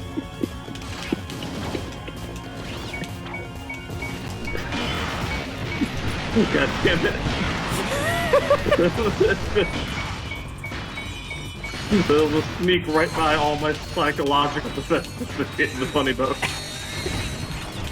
Hell yeah. Oh, holy fuck. I think I might have just found the best. Fucking Twitter account. No, there's no way. Come on. There aren't enough to be good. There we go. Bouncer. This weapon upgrade features a lock-on mod. To lock onto enemies, press...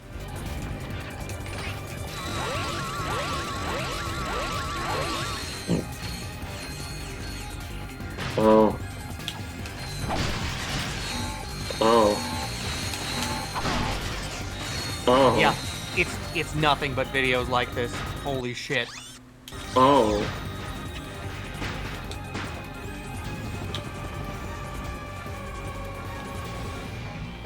What the fuck is happening? Playing Metroid Dread. No, I see that. This is what people have decided is the thing now. Yeah, there's an entire Twitter account of this. Just Asuka plays Rage Racer. Asuka plays Legend of Zelda. Asuka plays Biohazard 3 Last Escape, Resident Evil 3 Nemesis. Just... Oh my god.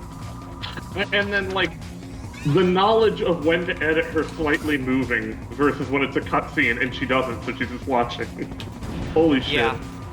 Oh my god, that's good. Asuka plays Ultra Street Fighter 4. Asuka plays Metal Gear 3 Snake. Oh, I'm sorry. You posted another one. Oh, I thought it was the thing. Oh, yes. Oh, good. Oh, it's at the end of the game? Yeah. Oh, hell yeah. I'll give you stars. Yeah.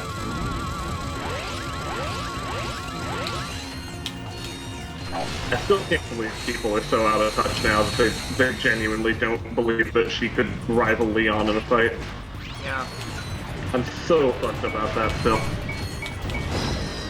They're like, there's no way. Like, Leon's body Jill. She had inferior training. It's like, what are you talking about? She was in Delta Force. They fail to realize that Resident Evil produces almost exclusively very powerful. Yeah. Almost exclusively just very powerful people in general. Like, there are also a couple people being like, oh yeah, Ethan Winters can't hang with this crew, and it's just like, what are you talking about? He would probably body them all! Like, if you're a protagonist in a Resident Evil game, you're probably very skilled. Or, yeah, how at the very least, very consistent. That's the question. There aren't answers, but that is canon. That was before she was in Stars, so she was in Delta Force from, like, I don't know, 1992-ish to maybe 1996.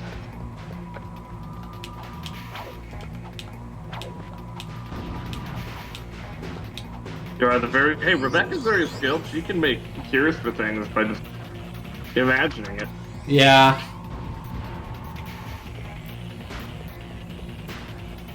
Yeah. Yeah, I mean, granted, yeah, he is also, like, fucking a mold monster, so... Yeah, like, that's why he could body them. I'm not saying that he's more skilled, but I'm just saying, like, they could fire all the bullets they want into him and he'd just keep fucking going because he's molded. Like, everyone else, you know, they get over their bullshit. Like, Jill technically has, you know, she has antibodies now for T-virus infection. So she doesn't have, like, T-virus in her, or at least not in the same way. Fucking Leon got the Quagga killed inside him instead of getting to live with that.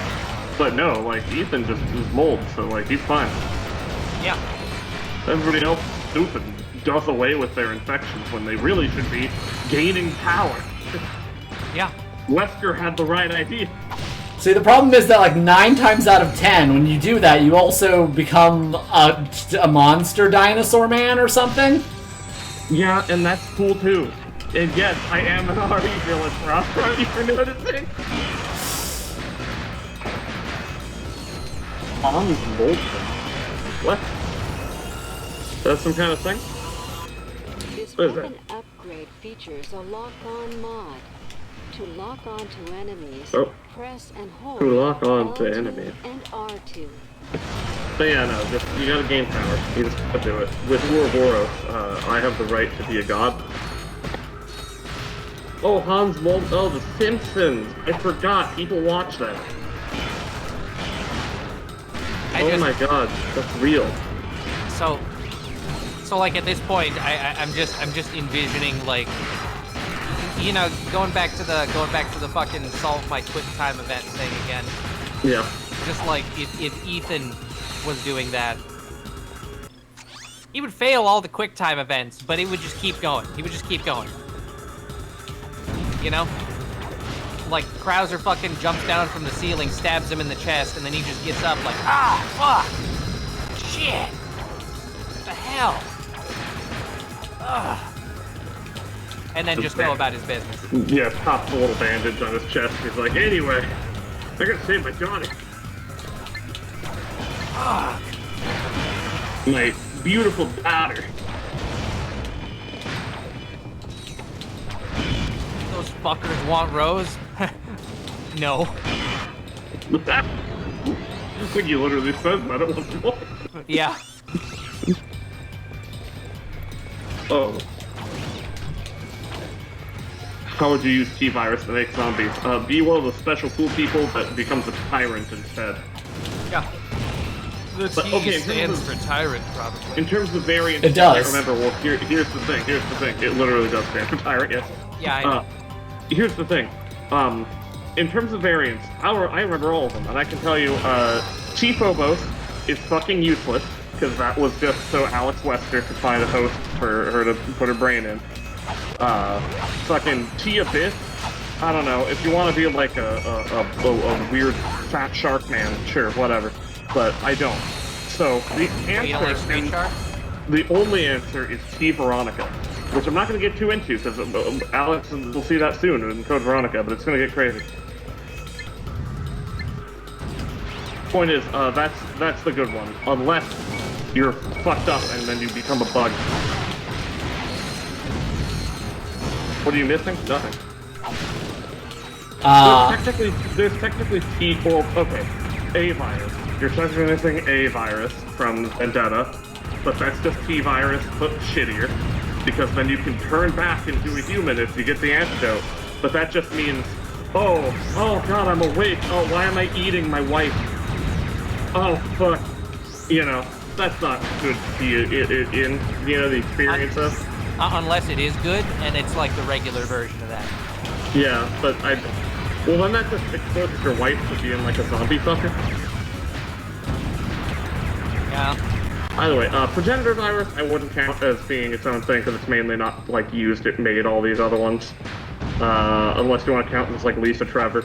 Okay, here we and go. I guess Wesker. Here we go. And there's T plus G, but we don't worry about that one. After all those hollow films, there is one thing you should know by now. Do not mess with Agent Clank.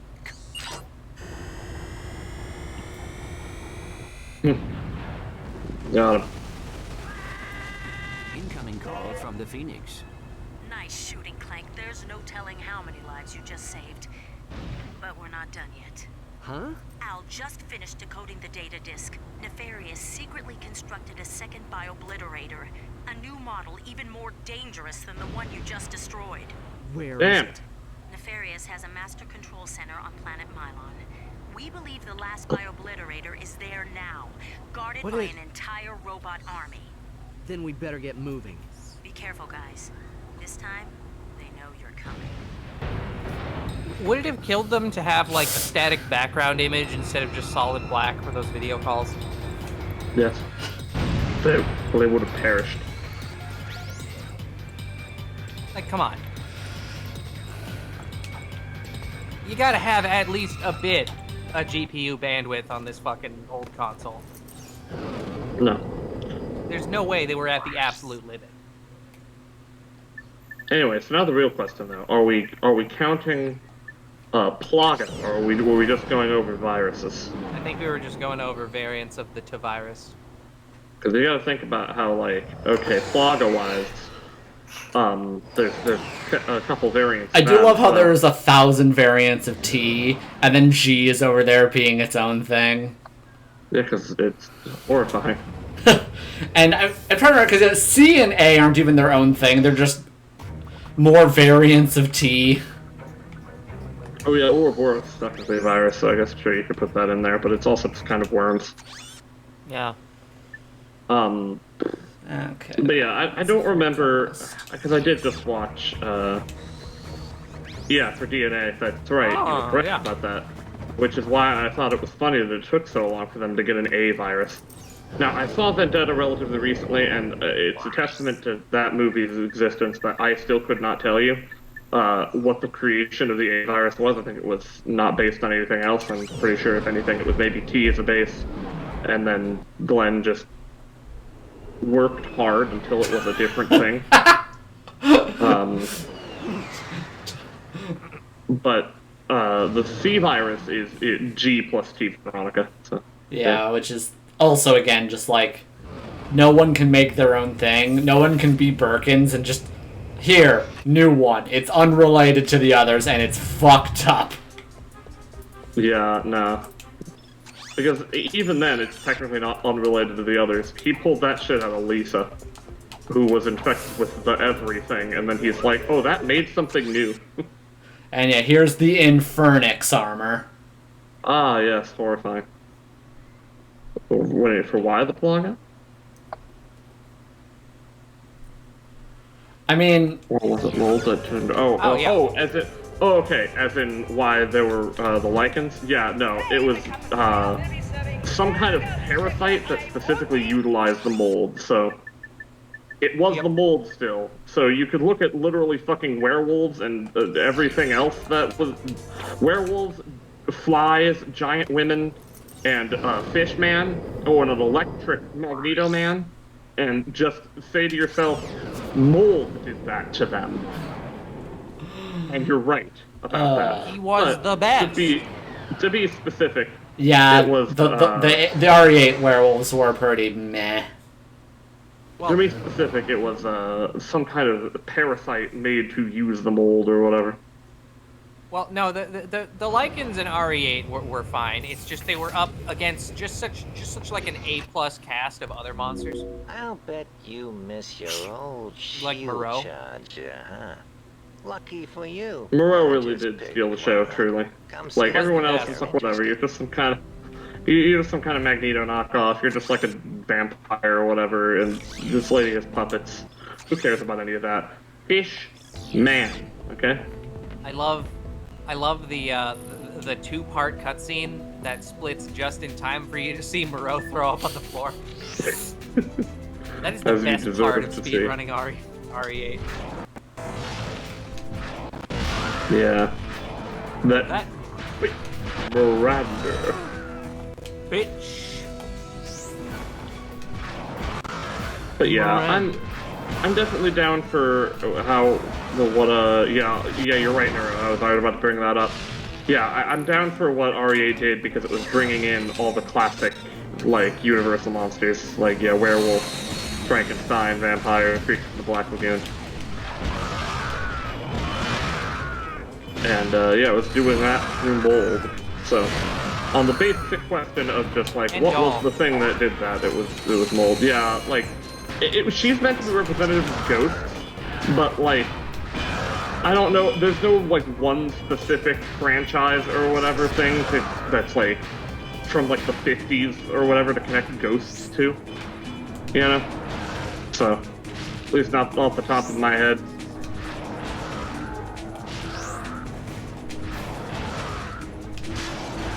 Like, I try to think of, like, House of Haunted Hill, maybe.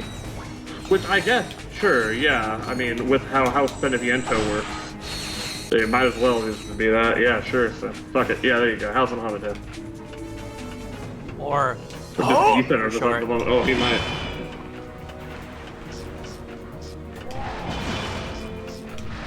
My favorite one, though, just because I'm pretentious, is actually Heisenberg, because he is both Frankenstein and Frankenstein's monster. Because if you know from the original work, the whole idea that, like, Frankenstein, the thing of, like, Frankenstein's monster was actually just as much of a pretentious asshole as Frankenstein himself was. Yep. And with Heisenberg being like, oh, I'm just a horrible creation of the worst person, and yet being every bit as bad. Yep. And making his own abominations. Yeah, I love Heisenberg being both.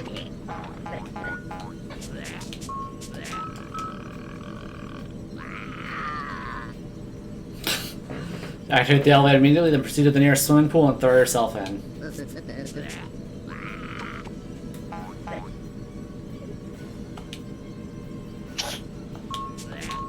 Hang on, we gotta do something. You gotta tell him what the Ratchet Clank Quark password is.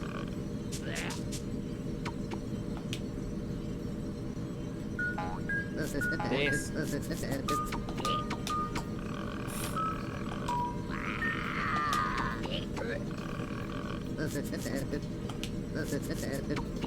But yeah, Ethan is my favorite Resident Evil protagonist.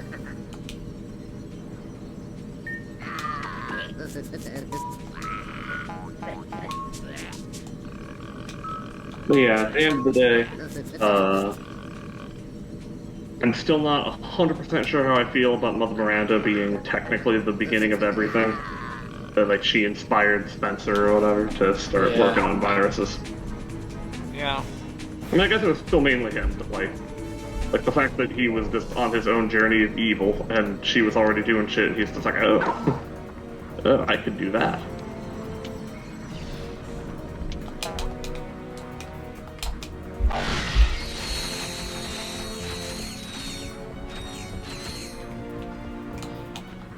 Then he just goes ahead and just fucking colonizes Africa, but like more so. And it's just like, there we go. I got my virus, and now I'm going to make perfection. Like, it's a weird retcon that feels like it's there just to justify having the mystery of why is the Umbrella logo here.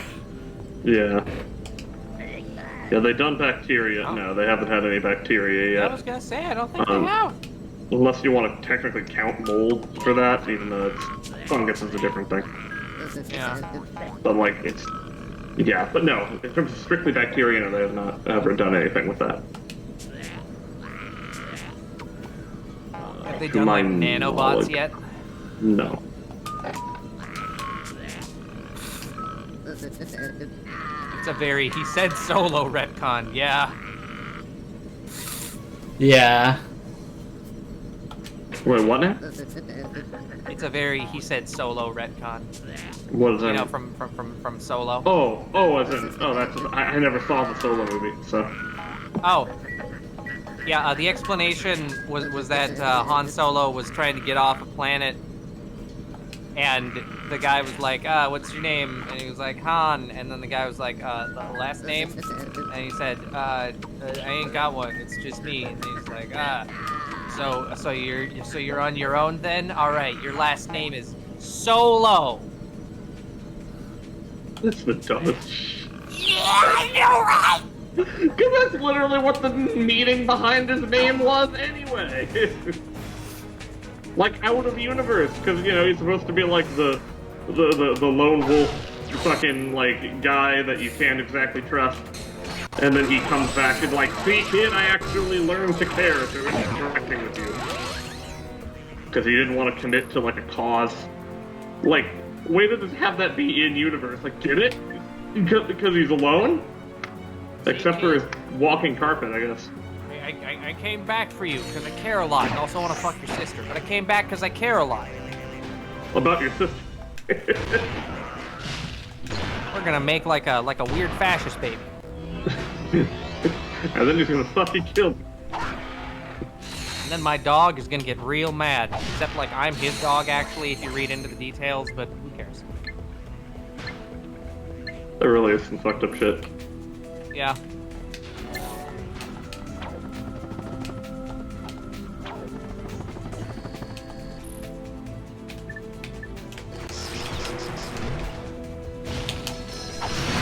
Nuh-uh, he has big motivation. Remember when Mark Hamill was like, ah, fuck, I got a bad vision. I'm gonna kill this child.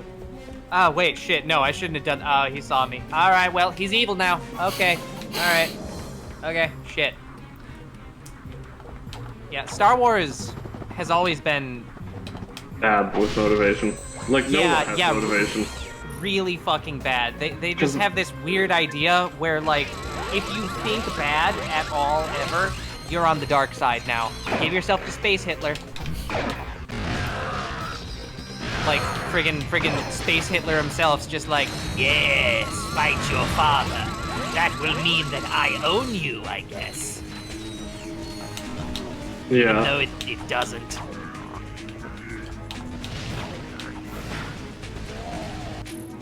Mark Hamill in a Star Wars movie? Well, yeah, no one wants that now, because Mark Hamill deserves better than that. Oh.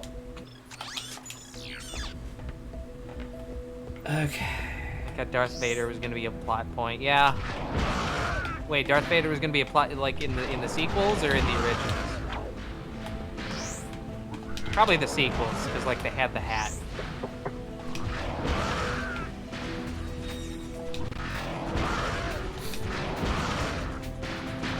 Oh. Yeah. Kylo was being spoken to by Darth Vader. Even though Darth Vader had like the epiphany that he was actually fine and didn't need to be Hitler's baby Hitler. But I guess he's still there talking to his grandson. Grandnephew, rather. No, grandson. Forgot how family trees work for a sec.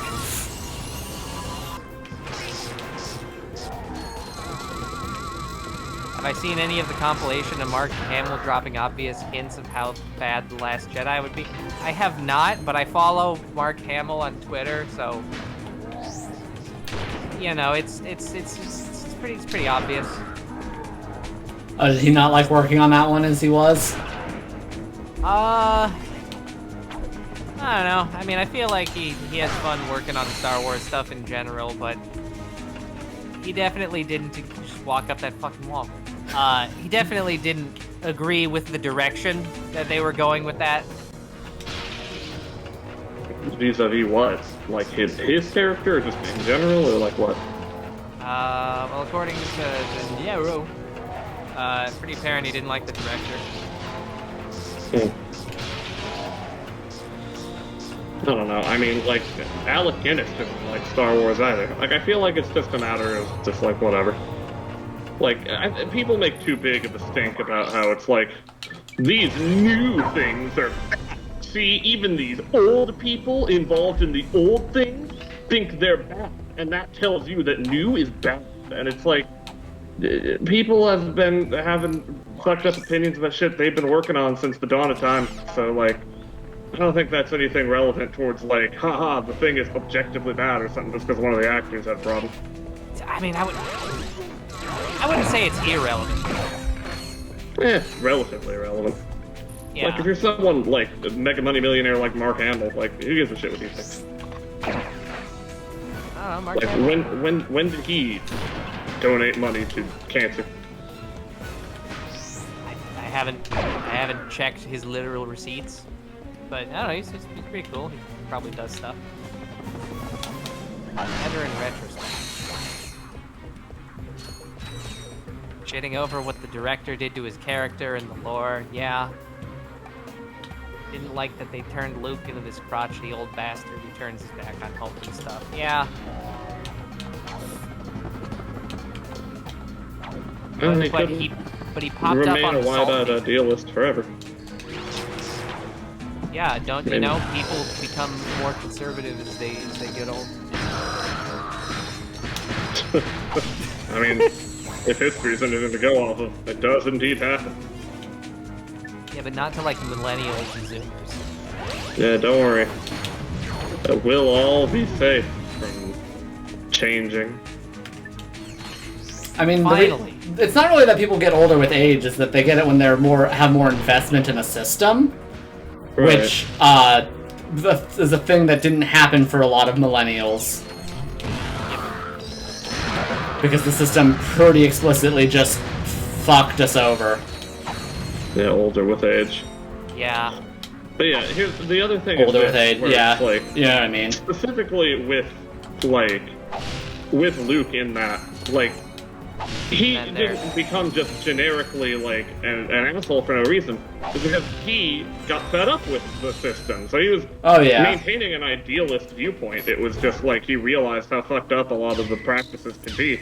Because, you know, that's why the Jedi Order fell into disrepair to begin with. So I wouldn't say that that's, like, counter to lore or anything. They're just literally like, hey, so we're going to be so repressive. We're going to let, like, a Nazi guy in here, and then he's going to get, like, a suit of armor and start breathing weird. And then he's like, well, I gotta keep that from happening again. Let me just contemplate killing this child. Which, to be fair, probably should have just killed the child. Yeah, he probably should have. Would have saved people from a bad movie. Yeah. Just no more Kylo Ren. Could you imagine him having to explain that to like his sister? Like, sorry, I killed your son. He was gonna be evil. I could sense it in the Force.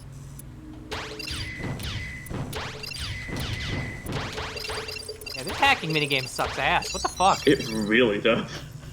Why do you have to do it so many times in a row? Because that's how it does difficulty.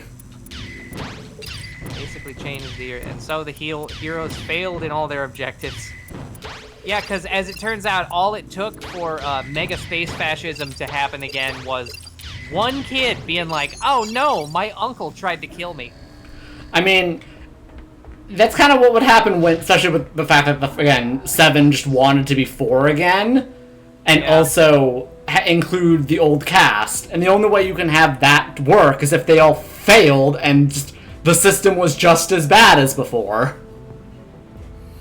Nuh-uh, it's not just as bad. Their Death Star is bigger.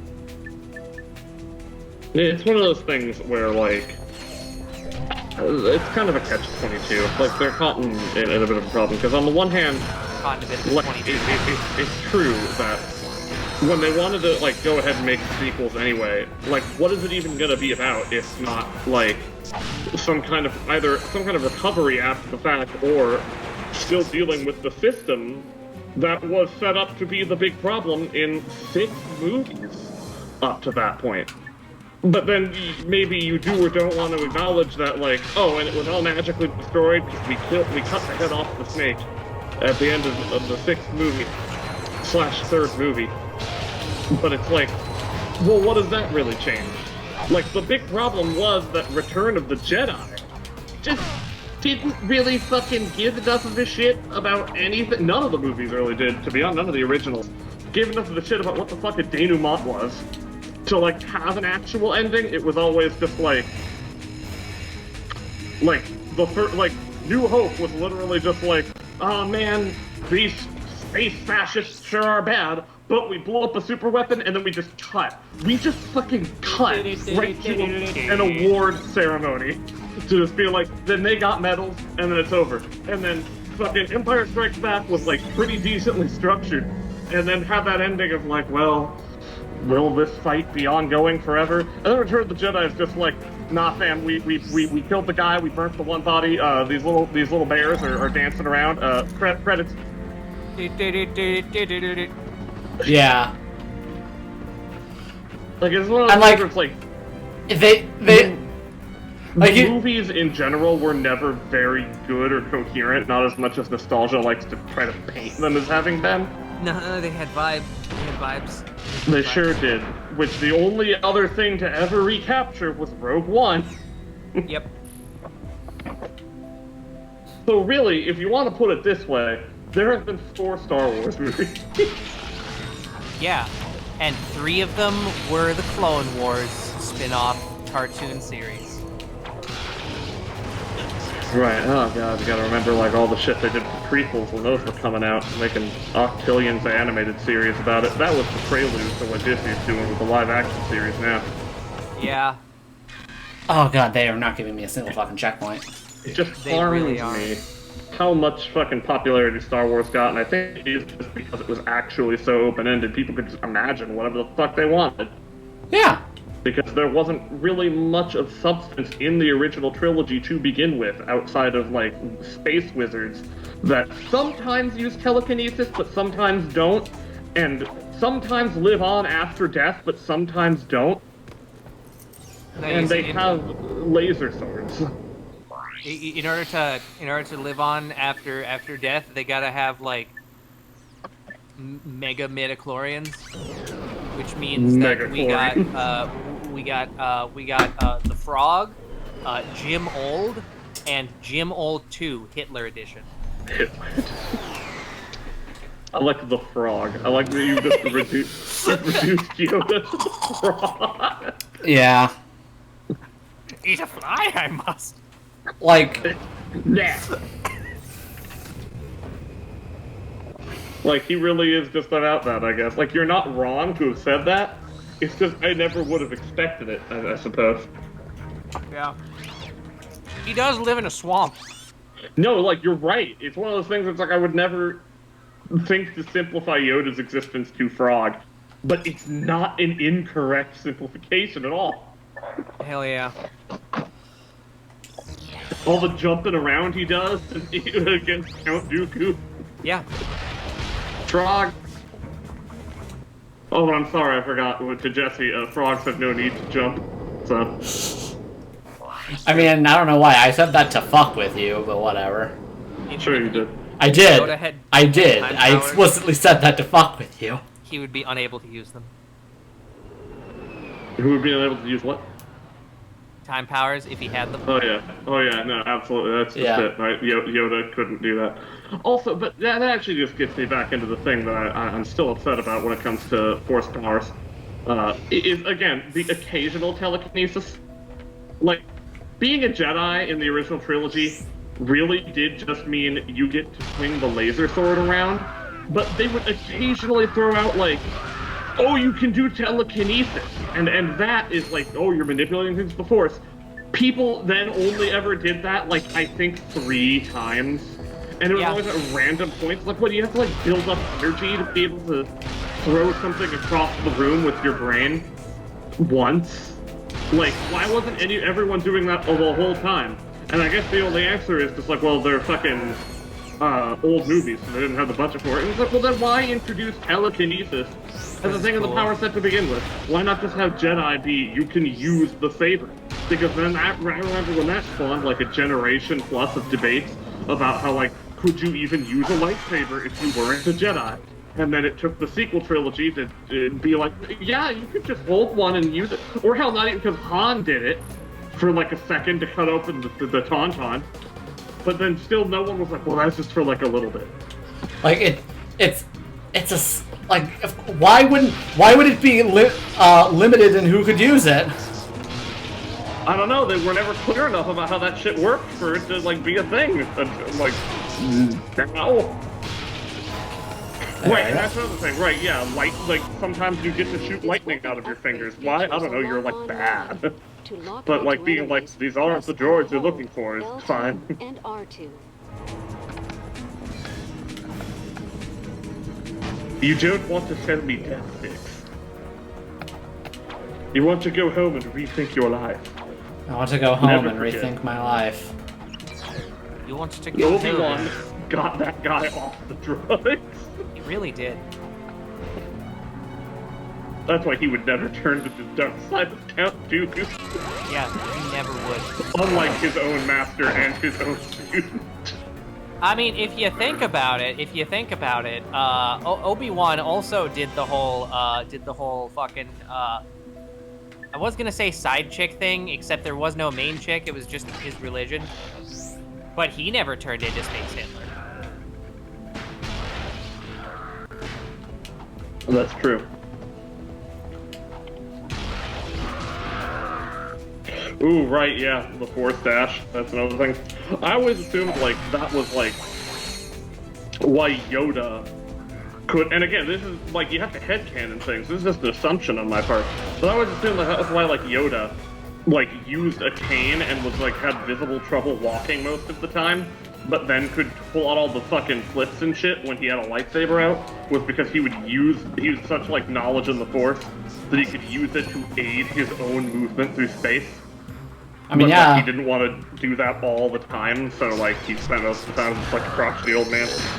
And that's a pretty logical idea. Yeah, like... Yeah, but here's the thing, that's never anything... Okay, there's probably an extended universe thing out there with that. But, like, again, I had to come up with that on my own just to explain maybe that's what's happening here. Oh, no, they're consistent, because there being balance in the Force means that there's, like, the Jedi and maybe, like, 1 or 2 Nazis.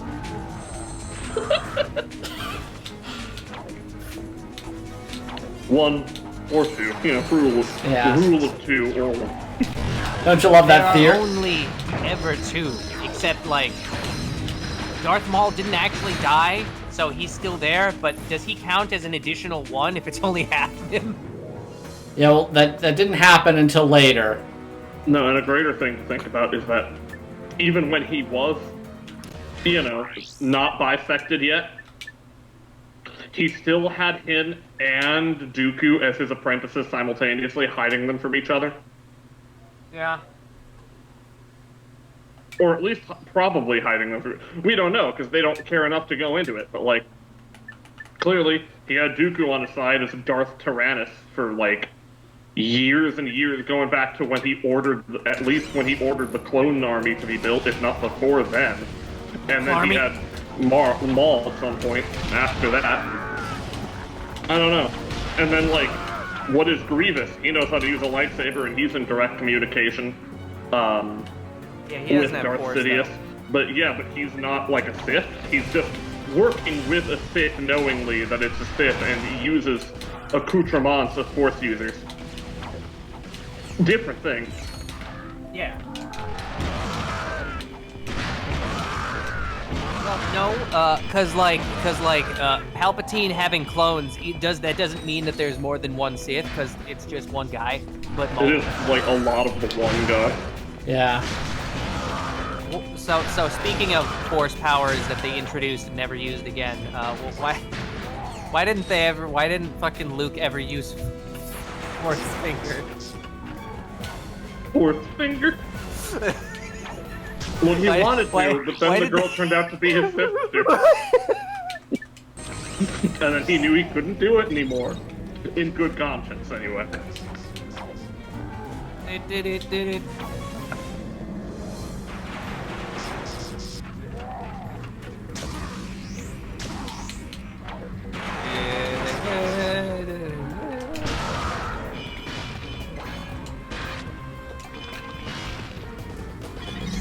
Big fan of Annihilator ammo. Uh-huh.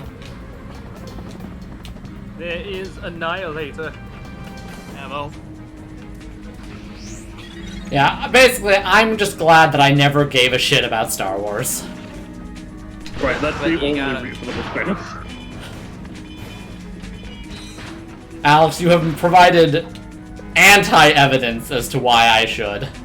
I went as Darth Maul for Halloween one year, except the thing is, I hate face paint, and that was conflict.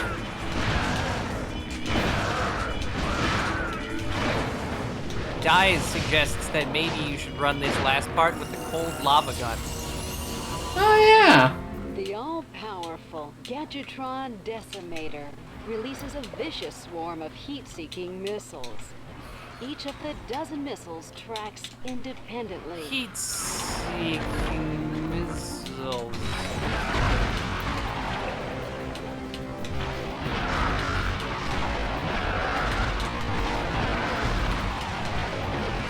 When it's the only good Star Wars media were the Knights of the Old Republic games.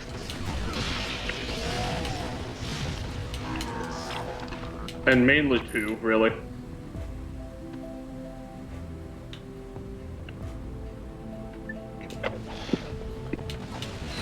Nuh-uh. Hayden Christensen.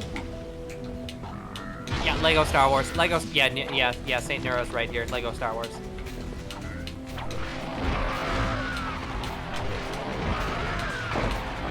But not the new ones, because, they started doing this thing where they just take fucking voice dialogue from the movies and using that in the cutscenes instead of having everybody be silent and pantomime stuff, which was cool and funny and original. Great. That was pretty fun. Oh, of course, right there was a checkpoint. I remember it always felt so awkward to me, playing the LEGO Star Wars games, specifically because somehow or another, I wound up with the first LEGO Star Wars on PS2 and the second one on Xbox. Hell yeah. Okay, boss of time. Ow, we're too late.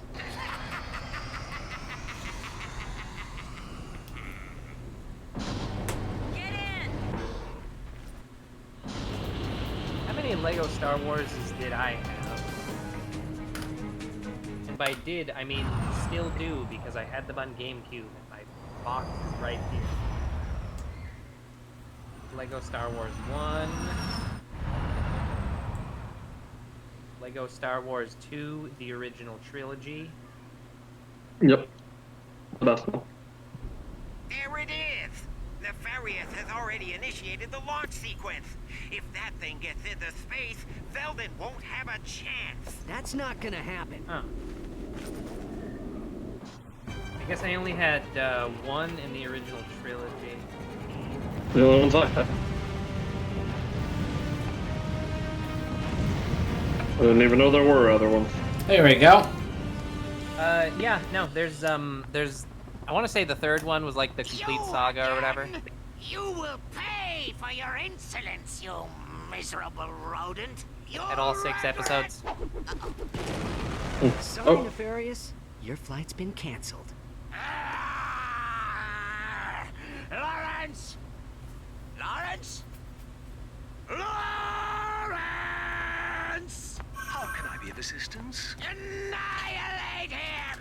Just kidding. You've reached my holographic voicemail. Leave your name and a brief message. Ta-ta. Fine. I'll do it myself. Woo! On the boss.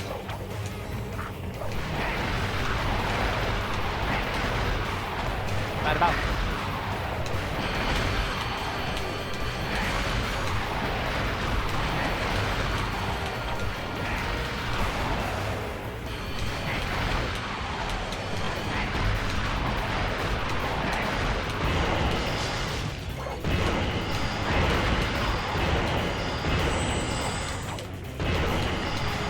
Oh shit. Yeah. You too can get a 2-pack of Korog Seed collectible figures.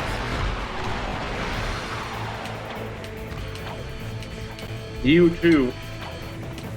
Like the band. Yeah, exactly. You I like too. the part where they sing their hit song, U3. From Resident Evil 4. Yeah. I like how if you wanted to get like I am defeated. I have no choice but to throw myself on your mercy. Really? I mean, that's right, Nefarious. Your No, just reign of shoot him. terror is Shoot him. finally...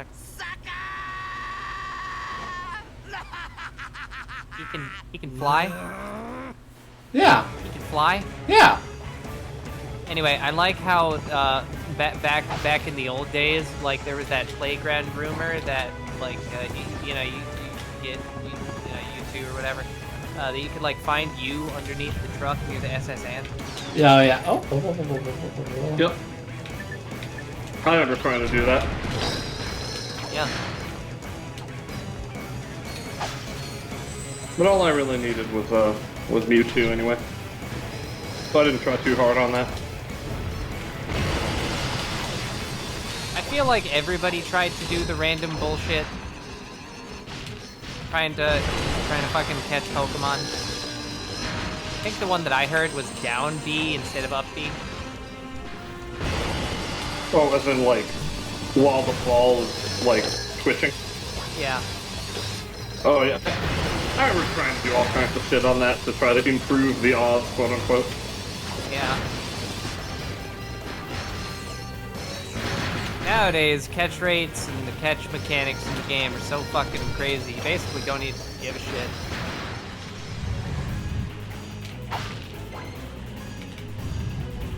Oh yeah. Yeah, no, the missing no thing was funny.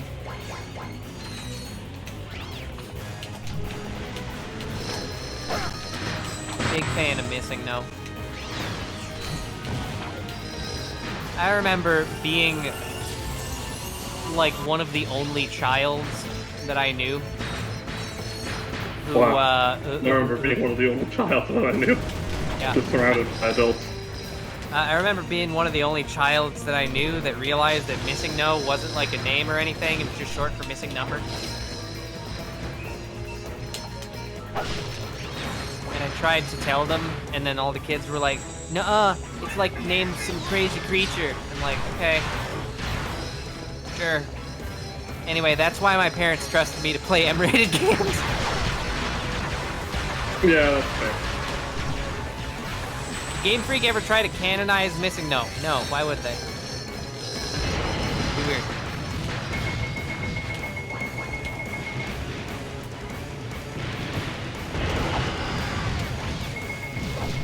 Like, the closest that they ever got to that was Oregon Z, but even that wasn't like a Missing No reference. That was just a software thing in general. Oregon.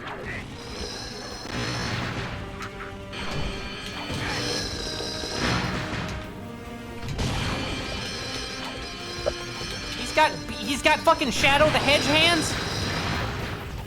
Shadow the Hedge hands. That's great. He could shoot Shadow Hedge Beam from hand? Is it plural?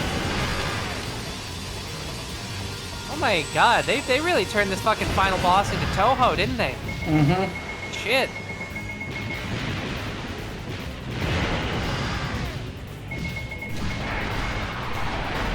Alright, I gotta go. Okay.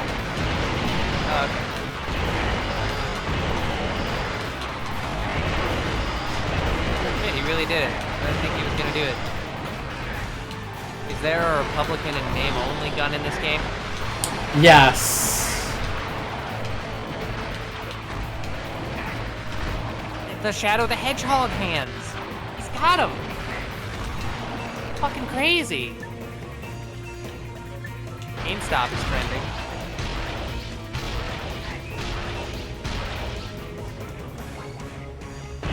Oh, this person took a photo of a GameStop that's right next to a Wingstop.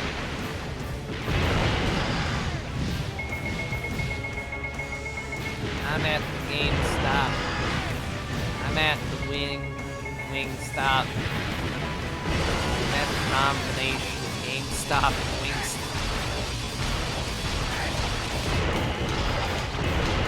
Time for all those stocks to pay off. Yeah, probably. GameStop going bankrupt. Hashtag GME. $GME. Hashtag GameStop.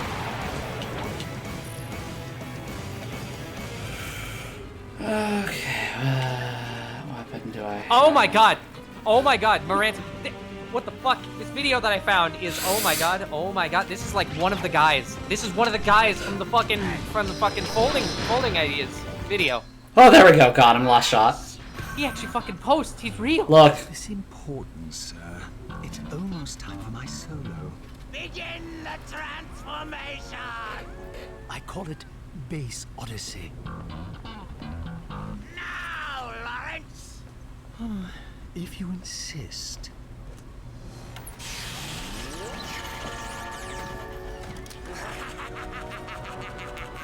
Does Lawrence actually need to be here for any of this? Could Dr. Nefarious not just have the fucking remotes on him? He could, but that's what a butler is for. Believe it, Toasterhead! Now let the age of robots begin!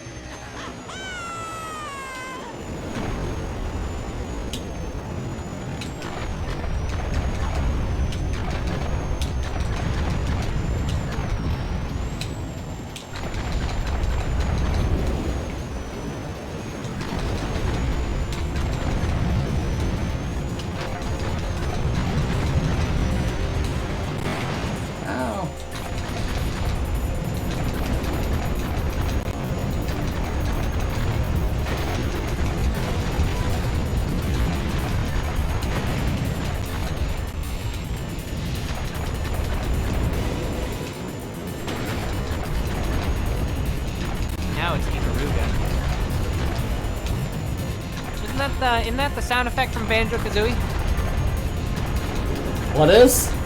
Ikaruga.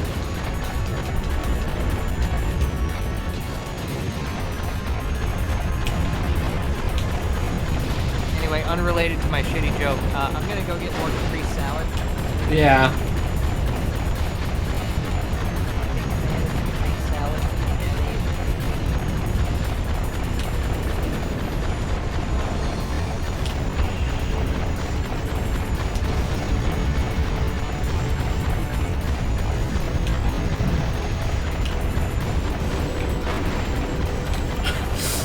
Yeah.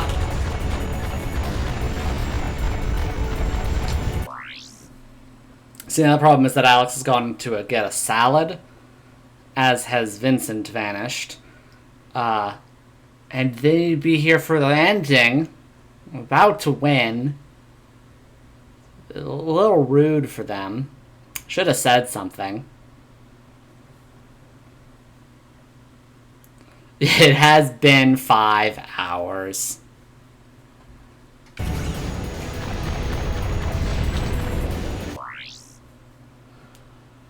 Okay. Let's see if I can... Does he have his phone on him? Somebody that can pester him beforehand. Yeah, we just chill for a bit.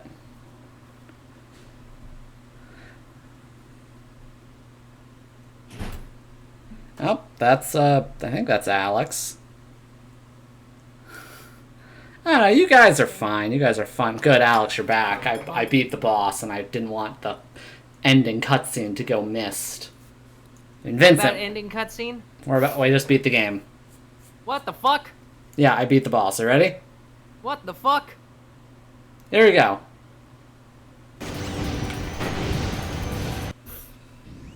Oh, the humiliation! Defeated by squishes! Oh, I'll never live this down! Racist. Warning. Reactor detonation in 60 seconds. Lawrence, engage the teleporter. Would you care to specify a destination, sir? Who cares? Just get us out of here. What? That wasn't even close to 60 seconds! We're live from the star-studded premiere of the latest Holo film in the Secret Agent Clank series. The atmosphere is positively electric as thousands of fanatical fans clamor for a glimpse of their favorite celebrities.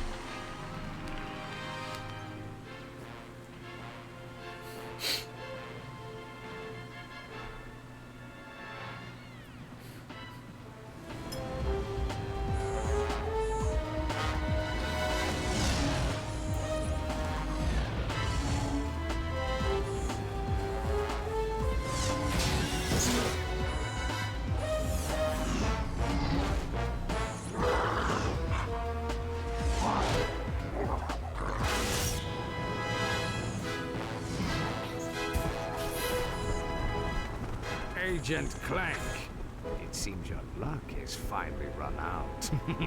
The time has come to say goodbye. Your tricks won't do you any good this time, Agent Clank. I have been waiting for this moment a long time, and now I am going to blow you into a million pieces! Get this thing off me!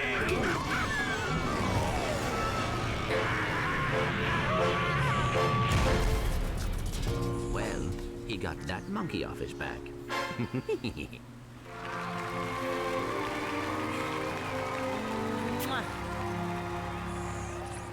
Tim, what about the girl Ratchet? We don't mention Angela. But, again, Ratchet is the only one of his kind now.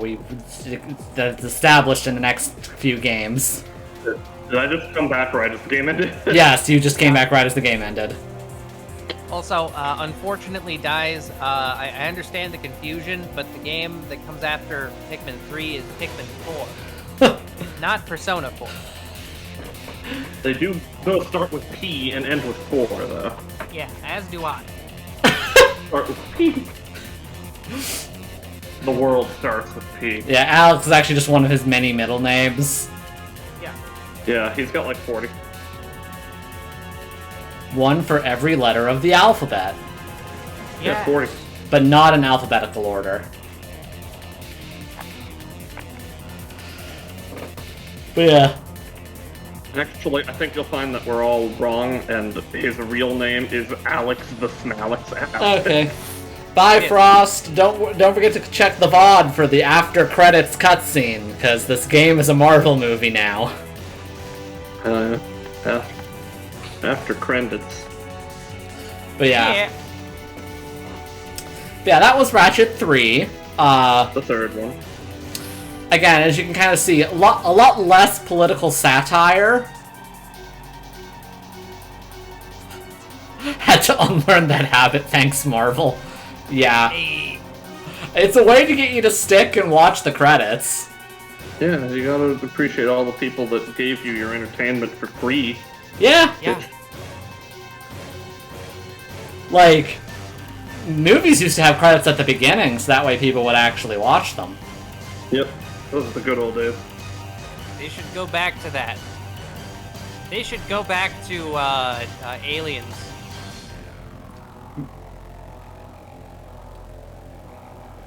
What, 1986? Yeah, also because this is still like an early to mid 2000s game, I don't think its credits are that long. Like, I think we're already halfway through them.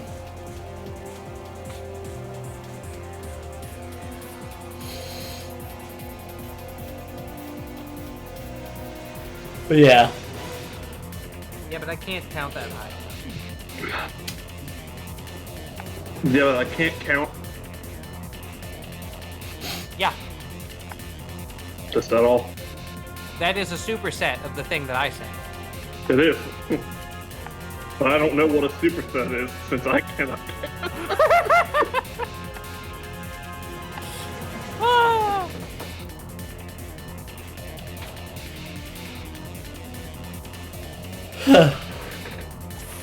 But yeah, oh, Ratchet. Pyra is trending on Twitter. But yeah, Ratchet and Clank 3, a lot less politically, like, satire-y. I mean, there's still some political satire there, obviously. It's pretty early 2000. Yeah, with the George Bush and Catman. Yeah, the George Bush Catman and the Britney Spears parody and the racism.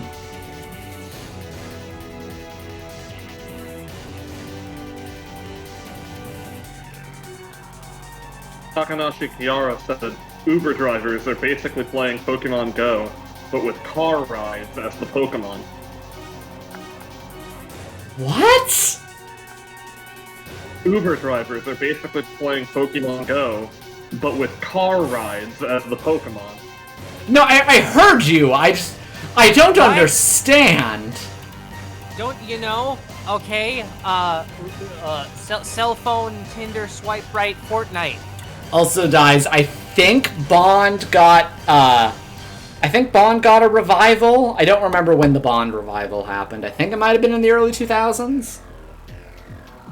Actually, Goku got the revival. It's how he fought the Saiyans. I mean, Bond was going strong from the 60s to, like, the late 2010s, so... The Brosnan era. Yeah, the Brosnan era, yep. 007. GoldenEye on Nintendo. Yep, that's for Brosnan. The greatest first-person shooter of all time. Just don't go back and actually try to play it again. Just remember how good it was. Nostalgia will make it the best. Much like Ocarina of Time. Yeah. No, Ocarina of Time still holds up. No, it doesn't. Ah! Alex, it's the worst 3D Zelda game. It is. It's not even close. No, it's very close. Well, yeah. I mean, the first place is pretty fucking close. Not really. What would you say also up there, Alex? What would you say? Wind Waker. Wind Waker, yeah. Still need to play that one. Yeah, I know, right? Yeah, Skyward Sword. What about Skyward Sword? Right up there for title of worst. Oh. I don't know, I don't think it was as bad as Ocarina of Time. Woo! Ocarina of Time is a game that functions and has buttons that you push to do things. I just love Jesse bringing the spice. I know, and I know this is intentional, but I would just like to reiterate: Skyward Sword, for very many people, did not function. Well, it functioned for me. Issue. Literally skill issue. Yeah, it functioned perfectly fine for me, and it was more interesting than not Breath of the Wild. I mean, it was more interesting than Breath of the Wild, but it was more interesting than Ocarina of Time. It had the Groose, and he was loose. Yeah, the Groose was loose, Alex. Yeah, the Groose was loose. You know what else was loose? Every single enemy being telegraphed attack from this direction. Yeah. All of them. Every single enemy. Yeah. And with a combat system that was more interesting than any other Zelda game. I don't know about that. Twilight Princess is pretty good. Not really. It's just better Ocarina of Times. Of Time. Because, you know, that one is just better Ocarina of Time. It is not. No, it's not. Yeah, it is. No. Yeah. You get to play as a wolf. Yeah. It has a lot of the same plot beats, but like the content of Ocarina of Time is just stretched really thin over a Alex. large area. Perhaps if you had bothered to specify a destination. When will we be in range? Oh, I'm sure something will come along in, say, 5 or 10,000 years. I don't believe this! Now what? I don't suppose you can play drums.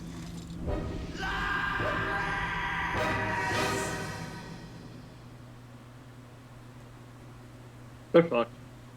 Yeah. So that's what happened to them. Trapped on an asteroid floating through space for all of time.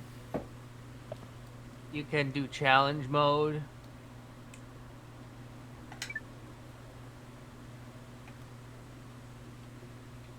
Challenge mode. Yeah.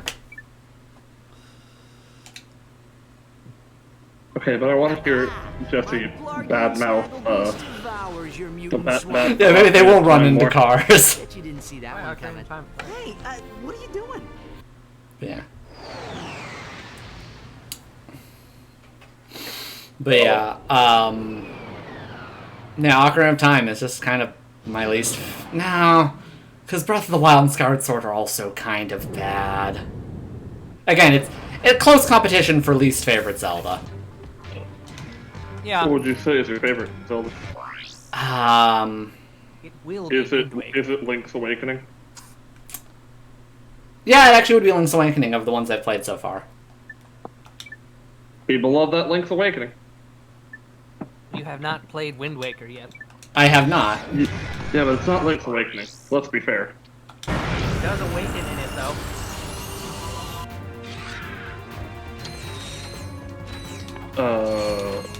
What about? Okay. Also, have you played Link to the Past? No, I still need to play Link to the Past as well. I haven't played Link to the Past either. Oh Link boy. to the Past is very solid mechanically, but like many of the older games, it doesn't really have a story. You mean like many of the games? Yeah. Like, I played Ocarina of Time. That bitch got no story. Yeah. I mean, it technically did. I don't know, I'm just fulfilling the quota of bad-mouthing Zelda that I'm apparently required to give now. Yeah, do it. You know, I got the Nitro Eruptor now. Oh, that sounds like you gotta see a doctor. Yeah.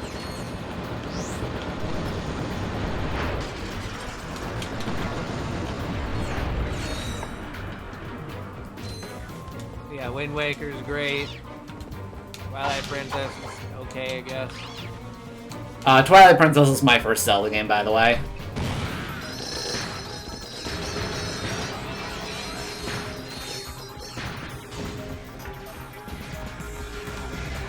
Skyward Sword, I remember not enjoying it on Wii, and then the Switch remaster did not function when I tried to play it.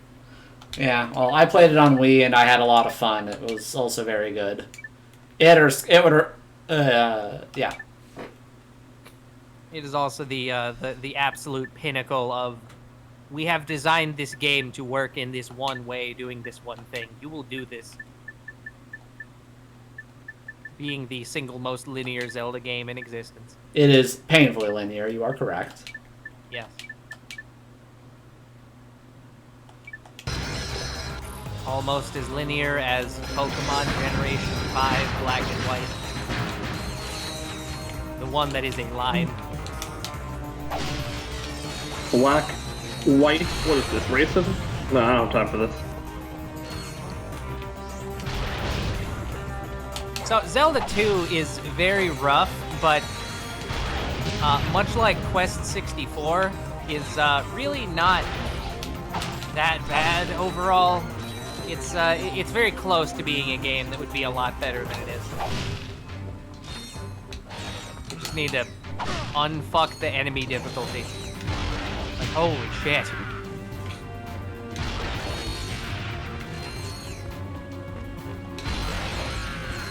Yeah, it's true. It isn't the Zelda-style game people think of, but if Breath of the Wild can come out and people think that it's the greatest game in all of existence, then I'm willing to give Zelda 2 a pass for not being strict adherence to the Zelda formula. Does have Shadow Link. Yeah.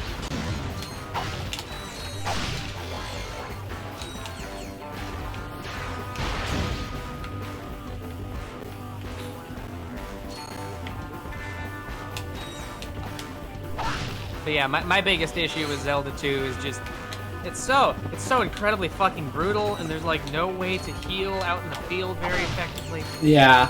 Until Like- you get like the gamer magic. It sounds like it's, for having not played Zelda 2, it sounds like its issue is a mixture of it not just being what people expect, which is like that's a whatever problem, and kind of having some poor design choices for being so different. Yeah, like, oh my god, the dark nuts in that game are ridiculous. I fucking hate them. You need to be like a super mega sword master in order to even have a chance of fighting those fuckers. If you're just kind of playing the game casually, they will straight up block all of your attacks with more than 100% accuracy. It's fucking ridiculous.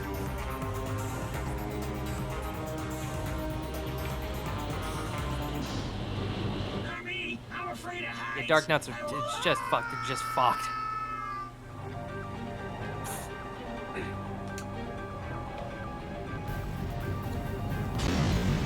Like, honestly, if not for the fact that dark nuts are so insanely difficult in that game, people would probably like it a lot more. But no, as it stands, you get KO'd, and then you lose all your lives, and then you start back at the beginning of the fucking game.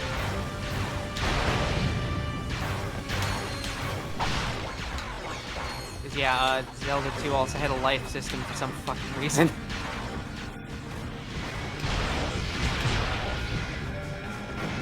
Complete with epileptic seizures.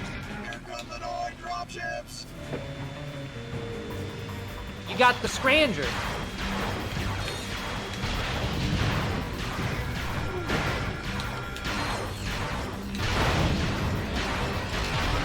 Place those Tyrannoids!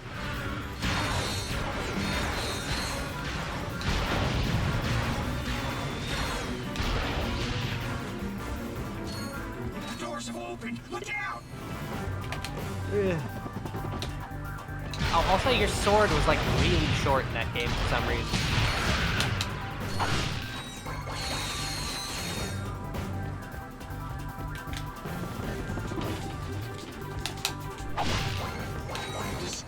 Video game. Saber word of the day is Ava. Ava. Yep. Which, by the way, is Thrice Upon a Time Blu-ray release coming soon, very soon. Very soon. I'm ready. I had that shit on pre-order. And then I will have all of the Evangelion media on home media. Well, all the animes and stuff. Obviously, I don't have like Girlfriend of Steel or whatever.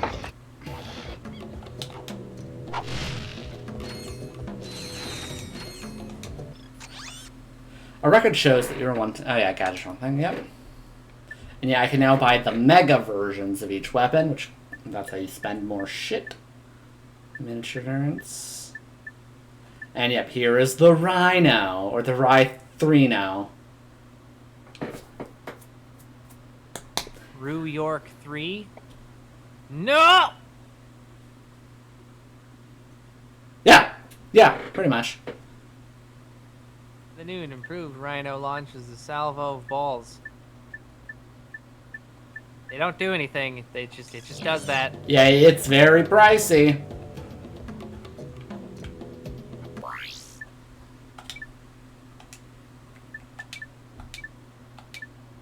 Oh. There are pro-Hamas and pro-Israel people clashing during protests here in America. Oh, hell yeah. Gotta love how war spreads. Yeah. Something about gears. I don't know. Yeah. I mean, so the thing is with Ratchet 3, its New Game Plus adds the bolt multiplier mechanic, so it makes getting a lot of bolts a lot easier if you're good at the game. But that's Ratchet 3. Thoughts, gentlemen? It's the third Ratchet game. I think it's alright. I prefer the first one more than either of the other two of the three now that I'm seeing them again. Yeah. How did you... safely say that one is the best. Yeah. How did you like Dr. Nefarious as an antagonist? He was an antagonist. But I will say, like, I definitely liked him a lot less than I remembered liking him from before. Yeah. Like, you know, I guess I'm older now, and he's more annoying. Lawrence is great, though. Lawrence is always good. Oh, yeah. The amount where you're just like, oh, Lawrence does all the shit he does entirely on purpose. Yeah, and meaning also he does all the shit he does because he wants to. Like, he could abandon this guy to his fate if he didn't want to be evil. But no, Lawrence is just evil. Yeah. Just incidentally also is working with this guy. Yeah. Yeah, and Quark. And Quark came back at the end, and I guess that's his redemption. We don't get any denouement on that either. Yeah. Because our ending cutscene is instead spent on James Bond. Remember at the beginning when Ratchet and Clank were watch movie and Ratchet was dissatisfied because he was getting shafted in the role department? Well, they resolved that conflict in the end by doing nothing about it. No, they resolved it by replacing him with a monkey. Yep. Monkey. Ratchet no longer in the movies, but who cares about that? Because he has girl.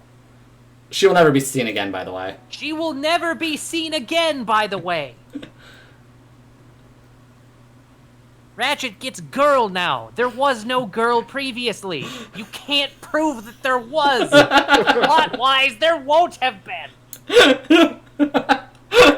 I can't wait till we get to those games and you get to just... Don't mention girl Ratchet. Ratchet. But yeah. Next Sunday for streaming, I don't know if I'll be doing Ratchet 4 or Ape Escape 1. Go Gadget retcon.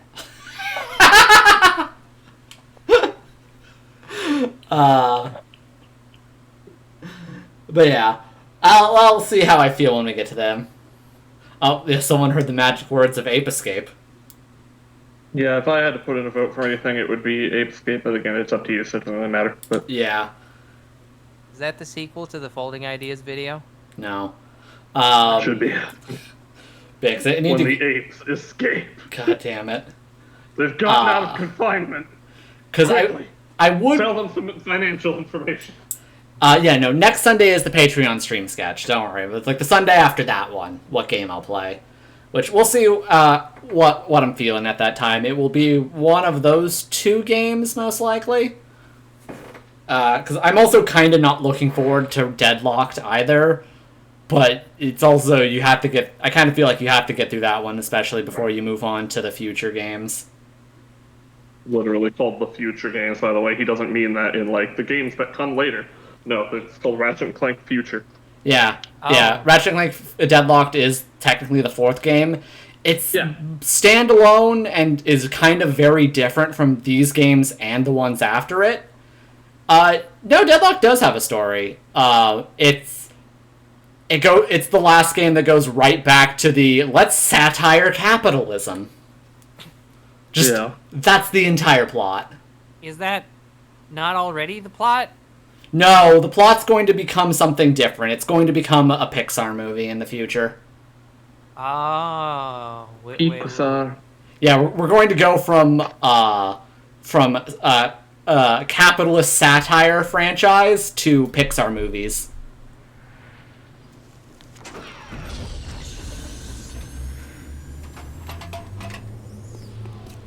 Anyways, bye-bye! I was about to ask who made this again. It was Insomniac, right? Yes.